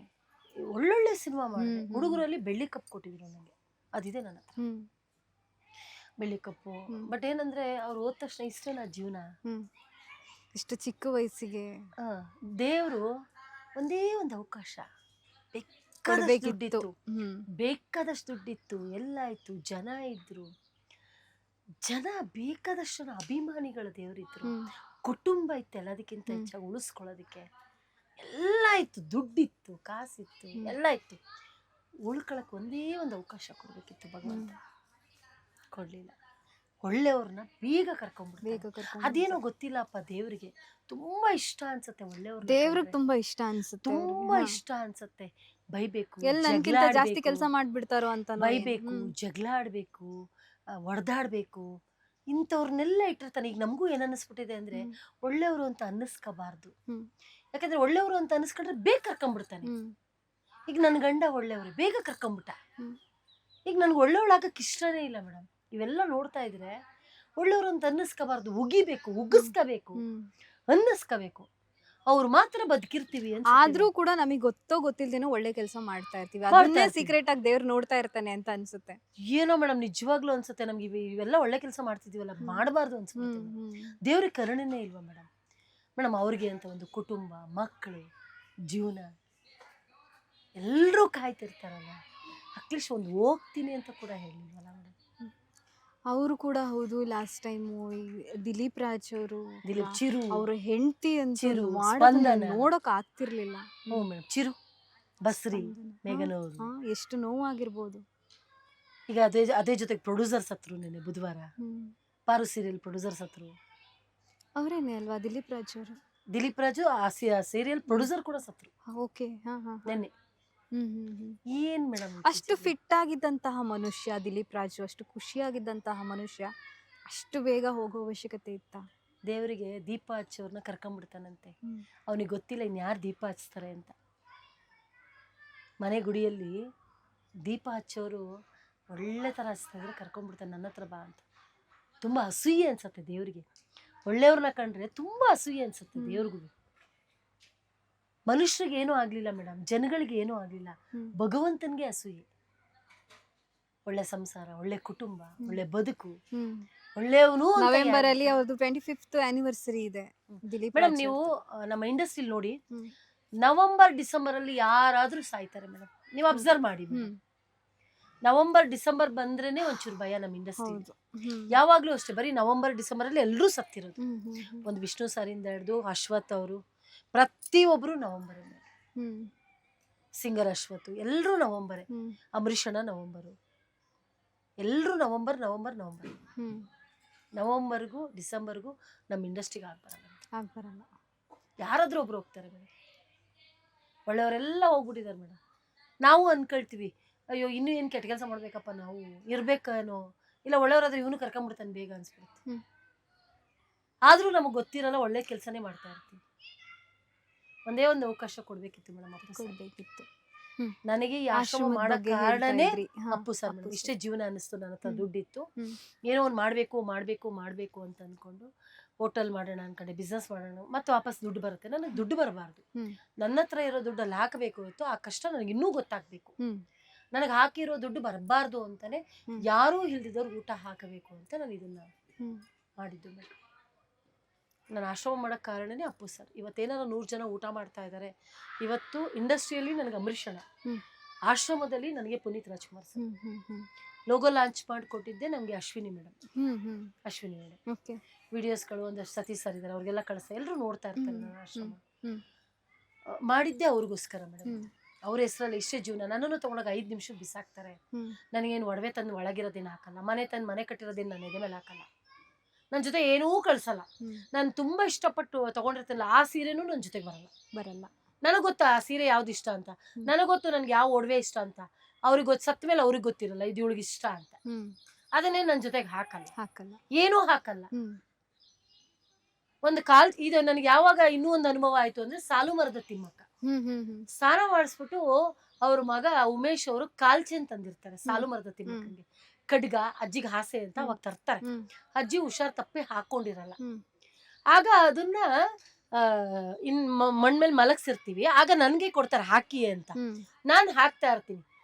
ಆಗ ಇದೇ ಹೋಮ್ ಮಿನಿಸ್ಟರ್ ಸರು ಮತ್ತೆ ನಮ್ಮ HD ರೇವಣ್ಣ ಅವರು ಎಲ್ರು ಬೈತಾರೆ, ಅದೆಲ್ಲ ಹಾಕಬಾರ್ದು ಶಾಸ್ತ್ರ, ಅದೆಲ್ಲ ಹಾಕಬಾರ್ದಮ್ಮ ಅಂತ ಹೇಳ್ತಾರೆ. ಮತ್ತೆ ನಾವು ಸಂಪಾದನೆ ಮಾಡಿದ್ದೇನು, ಏನು ನನಗಲ್ಲೂ ಒಂದು ಜೀವನ ಗೊತ್ತಾಯ್ತು. ನಂಗೆ ಹೋಮ್ ಮಿನಿಸ್ಟರ್ ಸರ್ ಹೇಳಿದ್ರು, ಪರಮೇಶ್ವರ್ ಸರ್ ಅದೆಲ್ಲ ಹಾಕಬಾರ್ದು, ತೆಗೀರಿ ತೆಗೀರಿ ಅಂತ. ಯಾವುದನ್ನು ಹಂಗೆಲ್ಲ ಹಾಕಬಾರ್ದು. ಆ ಚಿನ್ನದ ಉಂಗುರ ಇತ್ತು, ಎಲ್ಲ ಇತ್ತು, ತೆಗೆದ್ವಿ. ಕಾಲ್ಬಳೆ ತುಂಬಾ ಇಷ್ಟಪಡ್ತಿದ್ರು. ನಾನು ಒಂದ್ ಕಾಲ್ಗೆ ಹಾಕ್ಬಿಟ್ಟು ಇನ್ನೊಂದ್ ಕಾಲ್ಗೆ ಹಾಕ್ತಾ ಇದ್ರೆ ಬೇಡ ಬೇಡ ಅಂದ್ರು, ತೆಗ್ಸಿದ್ರು. ಆಮೇಲೆ ಸುಮ್ನೆ ಒಂದ್ ನಿಮಿಷ ಇಟ್ಬಿಟ್ಟು ತೆಗೆದ್ವಿ. ಆಗ್ಲೂ ನನಗೆ ಇನ್ನೊಂದ್ ಜೀವನ ಗೊತ್ತಾಯ್ತು, ಅದನ್ನೂ ಹಾಕಲ್ವಿ ನಮ್ಮ ಯೋಗ್ಯತೆಗೆ. ಒಂದು ಹಾಕಲ್ಲ, ಒಂದು ಮೂಗ್ಬಟ್ಟು ಬಿಡಲ್ಲ, ಚಿನ್ನ ತೆಗಿರಿ ತೆಗಿರಿ ಅಂತಾರೆ. ಕಟ್ಟಿರೋ ಉಡ್ದಾರನು ಕಟ್ ಮಾಡಿ ಅಂತಾರೆ. ಆ ಬಟ್ಟೆನೂ ಕಟ್ ಮಾಡಿ ಅಂತ ಹರಿತಾರೆ. ಮತ್ತೇನ್ ನಂದು ಅನ್ನೋದು ಏನಿದೆ? 6 ಅಡಿ 3 ಅಡಿ ಅದೇ ತಾನೇ ನನ್ ಸ್ವಂತ ಜಾಗ. ಆ ಸ್ವಂತ ಜಾಗಕ್ಕೆ ನಂದು ನಂದು ನಂದು ಅಂತ ಬಡ್ಕೊಂಡು ಯಾಕೆ ಸಾಯ್ಬೇಕು ಅಂತ ಜೀವನ ಇಬ್ರು ಕಲ್ಸಿದ್ರು ಮೇಡಮ್. ಫಸ್ಟ್ ಕಲ್ಸಿದ್ದು ಪುನೀತ್ ರಾಜ್ಕುಮಾರ್ ಸರ್, ಇಷ್ಟೇ ಜೀವನ. ಅದಕ್ ಮುಂಚೆ ನನ್ನ ಲೈಫಲ್ಲಿ ನಾನು ಕಲ್ತಿದ್ದೆ, ಇಷ್ಟೇ ಅಂತ ಗೊತ್ತಾಗಿದ್ದು ಇವರಿಂದ. ಅದಾದ್ಮೇಲೆ ಇನ್ನೂ ಒಂದ್ ಸ್ವಲ್ಪ ಕಲ್ತಿದ್ದು ಸಾಲುಮರದ ತಿಮ್ಮಕ್ಕ ಅವ್ರ ಆ ಟೈಮ್ ಆಗಾಡಿಗೆ ಕಲ್ಸ್ಕೊಟ್ಟಂತದ್ದು. ಇಷ್ಟೆಲ್ಲ ಮಾಡಿ ನನಗ್ ಬೇಕಾಗಿರೋದೇನು? ನಾಳೆ ಸತ್ರೆ 4 ಜನ ಕಣ್ಣೀರ್ ಹಾಕಕ್ ಬೇಕು ನನಗೆ, ಹೊತ್ಕೊಂಡ್ ಹೋಗಕ್ 4 ಜನ ಬೇಕು. ಸಂಪಾದನೆ ಮಾಡ್ಬೇಕಾಗಿರೋದು ನಾವಷ್ಟೇ ಮೇಡಮ್. ನನ್ನ 4 ಜನ ಹೊತ್ಕೊಂಡ್ ಹೋಗ್ತಾರೆ. ಈ ಆಶ್ರಮದಲ್ಲಿರೋರ್ಗೆ ಯಾರು ಹೊತ್ಕೊಂಡ್ ಹೋಗ್ತಾರೆ? ಅಪ್ಪ ಅಮ್ಮನ್ನ ಬೀದಿಲ್ ಬಿಸಾಕಿದಿರಲ್ಲ, ಯಾರು ಹೊತ್ಕೊಂಡ್ ಹೋಗ್ತಾರೆ ಇವ್ರನ್ನ? ನಾನು ಯಾವಾಗ್ಲೂ ಯಾರ ಸತ್ತೋದ್ರೆ ಹೋಗ್ತೀನಿ SRSಗೆ ಮೇಡಮ್. ಒಬ್ಬೊಬ್ರು ಕುಟುಂಬ 50 ಜನ 20 ಜನ 30 ಜನ 40 ಜನ 100 ಜನ ಎಲ್ಲ ಬಂದಿರ್ತಾರೆ. ಅದೇ ಟೈಮ್ಗೆ ನನ್ನ ಆಶ್ರಮದ ಬಾಡಿ ಹೋಗುತ್ತಲ್ಲಿ, ಹೆಣ ಸತ್ತಿರೋ ಹೆಣ, ನಾನು ಒಬ್ಳೇ ಇರ್ತೀನಿ. ನನ್ನ ಜೊತೆಗೆ ಅರ್ಧನಾರೀಶ್ವರ ಈಶ್ವರ ಭಗವಂತ ಇರ್ತಾರೆ. ಅವನಿಗೆ ನಾನು, ನನಗೆ ಅವನು, ಇವರಿಗೆ ನಾನು, ನನಗೆ ಅವನು. ನಿಂಬೆನ್ ಹಿಂದೆ ನಿಂತಿರ್ತಾರೆ. ಅವ್ರಿಗೆ ಅಷ್ಟೊಂದ್ ಜನ ಇರ್ತಾನೆ, ಬರ್ತಾನೆ. ನನಗೆ ಯಾರು ಅವಾಗ ನನ್ಗಳು ಬರುತ್ತೆ. ನೀನು ಮಕ್ಕಳು ಸಾಕಿರ್ತೀಯ, ನೀನು ಗಂಡ ಮಕ್ಕಳ ಜೊತೆ ಸಂಸಾರ ಮಾಡಿರ್ತೀಯ, ನೀನು ದೇವ್ರ ಪೂಜೆ ಮಾಡಿರ್ತೀಯ, ಎಲ್ಲಾದನ್ನು ಮಾಡಿರ್ತೀಯ. ಕೊನೆಗೆ ನೀನ್ ಪಡ್ಕೊಂಡ್ ಬಂದಿರೋದಿದೆ. ತಾಯಿ ಸತ್ರಿ ಹೆಣ ಇಟ್ಕೊಂಡಿದ್ರೆ ಮಗಳಿಗೆ ಫೋನ್ ಮಾಡ್ತೀನಿ, ಎಲ್ಲೋ ನಂಬರ್ ಸಿಗತ್ತೆ ಒಂದೊಂದು, ಇಲ್ಲಾಂದ್ರೆ ಸಿಗಲ್ಲ. ನಿಮ್ಮಮ್ಮ ಸತ್ತೋಗಿದ್ದಾರೆ ಬಾಮ್ಮ ಅಂದ್ರೆ, ಯಾರು? ನಮ್ಮಮ್ಮನ? ಯಾರು? ಓ ಹೌದಾ, ಯಾವಾಗ, ಎಷ್ಟೊತ್ತಲ್ಲಿ? ಕತೆ ಅವಾಗ ಕತೆ ಉರಿತಾ ಇರತ್ತೆ ನನಗೆ. ಎತ್ತಾಕ್ಬಿಡು. ಕತೆ ಹೇಳೋಷ್ಟು ಪುರ್ಸೊತ್ತು ನಮಗಿರಲ್ಲ, ಎತ್ತಾಕ್ಬಿಡು. ನಾಚಿಕೆ ಆಗ್ಬೇಕಲ್ವಾ? ಏನಂತಾರೆ, ಅಮ್ಮ ನಿಮ್ಮಮ್ಮನ ಹೆಣ ಇಲ್ಲಿದ್ಯಮ್ಮ, ನಾನು ಅಲ್ಲೇ ಪೂಜೆ ಮಾಡ್ಕೊಳ್ತೀನಿ. ಅಮ್ಮ ಸತ್ತಿರೋ ಹೆಣ ಇಲ್ಲಿದ್ಯಮ್ಮ, ದಯವಿಟ್ಟು ಬನ್ನಿ ಅಮ್ಮ, ನಿನ್ನ ಕೈ ಮುಗಿತೀನಮ್ಮ. ನೀವು ಮಕ್ಕಳು ಅಲ್ದಿರೋ ಮಕ್ಕಳಾಗಿ ನೀವು ಕಾಲ್ ಹಿಡಿಬೇಕು ಮೇಡಮ್. ನಾನು ಕಾಲ್ ಹಿಡಿತೀನಿ ಅಂತ ಭಿಕ್ಷೆ ಬೇಡ್ತೀನಿ, ಬನ್ನಿ. ನೀವು ದುಡ್ಡು ಖರ್ಚು ಮಾಡಬೇಡಿ, ನಾನು ಯಾರ ಹತ್ರನೋ ಭಿಕ್ಷೆ ಬೇಡ, ನಾನು ಖರ್ಚು ಮಾಡ್ತೀನಿ. ಒಂದು ಕರ್ಪೂರ ಹಚ್ಚಿ ನಿಮ್ಮನ್ನ ಎತ್ತಿದಾಳಲ್ಲ ತಾಯಿ, ಆ ತಾಯಿ ಹೊಟ್ಟೆಲಿರೋ ಸಂಕಟ ತಣ್ಣಗಾಗ್ಲಿ. ನಿಮ್ಮನ್ನ ಕರೆಯೋ ಉದ್ದೇಶ ಒಂದೇ, ನಿಮ್ಮನ್ನ 9 ತಿಂಗಳು ಎತ್ತಿ ಒತ್ತಿ 100 ಕನಸು ಕಟ್ಕೊಂಡು ನಿಮ್ಮ ತಾಯಿ ನಿಮ್ಮನ್ನ ಸಾಕಿ ಬೆಳೆಸಿ ಶುದ್ಧ ಮಾಡಿರ್ತಾಳಲ್ಲ, ಆ ತಾಯಿ ಕರುಳು ತಣ್ಣಗಾಗ್ಲಿ ಅಂತ ಮಾತ್ರ ಕರಿತೀನಿ. ಏನಂತಾರೆ ಗೊತ್ತಾ? ತಿಕ್ಕ ಮುಚ್ಕೊಂಡು ಫೋನ್ ಇಡೆ ಅಂತಾರೆ. ಇವ್ರ ಹತ್ರ ಇಷ್ಟೆಲ್ಲ ಹೇಳಿ ಗ್ರಾಚಾರ ಕರ್ಕೊಂಡೋಗಿದೆ, ನೀನ್ ಹಣೆ ಬರ ಮಾಡೆ ಅಂತಾರೆ. ಒಂದ್ಸಲ ಸುಮ್ನಾಗ್ತೀನಿ, 2ನೇ ಸಲ ಭಿಕ್ಷೆ ಬೇಡ್ತಾ ಇರ್ತೀನಿ. ಲಾಸ್ಟಿಗೆ ಆ ಪದ ಬರುತ್ತೆ, ನೆಕ್ಸ್ಟ್ ಸ್ವಿಚ್ ಆಫ್. ಅಷ್ಟೇ, ಇಷ್ಟೇ ಅವ್ರದ್ದು ರಿಲೇಶನ್ಶಿಪ್ ಅಷ್ಟೇ. ಮಗನ ಮಗನ ನಂಬರ್ ಹುಡ್ಕೊಂಡು ಫೋನ್ ಮಾಡ್ತೀನಿ, ಅವನಿಲ್ವಾ ಅವನನ್ನ ಕರೀರಿ, ಅಮ್ಮ ನಂಬರ್ ಕೊಡಮ್ಮ ಅಂತ ಕೇಳ್ತೀನಿ, ನಂಬರ್ ಕೊಡ್ತಾಳೆ. ಆಗ ಅವನಿಗೆ ಫೋನ್ ಮಾಡಿ, ರಾಂಗ್ ನಂಬರ್. ಅಪ್ಪ ನೀನೇ ಮಗ ಅಂತ ಗೊತ್ತು, ಫಸ್ಟ್ ಸರಿಯಾಗಿ ಕೇಳಿಸ್ಕೊ ಅಂತ ಹೇಳ್ತೀವಿ. ಅವಾಗ ಕೇಳಿಸ್ಕೊತಾರೆ, ಕೇಳಿಸ್ಕೊಂಬಿಟ್ಟು ಹೌದಾ 10 ನಿಮಿಷ ಮಾಡ್ತೀನಿ ಅಂತಾನೆ, ಅವನು ಸ್ವಿಚ್ ಆಫ್. ಸತ್ತಿರೋ ಹೆಣ ಇಟ್ಕೊಂಡು ಎಷ್ಟೊತ್ತು ಇಟ್ಕೋಬೋದು? ವಿಧಿ ಇಲ್ಲ ಮೇಡಮ್. ಇಲ್ಲಿವರೆಗೂ 150 ಜನ ಸಂಸ್ಕಾರ ಮಾಡಿದ್ದೀನಿ. ಒಂದೊಂದ್ಸಲ ಅನ್ಸತ್ತೆ, ಯಾಕೆ ಈ ಕೆಲಸ ಮಾಡ್ತಿದ್ದೀನಿ? ಎಲ್ಲೋ ಕ್ಯಾರವನ್ ಅಲ್ಲಿ ಕುತ್ಕೊಳ್ತಿದ್ದೆ, ಕಾರ್ ಬರ್ತಿತ್ತು, ರಾಣಿ ತರ ಹೋಗ್ತಿದ್ದೆ, ಪೇಜ್ ಗಟ್ಲೆ ಡೈಲಾಗ್ ಕೊಡ್ತಿದ್ರು, ಮಾಡ್ತಿದ್ದೆ, ಒಳ್ಳೊಳ್ಳೆ ಬಟ್ಟೆ ಹಾಕೊಳ್ತಿದ್ದೆ. ಜೀವನ ತುಂಬಾ ಚೆನ್ನಾಗಿತ್ತು ಮೇಡಮ್, ನನ್ನ ಲೈಫ್ ಬದುಕು. ಯಾಕೆ ಇಲ್ಲಿಗೆ ಬಂದೆ ಅಂತ ಗೊತ್ತಿಲ್ಲ. ಆ ಭಗವಂತ ಇಲ್ಲಿಗೆ ಯಾಕೆ ಕಳಿಸ್ತಾ ಅಂತ ನನಗಿನ್ನೂ ಕ್ವಶನ್ ಆಗೇ ಉಳ್ಕೊಂಡಿದೆ, ಪ್ರಶ್ನೆಯಾಗೆ ಉಳ್ಕೊಂಡಿದ್ದೇನೆ. ಯಾಕೆ ಕಳಿಸ್ತೆ ಇಲ್ಲಿ? ಹೆಂಗೋ ಇದ್ದೆ ಆರಾಮಾಗೆ, ಇಲ್ಲಿಗೆ ಯಾಕೆ ದುಡಿಸ್ತೆ ನನ್ನ? ಮೇಡಮ್ ಅವನ್ ಎಷ್ಟೇ ಕೋಟಿಗೆ ಬದುಕಿರ್ಲಿ, ಅವನೆಂತ ಭಿಕ್ಷುಕ ಸತ್ರುವೆ ಮೆಡಿಕಲ್ ಸರ್ಟಿಫಿಕೇಟ್ ಇಲ್ಲ ಅಂದ್ರೆ ಚಿತಾಗಾರದಲ್ಲಿ ಕರ್ಕೊಳ್ಳಲ್ಲ. ಕರ್ಕೊಳ್ಳಲ್ಲ. ಮತ್ತೆ ಇನ್ನೂ ಒಂದು, ಹಾದಿ ಬೀದಿ ಹೆಣ ಅಂತಾರಲ್ಲ ಹಾಗೆ. ಆದಿ ಬೀದಿ ಆಗ್ಬೇಕು. ಹೇಳಕ್ಕೂ ಮೆಡಿಕಲ್ ಬೇಕು, ಹ್ಮ್ ಆದಿ ಬೀದಿ ಹೇಳಕ್ಕೂ ಮೆಡಿಕಲ್ ಬೇಕು. ಮೆಡಿಕಲ್ ತಗೊಂಡೋಗಿಲ್ಲ ಅಂದ್ರೆ ನನ್ನನ್ನು ಕರ್ಕೊಳ್ಳಲ್ಲ ಅಲ್ಲಿ. ನೀನ್ ಎಷ್ಟೇ ದೊಡ್ಡ ಇಲ್ಲಿರೋ ವ್ಯಕ್ತಿ ಅನಾಥ ಅವ್ರನ್ನು ಆಗ್ಲಿ, ಹಾ. ಕರ್ಕೊಳ್ಳಲ್ಲ. ಅನಾಥಾಶ್ರಮ ಹೆಸರಿಗಷ್ಟೇ, ಹ್ಮ್ ಯಾರನ್ನೂ ಕರ್ಕೊಳ್ಳಲ್ಲ. ಹ್ಮ್ ಆಮೇಲೆ ನೀವು ಬಡವರೇ ಆಗಿರಿ, ಹ್ಮ್ ಶ್ರೀಮಂತರೇ ಆಗಿರಿ, ಹ್ಮ್ ಮಧ್ಯವರ್ಗದವರೇ ಆಗಿರಿ, ಹ್ಮ್ ಯಾರೇ ಆಗಿರಿ ಮೇಡಮ್, ಹ್ಮ್. ಕಣ್ಣೋದ್ರೂ ಜೀವನ ಮಾಡ್ಬೋದು, ಕಾಲು ಹೋದ್ರೂ ಜೀವನ ಬದುಕ್ಬೋದು, ಒಂದು ಕೈ ಇಲ್ಲ ಅಂದ್ರೂ ಬದುಕಬಹುದು, ಅರ್ಧ ದೇಹ ಇಲ್ಲ ಅಂದ್ರೂ ಬದುಕಿದ್ದಾರೆ. ಹ್ಮ್. ಎಷ್ಟೋ ಜನ ನೀವು ನೋಡಿದ್ದೀರಿ. ಸಾಧನೆ ಮಾಡಿದ್ದಾರೆ ಬದುಕಿ. ಒಂದು ಕಿವಿ ಇಲ್ಲ ಅಂದ್ರೂ ಬದುಕಬಹುದು, ಕಿವಿ ಕೇಳಿಸಿಲ್ಲ ಅಂದ್ರೂ ಬದುಕಬಹುದು, ಬಾಯಿ ಮಾತಾಡಕ್ ಬರ್ಲಿಲ್ಲ ಅಂದ್ರೂ ಬದುಕಬಹುದು. ಹ್ಮ್ ತಲೆಯಲ್ಲಿ ಒಂದೇ ಒಂದು ನರ ಹ್ಮ್ ಹೋಗ್ಬಿಟ್ರೆ ಅವನೆಷ್ಟೇ ಕೋಟಿಗೆ ಬದುಕಿದ್ರು ವೇಸ್ಟೆ, ಅವನೆಂತ ಭಿಕ್ಷುಕ ಆದ್ರೂ ವೇಸ್ಟೆ. ಅಷ್ಟೇ. ನಾಯಿ ಪಾಡೋ ಅಂತ. ಹ್ಮ್ ನಿಮ್ಮ ಆಶ್ರಮದಲ್ಲೂ ಕೂಡ ಚಿಕ್ಕ ಚಿಕ್ಕ ಮಕ್ಕಳಿಂದ ಹಿಡಿದು ದೊಡ್ಡೋರ್ವರೆಗೂ ಇದ್ದಾರೆ. ಹೆಂಗ್ ಮೇಂಟೈನ್ ಮಾಡ್ತೀರಾ ಅವ್ರನ್ನೆಲ್ಲ ನೀವು? ಇಷ್ಟೇ ಮೇಡಮ್ ಅವ್ರು ಆಗಿರೋದು ಇವತ್ತು ಪರಿಸ್ಥಿತಿ. ಕಣ್ಣಲ್ಲಿ ನೀರು ಬರುತ್ತೆ. ಹ್ಮ್ ಮಕ್ಕಳು ನೋಡ್ಬೇಕು ಅಂತಾರೆ, ಹ್ಮ್ ಎಲ್ಲಿ ಕರ್ಕೊಂಡು ಬರ್ಲಿ? ಮಕ್ಕಳು ಸ್ವಿಚ್ ಆಫ್ ಮಾಡ್ಕೊಳ್ತಾರೆ, ಹ್ಮ್ ನಾಟ್ರಿಚಗಳು ಮಾಡ್ಕೊತಾರೆ, ನಂಬರೇ ಚೇಂಜ್ ಮಾಡ್ಬಿಡ್ತಾರೆ, ಹ್ಮ್ ಮನೇನೆ ಚೇಂಜ್ ಮಾಡ್ಬಿಡ್ತಾರೆ. ಹ್ಮ್ ನನ್ನ ವಿಡಿಯೋ ನೋಡಿದ್ರು ಬರಲ್ಲ, ಅಯ್ಯೋ ಕರ್ಕೊಂಡೋಗಿ ಮತ್ತೆ ನನ್ನ ತಲೆ ಮೇಲೆ ಹಾಕೋಬೇಕಲ್ಲ ಅಂತ. ಅದೇ ಮಕ್ಳಿಗೆ ಅಂತ ಪರಿಸ್ಥಿತಿ ಬಂದ್ರೆ ತಾಯಿ ಬಿಡ್ತಾಳ? 9 ತಿಂಗಳು ಹೆತ್ತು ಹೊತ್ತು ಸಾಕಿ 25 ವರ್ಷ 30 ವರ್ಷ ದೊಡ್ಡ ಮಾಡಿ ಮದುವೆ ಮಾಡಿ ಅವ್ರಿಗೊಂದು ಜೀವನನೂ ಕಟ್ಟಿಕೊಟ್ಟು ಆಮೇಲೆ ಅವರಿಗೆ ತಂದೆ ತಾಯಿ ಬೇಡ ಅನ್ನೋದಾದ್ರೆ ಇಂಥ ಮಕ್ಕಳು ಇರಬೇಕು ಅಂತ ನಿಮ್ಗೆ ಅನ್ಸುತ್ತಾ? ಅವ್ರಿಗೆ ಹುಟ್ಟಿರೋದಕ್ಕೆ ಏನಾದ್ರು ಭೂಮಿ ಮೇಲೆ ಅರ್ಹತೆ ಇದೆಯಾ ಅಂತ ಏನಾದ್ರು ಅನ್ಸುತ್ತಾ ನಿಮ್ಗೆ? ನನ್ನ ಆಶ್ರಮದಲ್ಲಿ ಇರೋರ್ನೆಲ್ಲ ಬೇಡ ಅಂತ ಬಿಸಾಕಿರೋರೆ ಮೇಡಮ್. ಹ್ಮ್ ಬೇಡ ಅಂತ ಬಿಸಾಕಿರೋರು ಹ್ಮ್ ಈಗ ನನ್ನ ಆಶ್ರಮದಲ್ಲಿ ಎಷ್ಟು ಜನ ಇದ್ದಾರೋ ಅವ್ರ ಮಕ್ಕಳು ಬೇಡ ಅಂತ ಬಿಸಾಕಿರೋರ್ನ ನಾನು ಬಾಚ್ಕೊಂಡು ಹ್ಮ್ ತಬ್ಕೊಂಡು ಒಚ್ಕೊಂಡಿದ್ದೀನಿ ಅವ್ರನ್ನ. ಹ್ಮ್ ಅವ್ರು ಬೇಡ ಅಂತ ಬಿಸಾಕಿರೋ ಎಂಜಿಲ್ನ ನಾನು ಎತ್ಕೊಂಡು ಅದನ್ನ ಪವಿತ್ರ ಅಂತ ನಾನು ಬಾಚ್ಕೊಂಡು ತಪ್ಕೊಂಡಿದ್ದೀನಿ. ಇದಕ್ಕೂ ಕೆಟ್ಟ ಮೆಸೇಜ್ ಹಾಕ್ತಾರೆ, ಇಂಥ ಕೆಲ್ಸಕ್ಕೂ ಯೋಗ್ಯತೆ ಇಲ್ಲ ಅವ್ರಿಗೆಲ್ಲ. ಮೇಡಮ್. ಅನ್ನ ಹಾಕಲ್ಲ ಅವರು, ಊಟ ಕೊಡಲ್ಲ, ಬಟ್ಟೆ ಕೊಡಲ್ಲ, ಕೆಟ್ಟ ಕೆಟ್ಟ ಕಮೆಂಟ್ಗಳನ್ನ ಹಾಕ್ತಾರೆ. ಅದೇ ಕೆಲಸ ಅವ್ರಿಗೆ, ಬೇರೆ ಕೆಲಸ ಇಲ್ಲ ಅವ್ರಿಗೆ. ಯಾಕಂದ್ರೆ ಅವ್ರ ಜೊತೆಲಿ ಅಕ್ಕ ತಂಗಿರಿರಲ್ಲ. ಯಾರೋ ಒಬ್ಳು ಬೆಳೀತಾ ಇದ್ದಾಳೆ ಅಂದ್ರೆ ಹೊಟ್ಟೆ ಕಿಚ್ಚು ಪಡ್ತಾರೆ ಹ್ಮ್ ಮೇಡಮ್. ಎಲ್ಲೋದ್ರೂ ರಾಜಕೀಯನೇ. ಹ್ಮ್ ನೀವು ಯಾವ ಮೂಲೆಯಲ್ಲಿ ಯಾವುದೇ ಕೆಲಸ ಮಾಡ್ತಾ ಇರ್ಲಿ ರಾಜಕೀಯನೇ. ಹ್ಮ್ ಇಲ್ಲೂ ತುಳಿ ಯೋಗ್ಯತೆ ಇಲ್ಲ, ಇನ್ನೊಂದು ತಂದೆ ತಾಯಿನ ಸಾಕೋ ಯೋಗ್ಯತೆ ಇಲ್ಲ, ರಾತ್ರಿ 1 ಅವ್ರ ಬೆಲೆ ಗಂಟೆಗೆ ಗೊತ್ತಿಲ್ಲ. ವಿಡಿಯೋ ಕಾಲ್ ಮಾಡ್ತಾರೆ, ಕೆಟ್ಟ ಕೆಟ್ಟ ಮೆಸೇಜ್ ಕಳಿಸ್ತಾರೆ ನನಗೆ. ಹ್ಮ್ ಹ್ಮ್ ಹ್ಮ್ 100 ರೂಪಾಯಿ ಕೊಡ್ತೀನಿ, ನಿನ್ ರೇಟ್ ಎಷ್ಟು ಅಂತ ಕೇಳ್ತಾರೆ. 100 ರೂಪಾಯಿ ಕೊಡ್ತೀನಿ ಬರ್ತೀಯಾ ಅಂತ ಟೈಮಲ್ಲಿ ನಿಮ್ ಲೈವ್ ಅಲ್ಲೇ ಮೆಸೇಜ್ ಆಗ್ತಾನೆ ಮೇಡಮ್. ಹ್ಮ್ 100 ರೂಪಾಯಿ ಕೊಡ್ತೀನಿ ಬರ್ತೀಯಾ, ನಿನ್ ರೇಟ್ ಎಷ್ಟು? ಹ್ಮ್ ತುಂಬಾ ಚೆನ್ನಾಗಿದೆ ನೋಡಕ್ಕೆ, ನನ್ ಮದ್ವೆ ಮಾಡ್ಕೋತೀಯಾ, ಬರ್ತೀಯಾ ಅಂತ ಕೇಳ್ತಾರೆ. ಇಂಥ ಪವಿತ್ರವಾದ ಕೆಲಸ ಮಾಡ್ಬೇಕಾದ್ರೇನು ನೀವು ಲುಚ್ಚಾಗಳು ಇಂಥ ಮೆಸೇಜ್ ಮಾಡ್ತೀರಾ ಅಂದ್ರೆ ಇದಕ್ಕಿಂತ ಬೇರೆ ಪವಿತ್ರವಾದ ಕೆಲಸ ಏನಿದೆ ಲೈಫಲ್ಲಿ? ಕೆಟ್ಟ ಕೆಲಸ ಮಾಡಿದ್ರು ಸುಳೆ ಅಂತೀರಾ, ಅವ್ನು ಯಾವನ ಹತ್ರನೋ ಹೋದ್ರು ಅಂತೀರಾ, ನಮ್ಮ ಪಾಡಿಗೆ ನಾವು ದುಡಿತಿದ್ರು ಅದಕ್ಕೊಂದು ಕಟ್ಕೊಡ್ತೀರಾ. ಇಂಥ ಪವಿತ್ರವಾದ ಜಾಗದಲ್ಲಿ ಕೆಲಸ ಮಾಡ್ತಾ ಇದ್ರು ಇದಕ್ಕೊಂದು ಕತೆ ಕಟ್ತೀರಾ. ನಾವೊಂದು ಒಳ್ಳೆ ಬಟ್ಟೆ ಹಾಕೊಂಡ್ರೆ ನೋಡಿ ಯಾವೊಂದೋ ದುಡ್ಡು ಎಲ್ಲ ಮುಂದ್ ಜಾತ್ರೆ ಅಂತೀರಾ. ಒಂದ್ ಪೂಜೆ ಮಾಡಿಸ್ತಾ ಇದ್ರೆ ಸತ್ಯನಾರಾಯಣ ಸ್ವಾಮಿ ಮೇಡಮ್, ಆ ಬೆಂಕಿ ಅಂತ ದೇವ್ರು ಸತ್ಯ ಏನಿದೆ ಅಂತ ಅವ್ನಿಗೆ ಗೊತ್ತು. ಆ ಫೋಟೋಗೆ ಒಂದು ಹೂವು ಹಾಕಿದ್ರೆ ಯಾವೊಂದೋ ದುಡ್ಡು ತಂದು ಮಜಾ ಮಾಡ್ತಾವಳೆ ಅಂತೀರಾ. ಒಂದ್ ಹೋಲೆ ಹಾಕೊಂಡ್ರೆ ನೋಡಿ ಏನೋ ಹಾಕೊಂಡ್ ಮಜಾ ಮಾಡ್ತಾವಳೆ, ಒಂದ್ ಚೈನ್ ಹಾಕೊಂಡ್ರೆ ಓ ನೋಡು ದುಡ್ಡು ಮಾಡಿದ್ಲು, ದುಡ್ಡು ಹೊಡೆದ್ಲು, ಆಶ್ರಮ ಮಾಡಿದ್ರು ಕಷ್ಟ, ಮಾಡ್ಲಿಲ್ಲ ಅಂದ್ರು ಕಷ್ಟ, ದುಡ್ಡು ಮಾಡಿದ್ಲು. ಬಾರಪ್ಪ ಏಳು ಉಚ್ಚೆ ಬಾಚು, ನೀನು ಒಂದು ಆಶ್ರಮ ಮಾಡಯ್ಯ.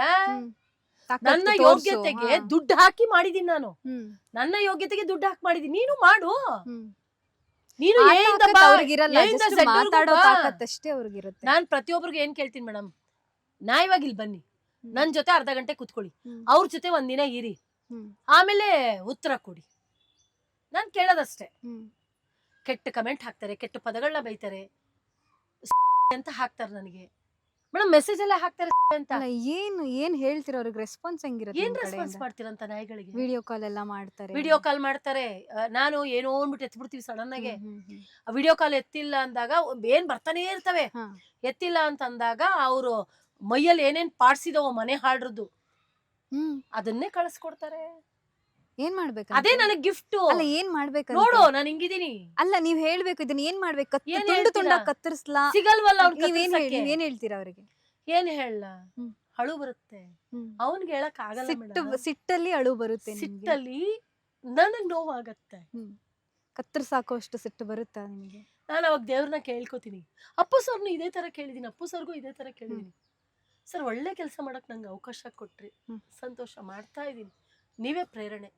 ಇಂಥ ಪದಗಳಿಗೆ ನಾನು ಏನು ಹೇಳಬೇಕು? ಇದಕ್ಕಿಂತ ಒಳ್ಳೆ ಕೆಲಸ ಇದ್ರೆ ನನಗೂ ತೋರಿಸಿ, ನಾನು ಮಾಡ್ತೀನಿ. ಸರಿ ಇಲ್ಲ ಅವಳು ಅಂತಾರೆ. ಮತ್ತೆ ಇಲ್ಲಿ ತಲೆ ಹಿಡಿತಾ ಇದ್ದಾಳೆ ಅಂತ ಹಾಕ್ತಾರೆ ಈ ಜಾಗಕ್ಕೆ. ನಮ್ಮಂತವ್ರನ್ನೇ ನೀವು ಬಿಡಲ್ಲ ಅಂದ್ರೆ ಇನ್ನು ಯಾವ ರೀತಿ ಬದುಕಬೇಕು ಸಮಾಜದಲ್ಲಿ ಗೊತ್ತಿಲ್ಲ.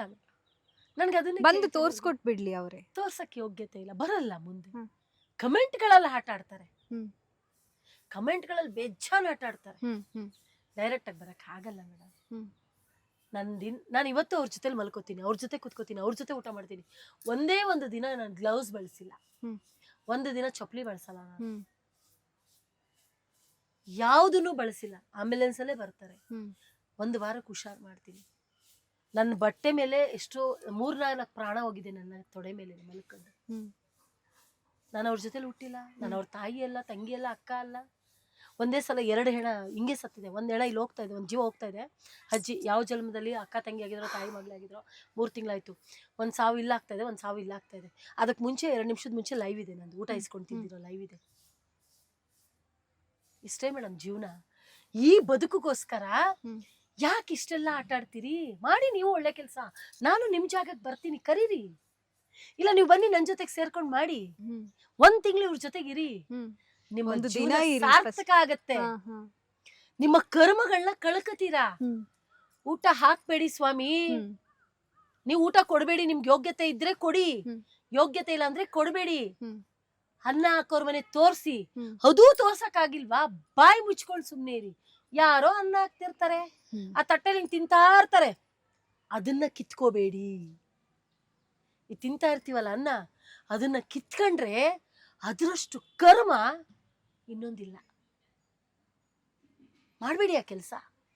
ನಿಮ್ಮ ಆಶ್ರಮದಲ್ಲಿ ಏನು ಒಂದೊಂದು ಮೈಂಡ್ ಸೆಟ್ ಅವ್ರು ಇರ್ತಾರೆ, ಹೊಡಿಯೋರು ಇರ್ತಾರೆ, ಕಚ್ಚೋರು ಇರ್ತಾರೆ, ಅಂದ್ರೆ ಎಲ್ಲೋ ಹೊತ್ಕೊಂಡು ಓಡೋಗೋರು ಇರ್ತಾರೆ ಗೇಟ್ ತೆಗೆದ್ರೆ. ಇವ್ರನ್ನೆಲ್ಲ ಹೆಂಗ್ ಮ್ಯಾನೇಜ್ ಮಾಡ್ತೀರಾ? ನಿಮಗೆ ಹೊಡಿತಾರೆ, ಆಗ್ಲೇ ಹೇಳಿದ್ರಿ ನನಗೆ ಹೊಡೆದಿದ್ದಾರೆ. ಲೈವ್ ಇದೆ, ಮೊನ್ನೆ ಎಲ್ಲ ಜುಟ್ಟು ಹಿಡ್ಕೊಂಡು ಹಿಂಗೆ ಹೋಗ್ತಾ ಇರ್ತಾರೆ. ಪ್ರೀತಿಯಿಂದಾನೇ ಕಾಣ್ತಿರಲ್ಲ, ಹೇಗೆ ಇದು ಮೇಡಮ್? ಅವ್ರ ಮೆಂಟಲಿ ಅವ್ರು ಸರಿ ಇರಲ್ವಲ್ಲ ಮೇಡಮ್.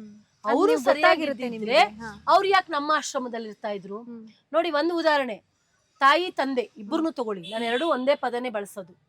ಅಪ್ಪ ಅಮ್ಮ ಚೆನ್ನಾಗಿದ್ರೆ ಅವ್ರ ಮನೇಲಿ ಇಟ್ಕೊಳ್ತಾರೆ, ಅವ್ರ ಮಕ್ಳು ತಿಕ್ಕ ಮುಖ ತೊಳಿಯೋದಿಕ್ಕೆ.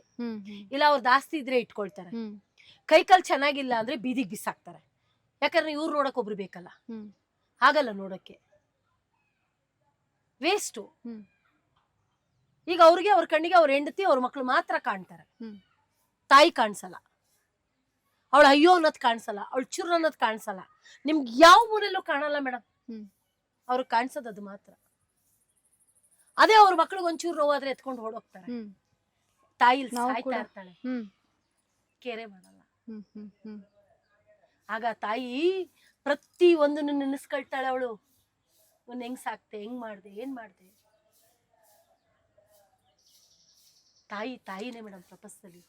ಅಪ್ಪ ಅಪ್ಪನೇ. ಈ 2 ಪದಕ್ಕೆ ಬೆಲೆ ಕಟ್ಟಕ್ ಸಾಧ್ಯನೇ ಇಲ್ಲ ಮೇಡಮ್. ಇವರೆಲ್ಲ ಪುಣ್ಯ ಮಾಡಿ ಬಂದಿದ್ದಾರೆ ಮೇಡಮ್. ಇವರೆಲ್ಲ ಯಾರೋ ಕರ್ಮ ಮಾಡಿಲ್ಲ, ಎಲ್ಲ ಪುಣ್ಯ ಮಾಡಿ ಬಂದಿರೋರು. ಇವರು ಕರ್ಮ ಮಾಡಿ ಬಂದಿಲ್ಲ. ಯಾವ್ದೋ ದೇವ್ರಿಗೆ 2 ಎಕ್ಸ್ಟ್ರಾ ಹೂವು ಹಾಕಿದ್ದಾರೆ, ಯಾರಿಗೋ ದಾನ ಧರ್ಮ ಮಾಡಿದ್ದಾರೆ, ಯಾರಿಗೋ ಅನ್ನ ಹಾಕಿದ್ದಾರೆ. ಅದಕ್ಕೆ ಇವ್ರು ಇಲ್ಲಿದ್ದಾರೆ. ಇವ್ರು ನೋಡ್ಕೊಳಕ್ ನಾನಿದ್ದೀನಿ. ನಾಳೆ ಅವ್ರು ರೋಡಲ್ಲಿ ಬಿದ್ದಾಗ ಯಾವ ನನ್ನ ಮಗನೂ ಇರಲ್ಲ, ಖಂಡಿತ ಇರಲ್ಲ. ಇವರೆಲ್ಲ ಕರ್ಮ ಮಾಡಿ ಬಂದಿಲ್ಲ. ನಾನು ಇವತ್ತುವೆ ಭಗವಂತನ ಹತ್ರ ಕೇಳ್ಕೊಳ್ತೀನಿ, ನನ್ನ ಆಶ್ರಮದಲ್ಲಿ, ನಾನು ಬೇರೆಯವ್ರ ಬಗ್ಗೆ ಮಾತಾಡಲ್ಲ, ನನ್ನ ಆಶ್ರಮದಲ್ಲಿ ಯಾರೇ ಸತ್ರು ಪಟ್ ಅಂತ ಸಾಯ್ತಾರೆ. ನರಳಾಡಿ ಕೊರಗಾಡಿ ಇವತ್ತವರೆಗೂ ಸತ್ತಿಲ್ಲ ಮೇಡಮ್. ಹಿಸ್ಟ್ರಿನೇ ಇಲ್ಲ ನಂದು. ಭಗವಂತನ ಹತ್ರ ನಾನು ಕೇಳ್ಕೊತೀನಿ, ದೇವ್ರೇ ನನಗೂ ಒಂದಿನ ಕೊನೆ ಕರ್ಕೊಳ್ತೀಯಲ್ವಾ, ಇದೇ ತರ ಸಾವು ಕೊಡು. ನರಳಾಡಿಸ್ಬೇಡ, ಕೊರಗಾಡಿಸ್ಬೇಡ. ಯಾಕಂದ್ರೆ ಆಲ್ರೆಡಿ ಜೀವ ಬೆಂದೋಗಿದೆ, ಕುಗ್ಗೋಗಿದೆ. ಕಷ್ಟಪಟ್ಟು ಬದುಕು ಕಟ್ಕೊಂಡು ಬೀದಿಲ್ ಬಿದ್ದು ಒಳಗ್ ಬಂದು ಜೀವನ ಕುಗ್ಗೋಗಿದೆ. ಏನಿಲ್ಲ ನಮ್ಮ ಮೈಯಲ್ಲಿ. ಕರ್ಕೋಬೇಕಾದ್ರೆ ಒಳ್ಳೆ ಸವಾಲ್ ಕರ್ಕೊ. ಕೈಯಲ್ಲಾಗೋಷ್ಟು ಒಳ್ಳೆ ಕೆಲಸ ಮಾಡ್ತಾ ಇದ್ದೀನಿ. ಬಟ್ ನೀನ್ ಎಷ್ಟೇ ಕಷ್ಟ ಕೊಡು, ನಾನು ತಗೋತೀನಿ. ನೀನ್ ಈ ಕಷ್ಟ ಯಾಕೆ ಕೊಟ್ಟೆ ಅಂತ ನಿನ್ನ ಕೇಳಲ್ಲ, ಬಟ್ ನನ್ನ ಜೊತೆಗೆ ನೀರು ಕರ್ಕೋಬೇಕಾದ್ರೆ ಯಾರ ಕೈ ಕೆಳಗೂ ಬೀಳಿಸ್ಬೇಡ. ತಾಯಿಯಾಗಿ ಕೇಳ್ಕೊಳ್ಳೋದು ಇಷ್ಟೇ ಮೇಡಮ್. ನಾನೊಬ್ಳು ತಾಯಿಯಾಗಿ ಕೇಳ್ಕೊತೀನಿ. ಯಾಕಂದ್ರೆ ತಡ್ಕೊಳ್ಳೋ ಶಕ್ತಿ ಇರಲ್ಲ ಮೇಡಮ್ ನಮ್ಗೆ. ಯಾಕಂದ್ರೆ ನಾವು ತಾಯಿದಿರು ಅವಾಗಿಂದ ಕಷ್ಟ ಪಟ್ಕೊಂಡು ಬಂದಿರ್ತೀವಿ. ಏನು ಇರಲ್ಲ ನಮ್ಗೆ, ತಡ್ಕೊಳಕ್ ಶಕ್ತಿ ಎಲ್ಲಿರುತ್ತೆ? ನೋವು ತಡ್ಕೊಳಕ್ಕೂ ಆಗಲ್ಲ ನಮ್ಗೆ. ಯಾಕಂದ್ರೆ ಇಷ್ಟು ವರ್ಷ ದುಡ್ದು ಬದುಕಿ ಮಕ್ಕಳು, ಆ ಜೀವನ, ಈ ಬದುಕು ಆ ಬದುಕು ಹೋಗ್ಬಿಟ್ಟಿರುತ್ತೆ ನಮ್ಮ ಮೈಯಲ್ಲಿ. ಏನು ಉಳ್ಕೊಂಡಿಲ್ಲ. ಏನು ಉಳ್ಕೊಂಡಿದೆ ಹೇಳಿ ಈ ವರ್ಷಕ್ಕೆ? ಒಳ್ಳೆ ಸಾವು ಮೇಡಮ್. ಇಲ್ಲಿ ಸತ್ರೆ ದೇವ್ರ ಹತ್ರ ನಾನು ಅದನ್ನೇ ಕೇಳ್ತೀನಿ, ನನಗೂ ಅಂತ ಸಾವೇ ಕೊಡಪ್ಪ. 100 ಸಲ ಕೇಳಿರ್ತೀನಿ ನಾನು. ತುಂಬಾ ಕಷ್ಟ ಮೇಡಮ್ ಜೀವನ. ಏನ್ ಗೊತ್ತಾ ಮೇಡಮ್, ಹೇಳ್ತೀನಲ್ಲ, ದುಡ್ಡಿದ್ರೂ ಕಷ್ಟ. ದುಡ್ಡಿದ್ರೆ ಯಾರೋ ಒಬ್ಬ ಬರ್ತಾನೆ, 4 ಜನ ಮಕ್ಳಲ್ಲಿ ಒಬ್ಬ ಬರ್ತಾನೆ ದುಡ್ಡಿರೋವರೆಗೂ. ದುಡ್ಡಿಲ್ಲ ಅಂದ್ರೆ ನನ್ನ ಆಶ್ರಮದಲ್ಲೇ ತಗೊಳ್ಳಿ, ಲೈವ್ ನೋಡಿದ್ರೆ ಯಾರು ಬರಲ್ಲ. ಅವ್ರದ್ದು ಏನಾರ ಒಂಚೂರು ಇದೆ ಅಂದ್ರೆ ಬರ್ತಾರೆ. ಆಮೇಲೆ ಹೇಳ್ತಾರೆ, ಸತ್ಮೇಲೆ ನಾವು ಡೆತ್ ಸರ್ಟಿಫಿಕೇಟ್ ಕೊಡಿ, ನಾವು 1 ಲಕ್ಷ ಕೊಡ್ತೀನಿ ಅಂತಾರೆ. ಇಲ್ಲೇ ಬಿಟ್ಟಿದಾರ ಅವ್ರನ್ನ. ಸತ್ಮೇಲೆ ಅವ್ರು ಬರ್ತಾರಂತೆ, ಡೆತ್ ಸರ್ಟಿಫಿಕೇಟ್ ನಾನು ಕೊಡ್ಬೇಕಂತೆ, 1 ಲಕ್ಷ ಕೊಡ್ತಾರಂತೆ. ಏನಕ್ಕಂತೆ? ಡೀಲ್ ಮಾಡಿದಾರೆ ನನಗೆ. ಮಾರಿದಾರಂತ ಅವ್ರನ್ನ? ನನ್ನನ್ನು ಮಾರ್ಬಿಟ್ಟಿದಾರ ಆಲ್ರೆಡಿ. ನನ್ನ ಹತ್ರ ಮಾರ್ಬಿಟ್ಟು 1 ಲಕ್ಷ ಡೀಲ್ ಮಾಡಿ ಹೋಗಿದ್ದಾರೆ. ಅದೊಂದಿನ ತೋರಿಸ್ತೀನಿ ನಾನು. ಬಿಡೋ ಮಗಳೇ ಅಲ್ಲ ಮೇಡಮ್ ನಾನು. ಈಗ ನಿಮ್ಮ ಅತ್ತಿಗೆ ಬಂದ್ರು, ಈಗ ನೀವಿದ್ದಾಗ ಇಬ್ರು ಬಂದ್ರಲ್ಲ, ಹೌದು ಹೌದು, ಅಕ್ಕ ತಂಗಿರು. ಇದು ಸತ್ಯ ಇರ್ಬೇಕು. ಅವ್ರ ಅಕ್ಕ ತಂಗಿರು ನೋಡಿದ ತಕ್ಷಣ ಒಂದೇ ಅಳೋಕ್ ಹಿಡಿದ್ರು ಅಲ್ವಾ? ಪ್ಯಾಕೆಟ್ ಬಿಸ್ಕೆಟ್ ಜಾಸ್ತಿ ಬೇಡ ಬೀಸ್ಕೊಂಡ್ ಬಂದಿದ್ದಾರೆ. ಅದು 3 ವರ್ಷದ ನಂತರ ಬಂದಿದ್ದಾರೆ. ಇವಾಗ ಏನ್ ಲಾಭ ಇದೆಯಾ? ನೀವೇ ನೋಡಿದ್ರಲ್ವಾ ಮೇಡಮ್, ನೀವೇ ನೋಡಿದ್ರ ಹಾಗೆ ಅನ್ನಿಸ್ತು. 1 ಪ್ಯಾಕೆಟ್ ಬಿಸ್ಕೆಟ್, 1 ಪೌಂಡ್ ಬ್ರೆಡ್ ಗತಿ ಇಲ್ವಾ? ತಂಗಿ ಅಲ್ವಾ? ಒಂದ್ 50 ರೂಪಾಯಿ ಬ್ರೆಡ್ ಗತಿ ಇಲ್ಲ. ಸರಿ, 10 ರೂಪಾಯಿ ಹೋಗ್ಬೇಕಾರೆ ಒಂದ್ 10 ರೂಪಾಯಿ. ಬರ್ತೀನಿ ಅಂತ ಅವ್ರು ಅಷ್ಟು ಹೇಳ್ತಾ ಇದಾರೆ. ಬರ್ಬೇಕಾರೇನೆ ಒಂದ್ ಬಿಸ್ಕೆಟ್ ಗತಿ ಇಲ್ಲ. ಅದು ಸತ್ ಮೇಲೆ ಹಣ ಕೊಡಿ ಅಂತಾರೆ. ಈಗ್ಲೇ ಕರ್ಕೊಂಡು ಹೋಗಿ. ಏನಕ್ಕೆ ಕೊಡ್ಬೇಕಂತೆ? ಈಗ್ಲೇ ಕರ್ಕೊಂಡು ಹೋಗಿ ಅಂತ ನಾನೇ ಹೇಳ್ತೀನಲ್ಲ. ಈಗ್ಲೇ ಕರ್ಕೊಂಡು ಹೋಗಿ ನೋಡ್ಕೊಳ್ಳಿ. ಯಾಕೆ ನೋಡ್ಕೊಳಕ್ಕಾಗಲ್ಲ? ಅಲ್ಲ, ಇವ್ರಿಗೆ ಸತ್ ಮೇಲೆ ಹಣ ಏನಕ್ಕೆ? ಅದೇ ಅವ್ರು ಸಂಸ್ಕಾರ ಮಾಡ್ಕೋಬೇಕಲ್ಲ. ಏನ್ ಮಾಡ್ತಾರೆ ಸಂಸ್ಕಾರ? ಮಾಡ್ತಿರಲ್ವಾ, ನೀವೇ ಮಾಡ್ತಿರಲ್ವಾ, ಇನ್ನೇನಕ್ಕೆ? ಅವಾಗ ಬೇಕು ಅವ್ರಿಗೆ ಅಷ್ಟೇ. ಅವಾಗ ಆಡಂಬರ, ಹೂವ, ಅವಾಗ ಬಂದ್ಬಿಡುತ್ತಾ ಜೊತೆಲಿ ಹುಟ್ಟಿದೀವಿ ಅಂತ. ಸತ್ ಮೇಲೆ ದೊಡ್ಡದಾಗ ಒಂದ್ ಸೀರೆ ತರ್ತಾರೆ. ಹುದು ಏನು 300 ರೂಪಾಯಿ 500 ರೂಪಾಯಿ ಸೀರೆ ತಂದು ಹಾಕ್ತಾನೆ ಎದೆ ಮೇಲೆ. ಒಂದ್ ಅರಿಶಿನ, ಒಂದ್ ಕುಂಕುಮ, ಒಂದ್ ಹೂವ. ಅಷ್ಟು ಸಂಕಟ ಪಡ್ತಾ ಇದಾರೆ. ಬರ್ತೀನಿ ನಾನು, ಕರ್ಕೊಂಡ್ ಹೋಗಿ ಅಂತ. ಬೇಡ ನೀನ್ ಇಲ್ಲೇ ಇರುವಂತಿದ್ರಲ್ಲ. ಯಾವ ರೀತಿ ಅಕ್ಕಂದ್ರು ಅವ್ರು ಕಂಪೇರ್ ಮಾಡಿದ್ರೆ ನಾನೇ ಪರವಾಗಿಲ್ಲ ಅಲ್ವಾ? ಇಲ್ಲ ಮೇಡಮ್, ನಾನು ಅವಾಗ ಹೇಳ್ದೆ, ನೀವು ಮದರ್ ತೆರೇಸಾ, ಇವಾಗಿನ ಮದರ್ ತೆರೇಸಾಗ್ ಸಮಾನ ನೀವು ಅಂತ ನಾ ಹೇಳ್ತಾ ಇದ್ದೀನಲ್ವಾ. ಯಾರೆಷ್ಟೇ ಕೆಟ್ಟ ಕಮೆಂಟ್ ಹಾಕ್ಲಿ ಮೇಡಮ್, ಈ ವಾಹಿನಿ ಮೂಲಕ ಹೇಳ್ತಾ ಇದ್ದೀನಿ ನಾನು, ಎಷ್ಟೇ ಕೆಟ್ಟ ಕಮೆಂಟ್ ಆಗ್ಲಿ, ಯಾರೆಷ್ಟೇ ಉಗಿರಿ, ಬೈರಿ, ಅನ್ರಿ, ನಾನು ನಿಂತೆ ನಿಲ್ತೀನಿ. ಎದ್ರುಕೊಳ್ಳೋ ಮಗಳೇ ಅಲ್ಲ. ನಾನೇನು ಮಾಡಬಾರ್ದು ಮಾಡಿಲ್ವಲ್ಲ ಮೇಡಮ್. ಯಾಕೆ ಎದ್ರಕೋಬೇಕು ನಾನು? ಏನಕ್ಕೆ ಎದ್ರಕೋಬೇಕು ನಾನು? ಕೆಟ್ಟದ್ ಮಾಡಿದ್ರೆ ಎದ್ರಕೋಬೇಕು. ಕೆಟ್ಟದೇನು ಮಾಡ್ತಿಲ್ವಲ್ಲ, ಭಿಕ್ಷೆ ಬೇಡ ಸಾಕ್ತಾ ಇದೀನಿ ಮೇಡಮ್. ನಿಮಗಂತೂ ಸಾಕಕ್ ಯೋಗ್ಯತೆ ಎಲ್ಲ ಬಿಸಾಕಿದೀರಾ, ನಾನ್ ಸಾಕ್ತಾ ಇದ್ದೀನಿ. ತಪ್ಪೇನಿದೆ ಅದ್ರಲ್ಲಿ? ಇಷ್ಟೇ ಮೇಡಮ್ ಜೀವನ. ಒಂದು ದುಡ್ಡಿರ್ಬೇಕು, ಇಲ್ಲ ಕೈಕಲ್ ಚೆನ್ನಾಗಿರ್ಬೇಕು. ಈ ಎರಡೂ ಇಲ್ಲ ಅಂದ್ರೆ ನಾಯಿ ಕರ್ದು ಅನ್ನ ಹಾಕ್ತಾರೆ, ಮನುಷ್ಯನಿಗೆ ಹಾಕಲ್ಲ. ಇದು ತಾಯಿ. ಮತ್ತೆ ಇಲ್ಲಿ ಕರ್ಕೊಂಡ್ ಬರ್ತಾರೆ, ಪಕ್ಕದ ಮನೆಯವರು ಅಂತ ಕರ್ಕೊಂಡ್ ಬರ್ತಾರೆ ತಾಯಿನ. ಅದಾದ್ಮೇಲೆ ಅವ್ರ ಜೊತೆಗೆ ಏನ್ ಕೊಡ್ತಾರೆ ಗೊತ್ತಾ? ತಾಯಿ ತುಂಬಾ ಚೆನ್ನಾಗಿ ಒಂದು ಸಂಪಾದನೆ ಮಾಡಿರ್ತಾಳೆ. ಏನ್ ಸಂಪಾದನೆ ಮಾಡಿರ್ತಾಳೆ ಹೇಳಿ ಕೊನೆಗಾಲದಲ್ಲಿ ತಾಯಿ? ನೀವ್ ಹೇಳಿ ನೋಡೋಣ. ಮದ್ವೆ ಆಗಿಲ್ಲ? ದುಡ್ಡು. ಮದ್ವೆ ಆಗಿಲ್ಲ? ಇಲ್ಲ. ಸರಿ, ನಾನೊಂದು ಹೇಳ, ನಾನ್ ತಾಯಿ ಏನಂದ್ರೆ ಇನ್ನೊಂದ್ಸಲ ಹೇಳಿ. ದುಡ್ಡು ಸಂಪಾದನೆ. ದುಡ್ಡು. ದುಡ್ಡಲ್ಲ ಮೇಡಮ್. ಲಾಸ್ಟ್ ಅಲ್ಲಿ ತಾಯಿ ಸಂಪಾದನೆ ಮಾಡಿರೋದು, ಅವಳು ಅಚ್ಚ ಕನ್ನಡದಲ್ಲಿ ಹೇಳ್ತೀನಿ, ಏತ್ಕಂಡ್ರೆ, ಕಕ್ಕಸ್ಗೋದ್ರೆ ಒಂದು ಡೈಪರ್, ಹೊಟ್ಟೆ ತುಂಬಾ ಊಟ ಮಾಡಕ್ ಒಂದು ತಟ್ಟೆ, ನೀರ್ ಕುಡಿಯಕ್ ಒಂದು ಲೋಟ, ಈ 3 ಸಮೇತ ಕರ್ಕೊಂಬಂದವ್ರೆ ನನಗೆ. ಆ ತಾಯಿ ಕೊಡುಗೆ ಅದು, ಅವಳು ಕೊಟ್ಟಿರೋದು. ಅವಳು ತಾಯಿ ಆಗಿದ್ದಕ್ಕೆ ಮಗಳು ಕೊಟ್ಟಿರೋವಂಥದ್ದು ಕೊಡುಗೆ. ಆ ತಾಯಿ ಅದನ್ನೇ ಸಂಪಾದನೆ ಮಾಡಿರೋದು. ಒಂದು ಡೈಪರು, ಒಂದು ತಟ್ಟೆ, ಒಂದು ಲೋಟ. ಕರಳು ಕಿತ್ಕೊಂಡ್ಬಂತ ಹೊತ್ತಿಗೆ ಆ ರೀತಿ ಸಿಚುವೇಶನ್ ನೋಡಿದವಾಗ ಗೊತ್ತಿರುತ್ತೆ ಯಾವ ರೀತಿ ಫೀಲ್ ಆಗುತ್ತೆ ಅನ್ನೋದು. ನಾನು ಎಂತೆಂಥ ಕೇಸ್ ನೋಡ್ತೀನಿ ಗೊತ್ತಾ? ಒಂದು ತಾಯಿಗೆ ಇಷ್ಟು ಅಗ್ಲ ಹೋಗ್ಬಿಟ್ಟಿತ್ತೆಲ್ಲ, ಕ್ಯಾನ್ಸರ್, ಹುಳ, ವಾಸನೆ, ಆ ಸ್ಮೆಲ್ ಅಲ್ಲಿಂದ ಇಲ್ಲಿಗೆ ಬರ್ತಿತ್ತು. ಅಷ್ಟು ಕೆಟ್ಟ ಸ್ಮೆಲ್ಲು. ಮನೇಲೆಲ್ಲ ಬೈದ್ಬಿಟ್ಟಿದ್ದಾರೆ. ರೈಲ್ವೆ ಸ್ಟೇಷನ್ ಅಲ್ಲಿ ಮಲಗಿರ್ತಾಳೆ ಅಮ್ಮ. ಅಲ್ಲಿಂದ ಕರ್ಕೊಂಡು ಬರ್ತೀನಿ. ಹ್ಮ್. ಒಳಗೆ ಇಟ್ಕೊಳಕ್ಕಾಗಲ್ಲ, ಒಂದು ತಿಂಗಳು ಇಟ್ಕೋತೀನಿ ಮೇಡಮ್. ಸ್ಮೆಲ್ಲು ಒಳಗಿಂದ ಕಿತ್ಕೊಂಡು ಬರ್ತಾ ಆಯ್ತು ಕ್ಯಾನ್ಸರ್. ತೊಗೊಂಡೋಗಿ ಬೇರೆ ಕಡೆ ಹಾಸ್ಪಿಟ್ಲಿಗೆ ಸೇರಿಸಿರ್ತೀನಿ. 1 ವರ್ಷ ಆದ್ಮೇಲೆ ಅವ್ರ ಮನೆಯವ್ರು ಸಿಗ್ತಾರೆ. ನಾನು ಅಪ್ಲೋಡ್ ಮಾಡ್ತಾನೆ ಇರ್ತೀನಿ 1 ವರ್ಷ ಆದ್ಮೇಲೆ ಮನೆಯವ್ರು ಸಿಗ್ತಾರೆ. ನೋಡಿದ್ರೆ ಅವ್ರ ಮೇಲೆ ಎಲ್ಲರೂ ಕೆಲಸದಲ್ಲಿ ಇರ್ತಾರೆ. ಆ ತಾಯಿ ಕರ್ಕೊಂಬರ್ಬೇಕಾರೆ ಏನಂತಾಳೆ, ಯಾಕಮ್ಮ ನಿನಗೆ ನಾನು ಭಾರ ಆಗೋದ್ನ, ಕಳಿಸ್ಬೇಡ ಅವ್ರ ಜೊತೆ, ಒಂದಿಷ್ಟು ಸೌದೆ ಹಾಕ್ಬಿಡು, ಆಟೋದಲ್ಲಿ ಎತ್ಕೊಂಡು ಹೋಗ್ಬಿಡು. ಯಾಕ್ರಪ್ಪ ಬಂದಿದ್ದೀರ ನೀವು, ಹೋಗಿ ಮಕ್ಕಳನ್ನ. ಎಂಥ ಕೆಲಸ ಮಾಡ್ಬಿಟ್ಟಮ್ಮ ನೀನು, ಯಾಕವ್ವ ಕಳಿಸ್ತೀಯ? ಅವತ್ತೆಲ್ಲ ಬಟ್ಟೆ ಕೊಟ್ಟೆ, ಸ್ನಾನ ಮಾಡಿಸ್ದೆ, ಊಟ ಕೊಟ್ಟೆ, ಬೇಡಮ್ಮ ನಂಗೆ ಅವರು. ಆ ತಾಯಿನ ಬಲವಂತ ಮಾಡಿ ಕಳಿಸ್ದೆ. ಸ್ವಲ್ಪ ದಿವಸ ಸತ್ತೋಯ್ತು. ತಾಯಿ ಅನ್ನೋ ಪವಿತ್ರವಾದ ವಸ್ತು, ಅಪ್ಪ ಅನ್ನೋ ಪವಿತ್ರವಾದ ವಸ್ತು ಇಲ್ಲಿದೆ ಮೇಡಮ್. ನಾನು ನಾನು ನಾನು ಅಂತ ಯಾರು ಮೆರಿತೀರೋ ಅರ್ಧ ಗಂಟೆ ಬನ್ನಿ, ಜೀವನ ಏನು ಅಂತ ತೋರಿಸ್ತೀನಿ. 1 ತಿಂಗಳಲ್ಲಿ 1 ದಿನದಲ್ಲಿ ನೋಡ್ಬೋದು ಜೀವನ. 1 ದಿನ ಬೇಕಾಗೇ ಇಲ್ಲ, 1 ಗಂಟೆ ಸಾಕು. 1 ಗಂಟೆ ಕೊಡಿ ಮೇಡಮ್. ಅವ್ರ ಮಧ್ಯದಲ್ಲಿ ಕೂರಿಸ್ತೀನಿ, ನೋಡಿ ಜೀವನ ಬದುಕು ಎಲ್ಲವೂ ನೋಡಿ ಮೇಡಮ್. ನಾನು ಈಗಲೂ ಹೇಳ್ತೀನಿ, ಇನ್ನೊಂದು ಜೀವನ ಅಂತ ಗೊತ್ತಾಗಿದ್ದು ಈ ಆಶ್ರಮ ಮಾಡಿದ್ಮೇಲೆ. ನನಗಿವತ್ತು ತುಂಬಾ ಹೆಮ್ಮೆ ಇದೆ. ಒಬ್ಳು ಕಲಾವಿದೆ, ಒಂದು ಆಶ್ರಮ ನಡೆಸ್ತಾ ಇದ್ದೀನಿ, ನನಗೆ ಹೆಮ್ಮೆ ಇದೆ. ಹೆಮ್ಮೆ ಅನ್ನೋದಕ್ಕಿಂತ ತಾಯಿ ಅನ್ನೋ ಪದಕ್ಕೆ ತುಂಬಾ ಗೌರವ ಇದೆ, ಅಪ್ಪ ಅನ್ನೋ ಪದಕ್ಕೆ ತುಂಬಾ ಗೌರವ ಇದೆ. ಏನಾರ ಆಗ್ಲಿ ಮೇಡಮ್, ನನ್ನ ಜೀವನ, ನನ್ನ ಬದುಕು, ನನ್ನ ಆಶ್ರಮಕ್ಕೆ ನಾನು ತ್ಯಾಗ ಮಾಡ್ಬಿಟ್ಟಿದ್ದೀನಿ. ನನ್ನ ಲೈಫು ಎಲ್ಲ ನಾನು ತ್ಯಾಗ ಮಾಡ್ಬಿಟ್ಟಿದ್ದೀನಿ. ಮೇಡಮ್, ಚಿತ್ರರಂಗಕ್ಕೆ ಎಂಟ್ರಿ ಕೊಟ್ರಿ, ಅಲ್ಲಿನ ಲೈಫು ನೋಡಿದ್ರಿ, ಅಂದರೆ ಏನು ಪೀಕಲ್ಲಿ ಹೋಯ್ತು ನಿಮ್ಮ ಲೈಫು, ಹಾಗೆ ಆಶ್ರಮದ ಕಡೆ ಬಂದ್ರಿ, ಇಲ್ಲಿಯವರ ಜೀವನನೂ ನೋಡಿದ್ರಿ, ಇಲ್ಲಿಯವ್ರ ಜೀವನ ನೋಡಿ ನೀವು ಸಾಕಷ್ಟು ಕಲ್ತ್ರಿ ಅಂತ ಹೇಳಿದ್ರಿ. ಜೀವನ ಅಂದರೆ ಏನೂ ಇಲ್ಲ, ಶೂನ್ಯ ಅನ್ನೋದನ್ನು ಹೇಳಿದ್ರಿ. ನಿಮ್ಮ ಜೀವನ, ನಿಮ್ಮ ತಾಯ್ತನ, ಅಂದರೆ ತಾಯಿ ಬಗ್ಗೆ ಸಾಕಷ್ಟು ಹೇಳಿದ್ರಿ ನೀವು. ಒಂದು ತಾಯಿಗೆ ಎಷ್ಟು ಮಹತ್ವ ಕೊಡಬೇಕು ಮಕ್ಕಳು ಅನ್ನೋದನ್ನು ಹೇಳಿದ್ರಿ. ನಿಮ್ಮ ಜೀವನದಲ್ಲಿ ತಾಯ್ತನ ಅನ್ನೋದು ಹೇಗಿತ್ತು? ನಿಮ್ಮ ಮದುವೆ ಜೀವನ ಹೇಗಿತ್ತು? ಮೇಡಮ್ 14 ವರ್ಷ ಮದುವೆ, 18 ವರ್ಷಕ್ಕೆ ಪುಟ್ಬಾತ್. ನಮ್ಮ ಮನೆಯವ್ರು ತೀರ್ಕೊಳ್ತಾರೆ. ತೀರ್ಕೊಳ್ಳಿದ ತಕ್ಷಣ ಒಂದು ಹೆಣ್ಣು ಮಗಳು, ತಾಯಿ ಮಗು ಒಂದು ರೋಡಲ್ಲಿ ನಿಲ್ತೀವಿ. ಅದೇ ನೀವು ಹೆಣ್ಣು, ನಾನು ತಾಯಿ ಮಗ, ಇಬ್ಬರು ಪುಟ್ಬಾತಲ್ಲಿ ನಿಲ್ತೀವಿ. ಪುಟ್ಬಾತಲ್ಲಿ ನಿಂತಾಗ ಸಾಯೋ ಅಂತ ಒಂದು ಹೆಜ್ಜೆ ಇಡ್ತೀವಿ. ಆ ಕಡೆ ಕೆರೆ, ಈ ಕಡೆ ತೋಟ. ಹೋಗಿ ನೀರಲ್ಲಿ ತಳ್ಳಕ್ಕೆ ಹೋಗ್ತೀನಿ ಮಗ. ಯಾಕೆ, ಏನಾಯ್ತು ಅಂತದ್ದು? ಸತ್ತ ತಕ್ಷಣ ನಮ್ಗೆ ಅಷ್ಟೇ ಜೀವನ, ಯಾರೂ ಇರಲಿಲ್ಲ. ಅತ್ತೆ ಮಾವನ ಮನೇಲಿ ಇರ್ಬೋದು. ಅತ್ತೆ ಮಾವ ದೇವ್ರಂತವ್ರೆ, ಅತ್ತೆ ಮಾವ ಚಿನ್ನ, ಗಂಡ ಅದಕ್ಕಿಂತ ಒಂದು ಕೈ ಜಾಸ್ತಿ. ಹೇಳ್ಕೊಡೋರು ಅವಾಗ, ಸಮಯ ಸಂದರ್ಭ ಪರಿಸ್ಥಿತಿ ಹೇಳ್ಕೊಟ್ಟಂಥವ್ರು.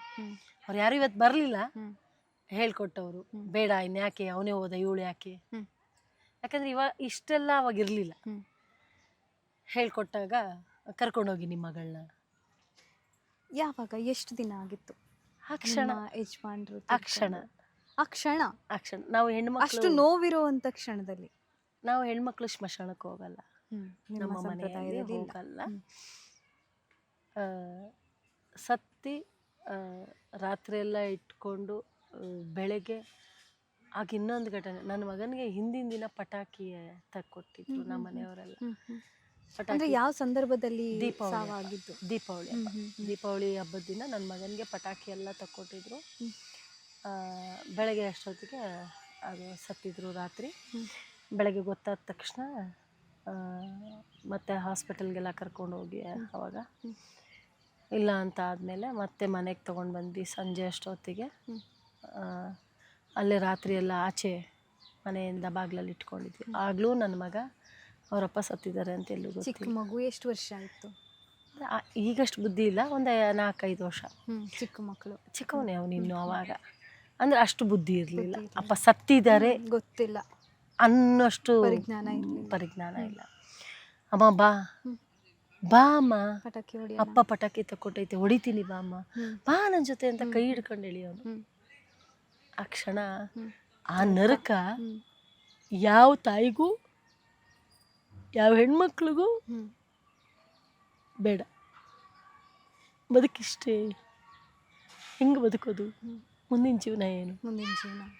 ಅದಕ್ಕೆ ಹೇಳೋದು, ಹೆಣ್ಮಕ್ಳಿಗೆ ಗಂಡ ಇಲ್ಲ ಅಂದರೆ ಈ ಬದುಕು. ಹ್ಮ್ ಯಾಕೆ ನಾನು ಪದೇ ಪದೇ ಹೇಳ್ತೀನಿ ಅಂದರೆ, ಅದೇ ಅವ್ರಿದ್ದಿದ್ರೆ ಆಚೆ ಬರ್ತಿದ್ನ, ಬರ್ತಿರ್ಲಿಲ್ಲ.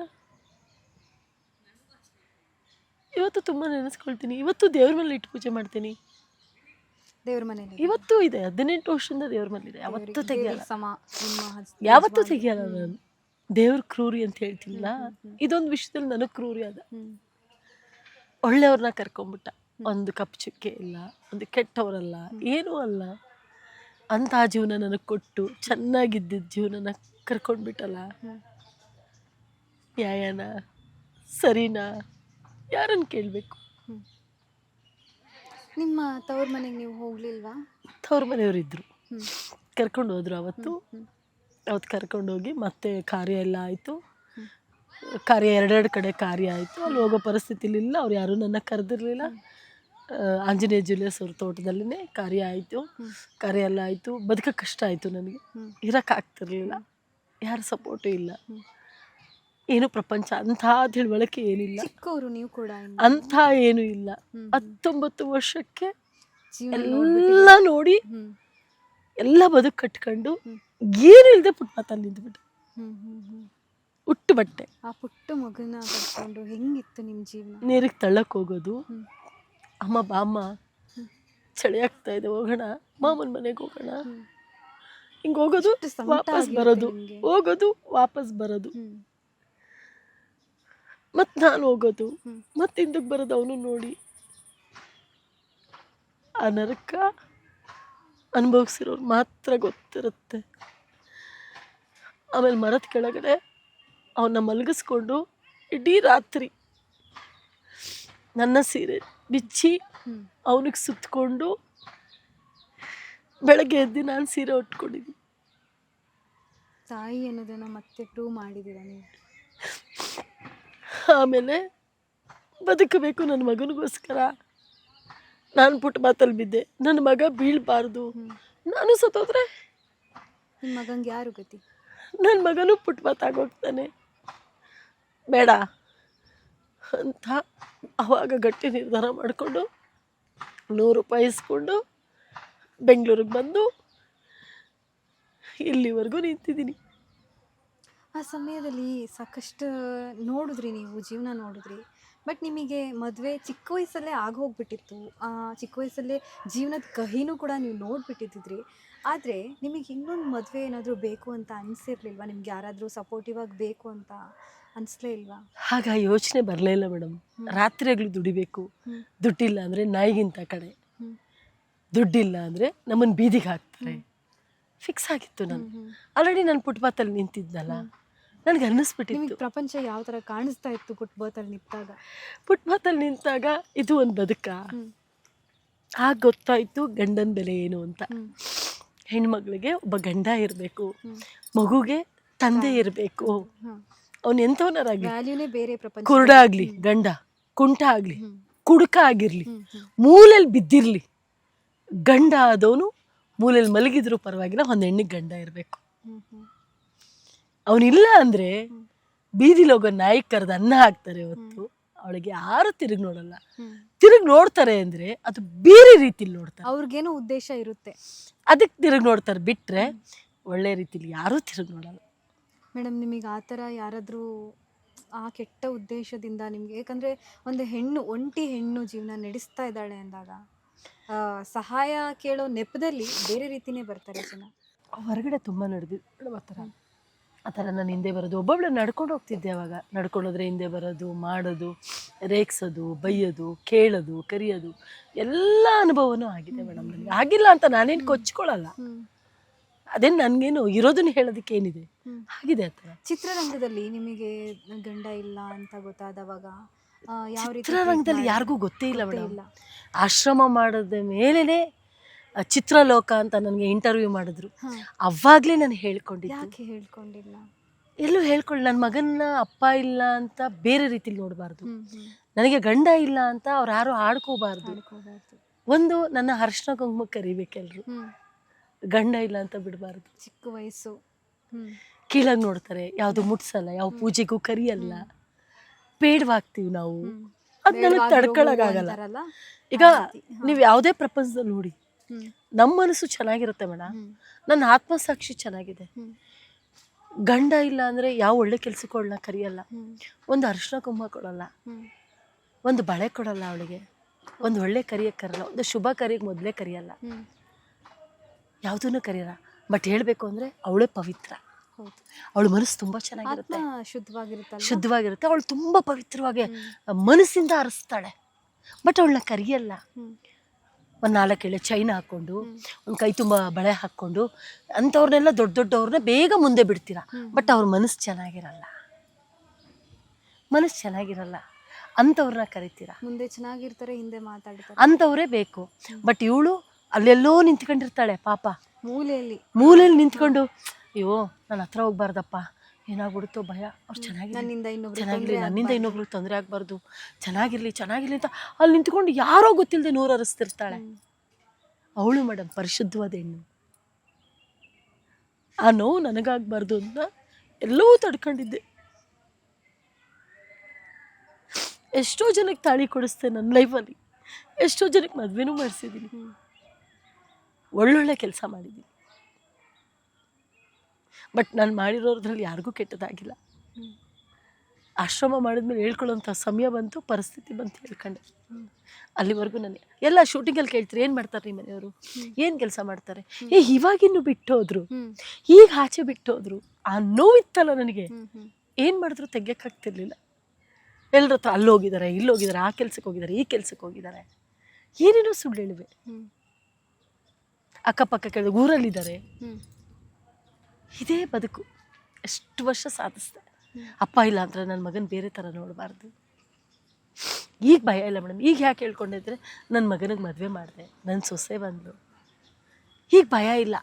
ಈಗ ನನಗೇನಾದರೂ ಭಯ ಇಲ್ಲ ಮೇಡಮ್, ನನ್ನ ಸತ್ರೂ ಭಯ ಇಲ್ಲ. ಆಗ ದೇವ್ರ ಹತ್ರ ಕೇಳ್ಕೊತಾ ಇದ್ದೆ, ನನ್ನ ಮಗನಿಗೆ ಒಂದು ದಾರಿ ಮಾಡೋವರೆಗೂ, ಒಂದು ಜೀವನ ಕಟ್ಕೊಡೋವರೆಗೂ ನನ್ನನ್ನು ಜೀವಂತವಾಗಿಡು, ಕರ್ಕೋಬೇಡ ನನ್ನನ್ನು ನಾನು ಕರ್ಕೊಂಬಿಟ್ರೆ ನನ್ನ ಮಗ ಬೀದಿ ಪಾಲಾಗ್ಬಿಡ್ತಾನೆ, ರೋಡಲ್ಲಿ ನಿಂತ್ಕೋತಾನೆ, ನಿಲ್ಲಿಸ್ಬೇಡ ನನ್ನ ಮಗನ್ನ. ಈ ತಾಯಿ ಇನ್ನು ಜೀವಂತವಾಗಿಡು ಅಂತ ಕೇಳ್ಕೊತಾ ಇದ್ದೆ. ಭಗವಂತ ಅದನ್ನು ನೆರವೇರಿಸ್ತಾ. ಈಗ ಹೋದ್ರೆ ನಂಗೆ ಭಯ ಇಲ್ಲ ಮೇಡಮ್, ಮನೇಲಿ ಎಲ್ಲರೂ ಇದ್ದಾರೆ ನೋಡ್ಕೊತಾರೆ. ಇದೇ ತಾಯಿ ಮೇಡಮ್. ಇನ್ನು ಏನಾದರೂ ಒಂದು ಕೆಲಸ ಬ್ಯಾಲೆನ್ಸ್ ಇದೆ ನಾನು ಮಾಡೋದು ಅಂದರೆ ಯಾವ ಕೆಲಸ? ಎಲ್ಲ ಮಾಡಿದ್ದೀನಿ ಮೇಡಮ್. ನನ್ನ ಸೊಸೆಗೆ ಒಂದು ಸ್ಕೂಲ್ ಮಾಡಿಕೊಡ್ಬೇಕು, ಅದೊಂದು ಆಸೆ ಇಲ್ಲ. ಇನ್ನೇನು ಆಸೆ ಇಲ್ಲ ನನಗೆ ಲೈಫಲ್ಲಿ. ನಾಳೆ ಕರ್ಕೊಂಡ್ರು ಭಗವಂತ ಆಸೆ ಏನಿಲ್ಲ. ಹಿಂದೆ ಮುಂದೆ ಯೋಚನೆ ಮಾಡಿದೆ, ಹೋಗ್ತಾ ಇರ್ತೀನಿ, ಬಾ ಅಂದರೆ ಹೋಗ್ತಾ ಇರ್ತೀನಿ. ಯಾಕೆಂದರೆ ಈಗ ನನ್ನ ಮನೆಯಲ್ಲಿ 3 ಜನ ಹೆಣ್ಮಕ್ಳಿದ್ದಾರೆ, ಸೊಸೆ 2 ಹೆಣ್ಮಕ್ಳು, ನನ್ನ ಮಗನಿಗೆ ತಾಯಿದಿರು 3 ಜನ ಇದ್ದಾರೆ. ಈಗ ಭಯ ಇಲ್ಲ ನನಗೆ, ಒಂದು ಕಿಂಚತ್ತೂ ಭಯ ಇಲ್ಲ ಮೇಡಮ್ ನನಗೆ. ಅವಾಗ ಭಯ ಇತ್ತು, ತುಂಬ ಭಯ ಇತ್ತು. ಈಗಿನ ಯುವ ಪೀಳಿಗೆಗೆ ಅಂದರೆ ಎಸ್ಪೆಷಲಿ ಹೆಣ್ಮಕ್ಳಿಗೆ ಏನಾದರೂ ಹೇಳೋದಾದರೆ, ಯಾಕಂದರೆ ನೀವು ನೋಡಿರೋ ಲೈಫು ಆ್ಯಂಗಲ್ಗಳು ಸಿಕ್ಕಾಪಟ್ಟೆ ಡಿಫ್ರೆಂಟ್ ಆಗಿದೆ. ಈಗಿನ ಹುಡುಗಿಯರಿಗೆ ಅಥವಾ ಮದುವೆ ಆದವ್ರಿಗೆ, ಜೀವನ ನೋಡಬೇಕು ಅಂದವ್ರಿಗೆ, ಅಥವಾ ಗಂಡನ ಕಳ್ಕೊಂಡಿರೋ ಹೆಣ್ಮಕ್ಳಿಗೆ ಏನಾದರೂ ಹೇಳೋದಾದರೆ ಏನು ಹೇಳ್ತೀರಾ? ಮೇಡಮ್, ನಾನು ಕಷ್ಟಪಟ್ಟು ಮುಂದೆ ಬನ್ನಿ, ಯಾರಿಗೂ ಹೆದರ್ಕೋಬೇಡಿ, ಕೇರ್ ಮಾಡಿಬಿಡಿ. ಅದರಲ್ಲೂ ಸೂಸೈಡ್ ಮಾಡ್ಕೊಳಕ್ಕೆ ದಯವಿಟ್ಟು ಹೋಗಬೇಡಿ. ಜೀವನ ತುಂಬ ಚೆನ್ನಾಗಿದೆ, ಎಂತೆಂಥವ್ರೋ ಬದುಕ್ತಾ ಇದ್ದಾರಂತೆ. ನೀವು ಯಾಕೆ ಮಾಡ್ಕೋತೀರಾ? ನೀವೇನು ತಪ್ಪೇ ಮಾಡಿಲ್ಲ ಅಂದರೆ ನೀವು ಯಾಕೆ ಮಾಡ್ಕೋತೀರಾ? ಧೈರ್ಯವಾಗಿ ಬದುಕಿ. ಬೇಕಾದಷ್ಟು ಪ್ರಪಂಚದಲ್ಲಿ ಜಾಗ ಇದೆ ದುಡ್ಕೊಂಡು ತಿನ್ನೋಕ್ಕೆ, ಯಾಕೆ ಮಾಡ್ಕೋತೀರಿ ಇಂಥ ಕೆಲಸ? ಇಲ್ಲ ನೀವು ಯಾರನ್ನಾರ ಮಾಡ್ಕೊಂಡ್ರಾ, ಕಷ್ಟನ ಸುಖನ ಜೀವನ ಮಾಡಿ, ಅದನ್ನು ಬಿಟ್ಟು ಬರಬೇಡಿ. ಬಿಟ್ಟು ಬಂದಷ್ಟು ಏನಾಗುತ್ತೆ ಅಂದರೆ ಮತ್ತೆ ಒಂಟಿತನ ಬದುಕು, ಒಂಟಿ ಜೀವನ. ಅವರೂ ನೆಮ್ಮದಿಯಾಗಿರೋಕ್ಕಾಗಲ್ಲ, ನೀವು ನೆಮ್ಮದಿಯಾಗಿರೋಕ್ಕಾಗಲ್ಲ. ಹೆಂಗೋ ಕಷ್ಟನೂ ಸುಖನೂ ಬದುಕಬೇಕು ಮೇಡಮ್, ಬಿಡಬಾರ್ದು. ಯಾಕೆಂದರೆ ಬಿಟ್ಟು ಬಂದ್ವಿ ಅಂದ್ಕೊಳ್ಳಿ, ಈಗ ಗಂಡ ಸತ್ತೋದ, ಇನ್ನೊಬ್ಬಳನ್ನ ಮದುವೆ ಆಗ್ತೀವಿ, ಆವಾಗ ಹಿಂಗೆ ಮಲಗಿದ್ದ, ಹಿಂಗೆ ಕೂತಿದ್ದ, ಹಿಂಗೆ ಇದ್ದ ಅಂತ ಕೇಳ್ತಾರೆ. ಅದಕ್ಕೆ ಕಂಪೇರ್ ಮಾಡಿದ್ರೆ ಆ ಜೀವನನೇ ಬೆಟ್ರು ಮೇಡಮ್. ಶೋಕಿಗೋಸ್ಕರ ಮಾಡ್ಕೋಬೇಡಿ, ದಯವಿಟ್ಟು ಮಾಡ್ಕೋಬೇಡಿ. ಬದುಕಕ್ಕೆ ಜೀವನ, ಮಕ್ಕಳಿಗೋಸ್ಕರ, ನಿಮ್ಮ ಸೇಫ್ಟಿಗೋಸ್ಕರ ಸಂಸಾರ ಮಾಡಿ, ಜೀವನ ಮಾಡಿ. ಯಾಕಂದರೆ ಒಂದು ಬೆಲ್ಲ ಸುತ್ತ ಏನಾರ ಇಟ್ಟಿದ್ರೆ ಒಳಗೆ ಏನೂ ಬರಲ್ಲ. ಒಂದು ಗ್ಲಾಸೋ ಒಂದು ಏನೋ ಒಂದು ಮುಚ್ಚಿಟ್ಟಿರ್ತೀವಿ, ಏನೂ ಬರಲ್ಲ. ಅದು ಓಪನ್ ಮಾಡಿದ್ರೆ ಎಲ್ಲವೂ ಬರ್ತವೆ. ಒಂದು ಹೆಣ್ಣು ಅಷ್ಟೇ ಡಿಫ್ರೆನ್ಸ್. ಒಂದು ಬೆಲ್ಲ ಇದ್ದಂಗೆ ಸಿಹಿ, ಅದು ಯಾವತ್ತಿದ್ರೂ ಸಿಹಿನೇ. ತಿಂದ ಮೇಲೆ ಮುಗೀತು. ಮುಗೀತದು. ನೀರು ಕುಡಿದ್ಮೇಲೆ ಬಾಟ್ಲು ಭಾರ. ಇವತ್ತು news paper, next day waste paper. ಇಷ್ಟೇ ಬದುಕು, ಇಷ್ಟೇ ಜೀವನ. ಏನೂ ಇಲ್ಲ ಮೇಡಮ್. ಆರಿಸ್ಕೋಬೇಕಾದ್ರೆ ಒಂದು ಒಳ್ಳೆ ಕಡೆ ಆರಿಸ್ಕೊಳ್ಳಿ. ಆರಿಸ್ಕೊಂಡ ಮೇಲೆ ಕಷ್ಟನ ಸುಖನ ಜೀವನ ಮಾಡಿ, ಬಿಟ್ಟು ಬರಬೇಡಿ. ಇಲ್ಲ ಬದುಕು ತೋರಿಸಿ, ಬದುಕೋಕೆ ಕಲೀರಿ. ಇಲ್ಲ ನಿಮ್ಗೆ ಅಲ್ಲಿ ಬೇಡವಾ ಬಿಟ್ಬಿಡಿ, ಬದುಕಿ. ನೀನು ನಿಮ್ಮ ಅಪ್ಪ ಅಂತ ಬದುಕಿ. ಬೇಕಾದಷ್ಟು ಪ್ರಪಂಚದಲ್ಲಿ ಜಾಗ ಇದೆ ಬದುಕಕ್ಕೆ. ಬದುಕು ತೋರಿಸಿ, ಧೈರ್ಯ ತಗೊಳ್ಳಿ, ಯಾರನ್ನೂ ಹೆದರ್ಕೋಬೇಡಿ. ನೀವು ಚೆನ್ನಾಗಾದ್ಮೇಲೆ ಅವರೇ ನಿಮ್ಮ ಕಾಲು ಕೆಳಗೆ ಬರ್ತಾರೆ. ಅಲ್ಲಿವರೆಗೂ ತಾಳ್ಮೆ ಇಟ್ಕೊಳ್ಳಿ. ನೋವು, ಸಂಕಟ, ದುಃಖ ಎಲ್ಲದನ್ನು ತಗೊಳ್ಳೋಷ್ಟು ಶಕ್ತಿ ನಿಮಗೆ ಕೊಟ್ಟಿರ್ತಾನೆ.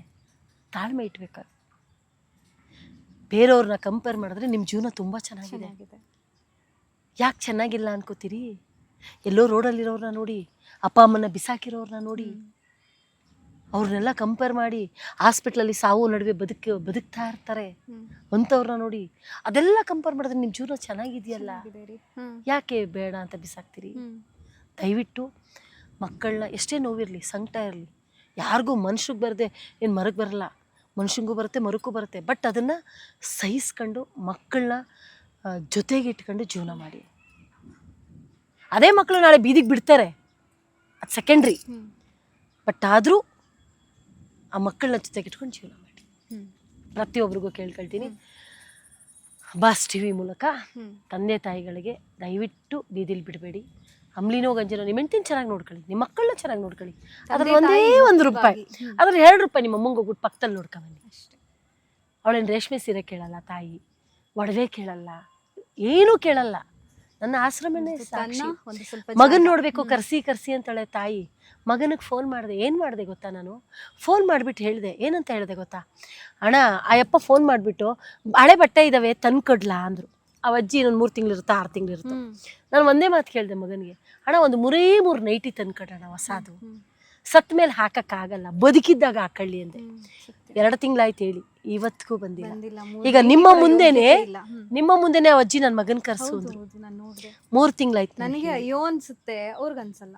ಹೆತ್ತವ್ರಿಗೆ ಕೊಳ್ಳನ್ ಪಟ್ಟಿ ಹಿಡ್ಕೊಂಡು ಕೇಳ್ತಾಳ ಅವತ್ತು ತಾಯಿ, ನಿಮ್ಮ ಅಪ್ಪ ಸತ್ತೋದಾಗ ನಿನಗೆ 5 ತಿಂಗಳು ಮಗು, ನನ್ನನ್ನು ಇಲ್ಲಿ ಬಿಡಬೇಡ, ಎಲ್ಲೋ ಮೂಲೆಯಲ್ಲಿ ಬಿದ್ದಿರ್ತೀನಿ ಅಂತ ಕೇಳ್ಕೊತಾಳೆ. ಬಿಟ್ಟು ಹೋಗ್ತಾರೆ. ಏನು ಮಾಡ್ತೀರಾ? ಅವಳು ಒಂದೇನು ಗೊತ್ತಾ ಮೇಡಮ್, ಈಗಿನ ಕಾಲದಲ್ಲಿ ಹೆತ್ತ ತಾಯಿ ಬಾಯಿಗೆ ಬಟ್ಟೆಗೆ ತುರ್ಕೋಬೇಕು,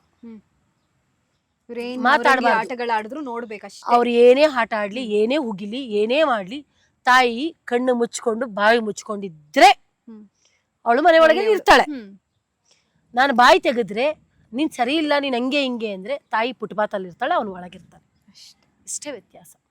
ಕಣ್ಣಿಗೆ ಕಾಣ್ದಂಗಿರ್ಬೇಕು ತಾಯಿ. ಉಗಿದ್ರು ಬೈದ್ರು ಬೈಸ್ಕೊಂಡು ಏನೇ ಮಾಡಿದ್ರು ಮೂಲೆಯಲ್ಲಿ ಇದ್ರಾರ ಒಂಚೂರು ಸುಮ್ಮನಿರ್ತಾರೆ. ಅದಂಗಪ್ಪ ಇದು ಹಿಂಗಪ್ಪ ಇದು ಹಿಂಗ್ ಮಾಡಪ್ಪ ಅಂದ್ರೆ ಸಾಕು, ತಾಯಿ ಪುಟ್ಬಾತಲ್ಲಿ ಇರ್ತಾಳೆ, ಅವನು ಒಳಗಡೆ ಇರ್ತಾನೆ. ಇಷ್ಟೇ ವ್ಯತ್ಯಾಸ ಈಗಿಂತಾಗಿ. ನಾನು ಪ್ರತಿಯೊಬ್ಬರು ತಾಯಿದಿರ್ಗೂ ನಾನೊಬ್ಳು ತಾಯಿಯಾಗಿ ನೀವೊಂದು ಕೇಳ್ಕೊಳ್ಳೋದು ಏನಂದ್ರೆ, ಏನಾರ ಮಾಡ್ಕೊಳ್ಳಿ, ಬಿಟ್ಬಿಡಿ, ಬದುಕಬೇಕಲ್ಲ ನಾವು. ಮಕ್ಕಳು ಈಗ ನಿಮಗೆ ತಾಯಿ ಮಗನ್ ನೋಡದೆ ಇರೋಕ್ಕಾಗಲ್ಲ, ಜೀವ ಒಡ್ಕತಾ ಇರುತ್ತೆ. ತಾಯಿ ಮಗನ್ ನೋಡಲೇಬೇಕು, ಮಗು ಬೇಕು ಅವಳಿಗೆ. ಅದಕ್ಕೋಸ್ಕರ ನಾವು ತಾಯಿಯಂದಿರು ಅಲ್ಲಿ ಕಚ್ಕೊಂಡು ಬಾಯಿ ಮುಚ್ಕೊಂಡು ಇರಬೇಕು. ಏನು ಮಾಡೋಕ್ಕಾಗಲ್ಲ. ನಮ್ಮ ಮಕ್ಕಳ ಜೊತೆ ನಾವು ಇರಬೇಕು ಅಂದರೆ ಈ ಕೆಲಸ ನಾವು ಮಾಡಬೇಕು. ಇಲ್ಲ ನಾನು ಹಿಂಗೆ ಹೇಳ್ತೀನಿ, ನಾನು ಹಿಂಗೆ ಮಾಡ್ತೀನಿ ಅಂದರೆ ನಾವು ಬೀದಿಗೆ ಬಂದಿರ್ತೀವಿ, ಅವ್ರು ಒಳಗಿರ್ತಾರೆ. ಇಷ್ಟು ಅವಾಗ ಆ ಮಗನ ಮುಖನೂ ನೋಡೋಕ್ಕಾಗಲ್ಲ ತಾಯಿ. ಇದಿಷ್ಟು ಸತ್ಯ ಮೇಡಮ್. ನಾನು ದಿನ ನೋಡ್ತಾ ಇರೋದಿದು. ಏನಾರ ಬೇಜಾರಾಗಿದ್ದರೆ ದಯವಿಟ್ಟು ಕ್ಷಮಿಸಿ ನನ್ನ ಮಾತಲ್ಲಿ. ಅವ್ರಿಗೆ ಕೇಳಿ ಮೇಡಮ್, ಯಾಕಂದರೆ ತಾಯಿದಿರನ್ನು ನೋಡೋರು, ಆಶ್ರಮಕ್ಕೆ ತಂದು ಬಿಡೋರು ಅವರಲ್ವಾ. ದಯವಿಟ್ಟು ನನ್ನ ಪದದಲ್ಲಿ, ನನ್ನ ಮಾತಲ್ಲಿ ತಾಯಿ ನೋವು ತಿಂತಾಳಲ್ಲ, ಇಲ್ಲಿ ಯಾವ ಶತ್ರುಗೂ ಬೇಡ ರೀ, ಯಾವ ಶತ್ರುಗೂ ಬೇಡ. ಅವಳು ಗೊತ್ತಿತ್ತಾ ನಿಮ್ಮನ್ನು ಸಾಕ್ಬೇಕಾರೆ, ನಿಮ್ಮನ್ನು ಸಲಿಬೇಕಾರೆ, ನಿಮ್ಮನ್ನು ಹಡಿಬೇಕಾರೆ ಗೊತ್ತಿತ್ತ ಅವಳು ಇಲ್ಲಿ ಬಂದು ಬೀಳ್ತೀನಿ ಅಂತ? ಗೊತ್ತಿಲ್ಲ ರೀ, ಅವಳಿಗೆ ಗೊತ್ತಿರಲಿಲ್ಲ. ಅವಳಿಗೆ ಲಾಸ್ಟ್ ನಾನು ಒಂದಿನ ಆಶ್ರಮಕ್ಕೆ ಹೋಗಿ ಸೇರ್ತೀನಿ ಅಂತ ಏನಾರ ಗೊತ್ತಾಗಿದ್ರೆ ಒಂದಷ್ಟು ದುಡ್ಡು ಕಾಸು ಬಟ್ಟೆನೇನೋ ಇಟ್ಕೋತಿದ್ಲು ಅವಳು. ನಿಮ್ಮ ಮೇಲೆ ಆಗ್ತಿರ್ಲಿಲ್ಲ. ನೀವೇ ಬೇಕು ಅಂತ, ನನ್ನ ಜೀವನ, ನನ್ನ ಬದುಕು, ನೀನೇ ಎಲ್ಲ ಅಂದ್ಬಿಟ್ಟು ನಿಮ್ಗೆ ತೊಗೊಂಬಂದು ಹಾಕಿದ್ಲು. ಅದಕ್ಕೆ ಅವಳು ಇಲ್ಲಿ ಬಿದ್ದಿದ್ದಾಳೆ. ಅವಳ ಜೀವನ ಅವಳು ಕಟ್ಕೊಂಡಿದ್ದಿದ್ರೆ ಅವಳು ಮನೆ ಒಳಗೆ ಇರ್ತಿದ್ಲು. ತ್ಯಾಗಮಯಿ ಕಣ್ರಿ ಅವಳು. ಪ್ರತಿಯೊಬ್ಬರಿಗೂ ಕೇಳ್ಕೊತೀನಿ, ಅಪ್ಪ ಅಮ್ಮನ ನೋವು ಕೊಡಬೇಡಿ, ಕೆಟ್ಟ ಪದಗಳನ್ನ ಬೈಬೇಡಿ, ಹೊಡಿಬೇಡಿ, ದಯವಿಟ್ಟು ಕೈ ಮಾಡ್ಬಿಡಿ. ದಿನಾ 100 ಫೋನ್ ಬರುತ್ತೆ ನನಗೆ. ಎಷ್ಟೋ ಜನ ತಾಯಂದಿರು ರಾತ್ರಿ 1 ಗಂಟೆಲಿ ಫೋನ್ ಮಾಡ್ತಾರೆ. ಏನಂತ ಫೋನ್ ಮಾಡ್ತಾರೆ, ಅಮ್ಮ ನನ್ಗೆ ಊಟ ಕೊಟ್ಟಿಲ್ಲ ಅಮ್ಮ ಹೇಳ್ತಾರೆ ಮೇಡಮ್. 1 ಗಂಟೆಗೆ ಫೋನ್ ಮಾಡ್ತಾರೆ, ನೀವು ಊಟ ಹಾಕ್ತಿದ್ದೀರ ನೋಡಿದ್ರೆ ತಿನ್ಬೇಕು ಅನ್ಸುತ್ತೆ, ನನ್ಗೆ ಯಾರೂ ಊಟ ಕೊಟ್ಟಿಲ್ಲ, ಹೊಡೆದ್ಬಿಟ್ಟು ಆಚೆ ಹಾಕ್ಬಿಟ್ಟವ್ರೆ ಅಂತಾರೆ. ಆ ಸಂಕಟ ಇದೆಯಲ್ರಿ, ಆ ನೋವು, ಆ ಸಂಕಟ ಯಾವ ಶತ್ರುಗೂ ಬೇಡ ಕಣ್ರಿ.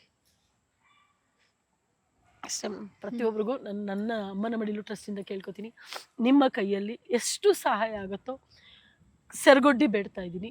ನಿಮ್ಮ ಕೈಯಲ್ಲಿ ಸಹಾಯ ಮಾಡಿ ಇನ್ನೂ 100 ಜನ ತಂದೆ ತಾಯಿಗೆ ಅನ್ನ ಹಾಕುವಷ್ಟು ಶಕ್ತಿ ಕೊಡಲಿ. ನಿಮ್ಮೆಲ್ಲರ ಆಶೀರ್ವಾದ ಅಮ್ಮನ ಮಡಿಲು ಟ್ರಸ್ಟ್ ಶಶಿಕಲಾ ನಮ್ಮ ಕುಟುಂಬದ ಮೇಲೆ ಇರಲಿ. ನಮಸ್ಕಾರ. ಇಷ್ಟೊತ್ತು ನಮ್ಮ ಕಾರ್ಯಕ್ರಮದಲ್ಲಿ, ನಮ್ಮ ಬಾಸ್ ಟಿವಿ ಕಾರ್ಯಕ್ರಮದಲ್ಲಿ ಇದ್ದಿದ್ದಕ್ಕೆ ನಿಮಗೆ ಹಾರ್ಟ್ಲಿ ವೆಲ್ಕಮ್ ಮೇಡಮ್. ಬಾಸ್ ಟಿವಿಗೆ ಬಾಸ್ ಅಂದ ತಕ್ಷಣ ನನಗೆ ದರ್ಶನ್ ಸರ್ ನೆನಪಾಗೋದು. ದಯವಿಟ್ಟು ದರ್ಶನ್ ಸರ್ ನನಗೆ ನೆನಪಾಗೋದು. ಮುಂದೊಂದು ದಿನ ನಾನು ಹೇಳಿ ಸತ್ಯನೇ ಆಗುತ್ತೆ, ಯಾವುದು ಸುಳ್ಳಾಗಲ್ಲ. ಆಗತ್ತೆ, ಸತ್ಯನೇ, ಅದು ಸತ್ಯನೇ. ದಯವಿಟ್ಟು ಅವ್ರಿಗೆ, ಅವ್ರ ಕುಟುಂಬಕ್ಕೆ ಆ ನೋವನ್ನ ತಡ್ಕೊಳ್ಳೋವಂಥ ಶಕ್ತಿ ಕೊಡಲಿ. ಬಟ್ ಅವರಿಗೆ ಎಲ್ಲದಕ್ಕಿಂತ ಹೆಚ್ಚಾಗಿ, ನಮ್ಮ ಇಡೀ ರಾಜ್ಯದ ಜನತೆಗಿಂತನೂ ಹೆಚ್ಚಾಗಿ ನಮ್ಮ ದರ್ಶನ್ ಸರ್ಗೆ ಒಳಗಿದಾರಲ್ಲ, ಆ ನೋವು ತಿಂತಾ ಇದ್ದಾರೆ. ಒಂದೊಂದು ಯಾವ ಶಿಕ್ಷೆನೂ ಬೇಡ ರೀ, ಅದಕ್ಕಿಂತ ಯಾವ ನರಕನೂ ಬೇಡ ರೀ. ಆ ನರಕ, ಆ ನೋವು ಎಷ್ಟು ತಿಂತಾ ಇದ್ದಾರೋ ಅಷ್ಟು ಬೇಗ ಆಚೆ ಬರ್ತಾರೆ. ಅಷ್ಟು ನೋವನ್ನು ಬೇರೆಯವ್ರನ್ನ ನೋವು ಅವ್ರು ಬರೆಸ್ತಾರೆ. ಇದಂತೂ ಸತ್ಯ. ನಮ್ಮ ದರ್ಶನ್ ಸರ್ ಆಚೆ ಬಂದ ಮೇಲೆ ಎಷ್ಟೋ ಜನ ಕುಟುಂಬಗಳಿಗೆ ಕಣ್ಣೀರು ಒರೆಸ್ತಾರೆ, ಎಷ್ಟೋ ಜನ ಕುಟುಂಬಗಳಿಗೆ ದಾರಿ ದೀಪ ಹಾಕ್ತಾರೆ, ಎಷ್ಟೋ ಜನ ತಂದೆ ತಾಯಿಗಳಿಗೆ ಒಂದು ಹಾಸ್ಪಿಟ್ಲು, ಸ್ಕೂಲು, ತಂದೆ ತಾಯಿಗೆ ಹಾಸ್ಪಿಟ್ಲು, ಮಕ್ಕಳು ಸ್ಕೂಲು, ರೈತರಿಗೆ ದಾರಿ ದೀಪ ಹಾಕ್ತಾರೆ. ಇದು ಸತ್ಯ.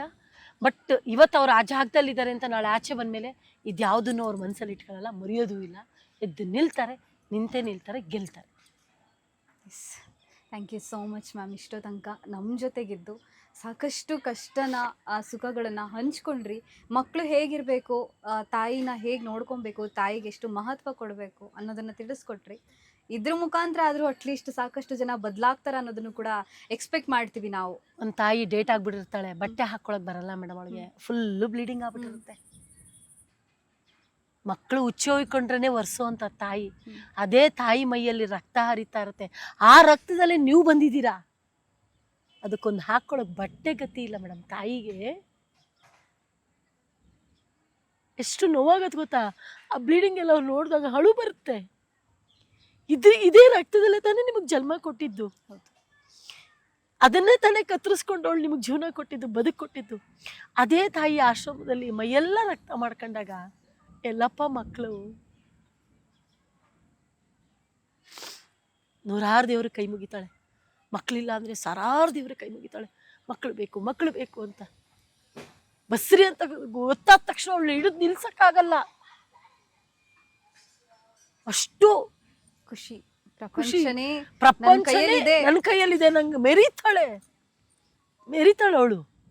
ತಾಯಿ ಬಗ್ಗೆ ಮಾತಾಡಕ್ ಹೋದ್ರೆ ಮಾತೆ ಮುಗಿಯಲ್ಲ ಮೇಡಮ್.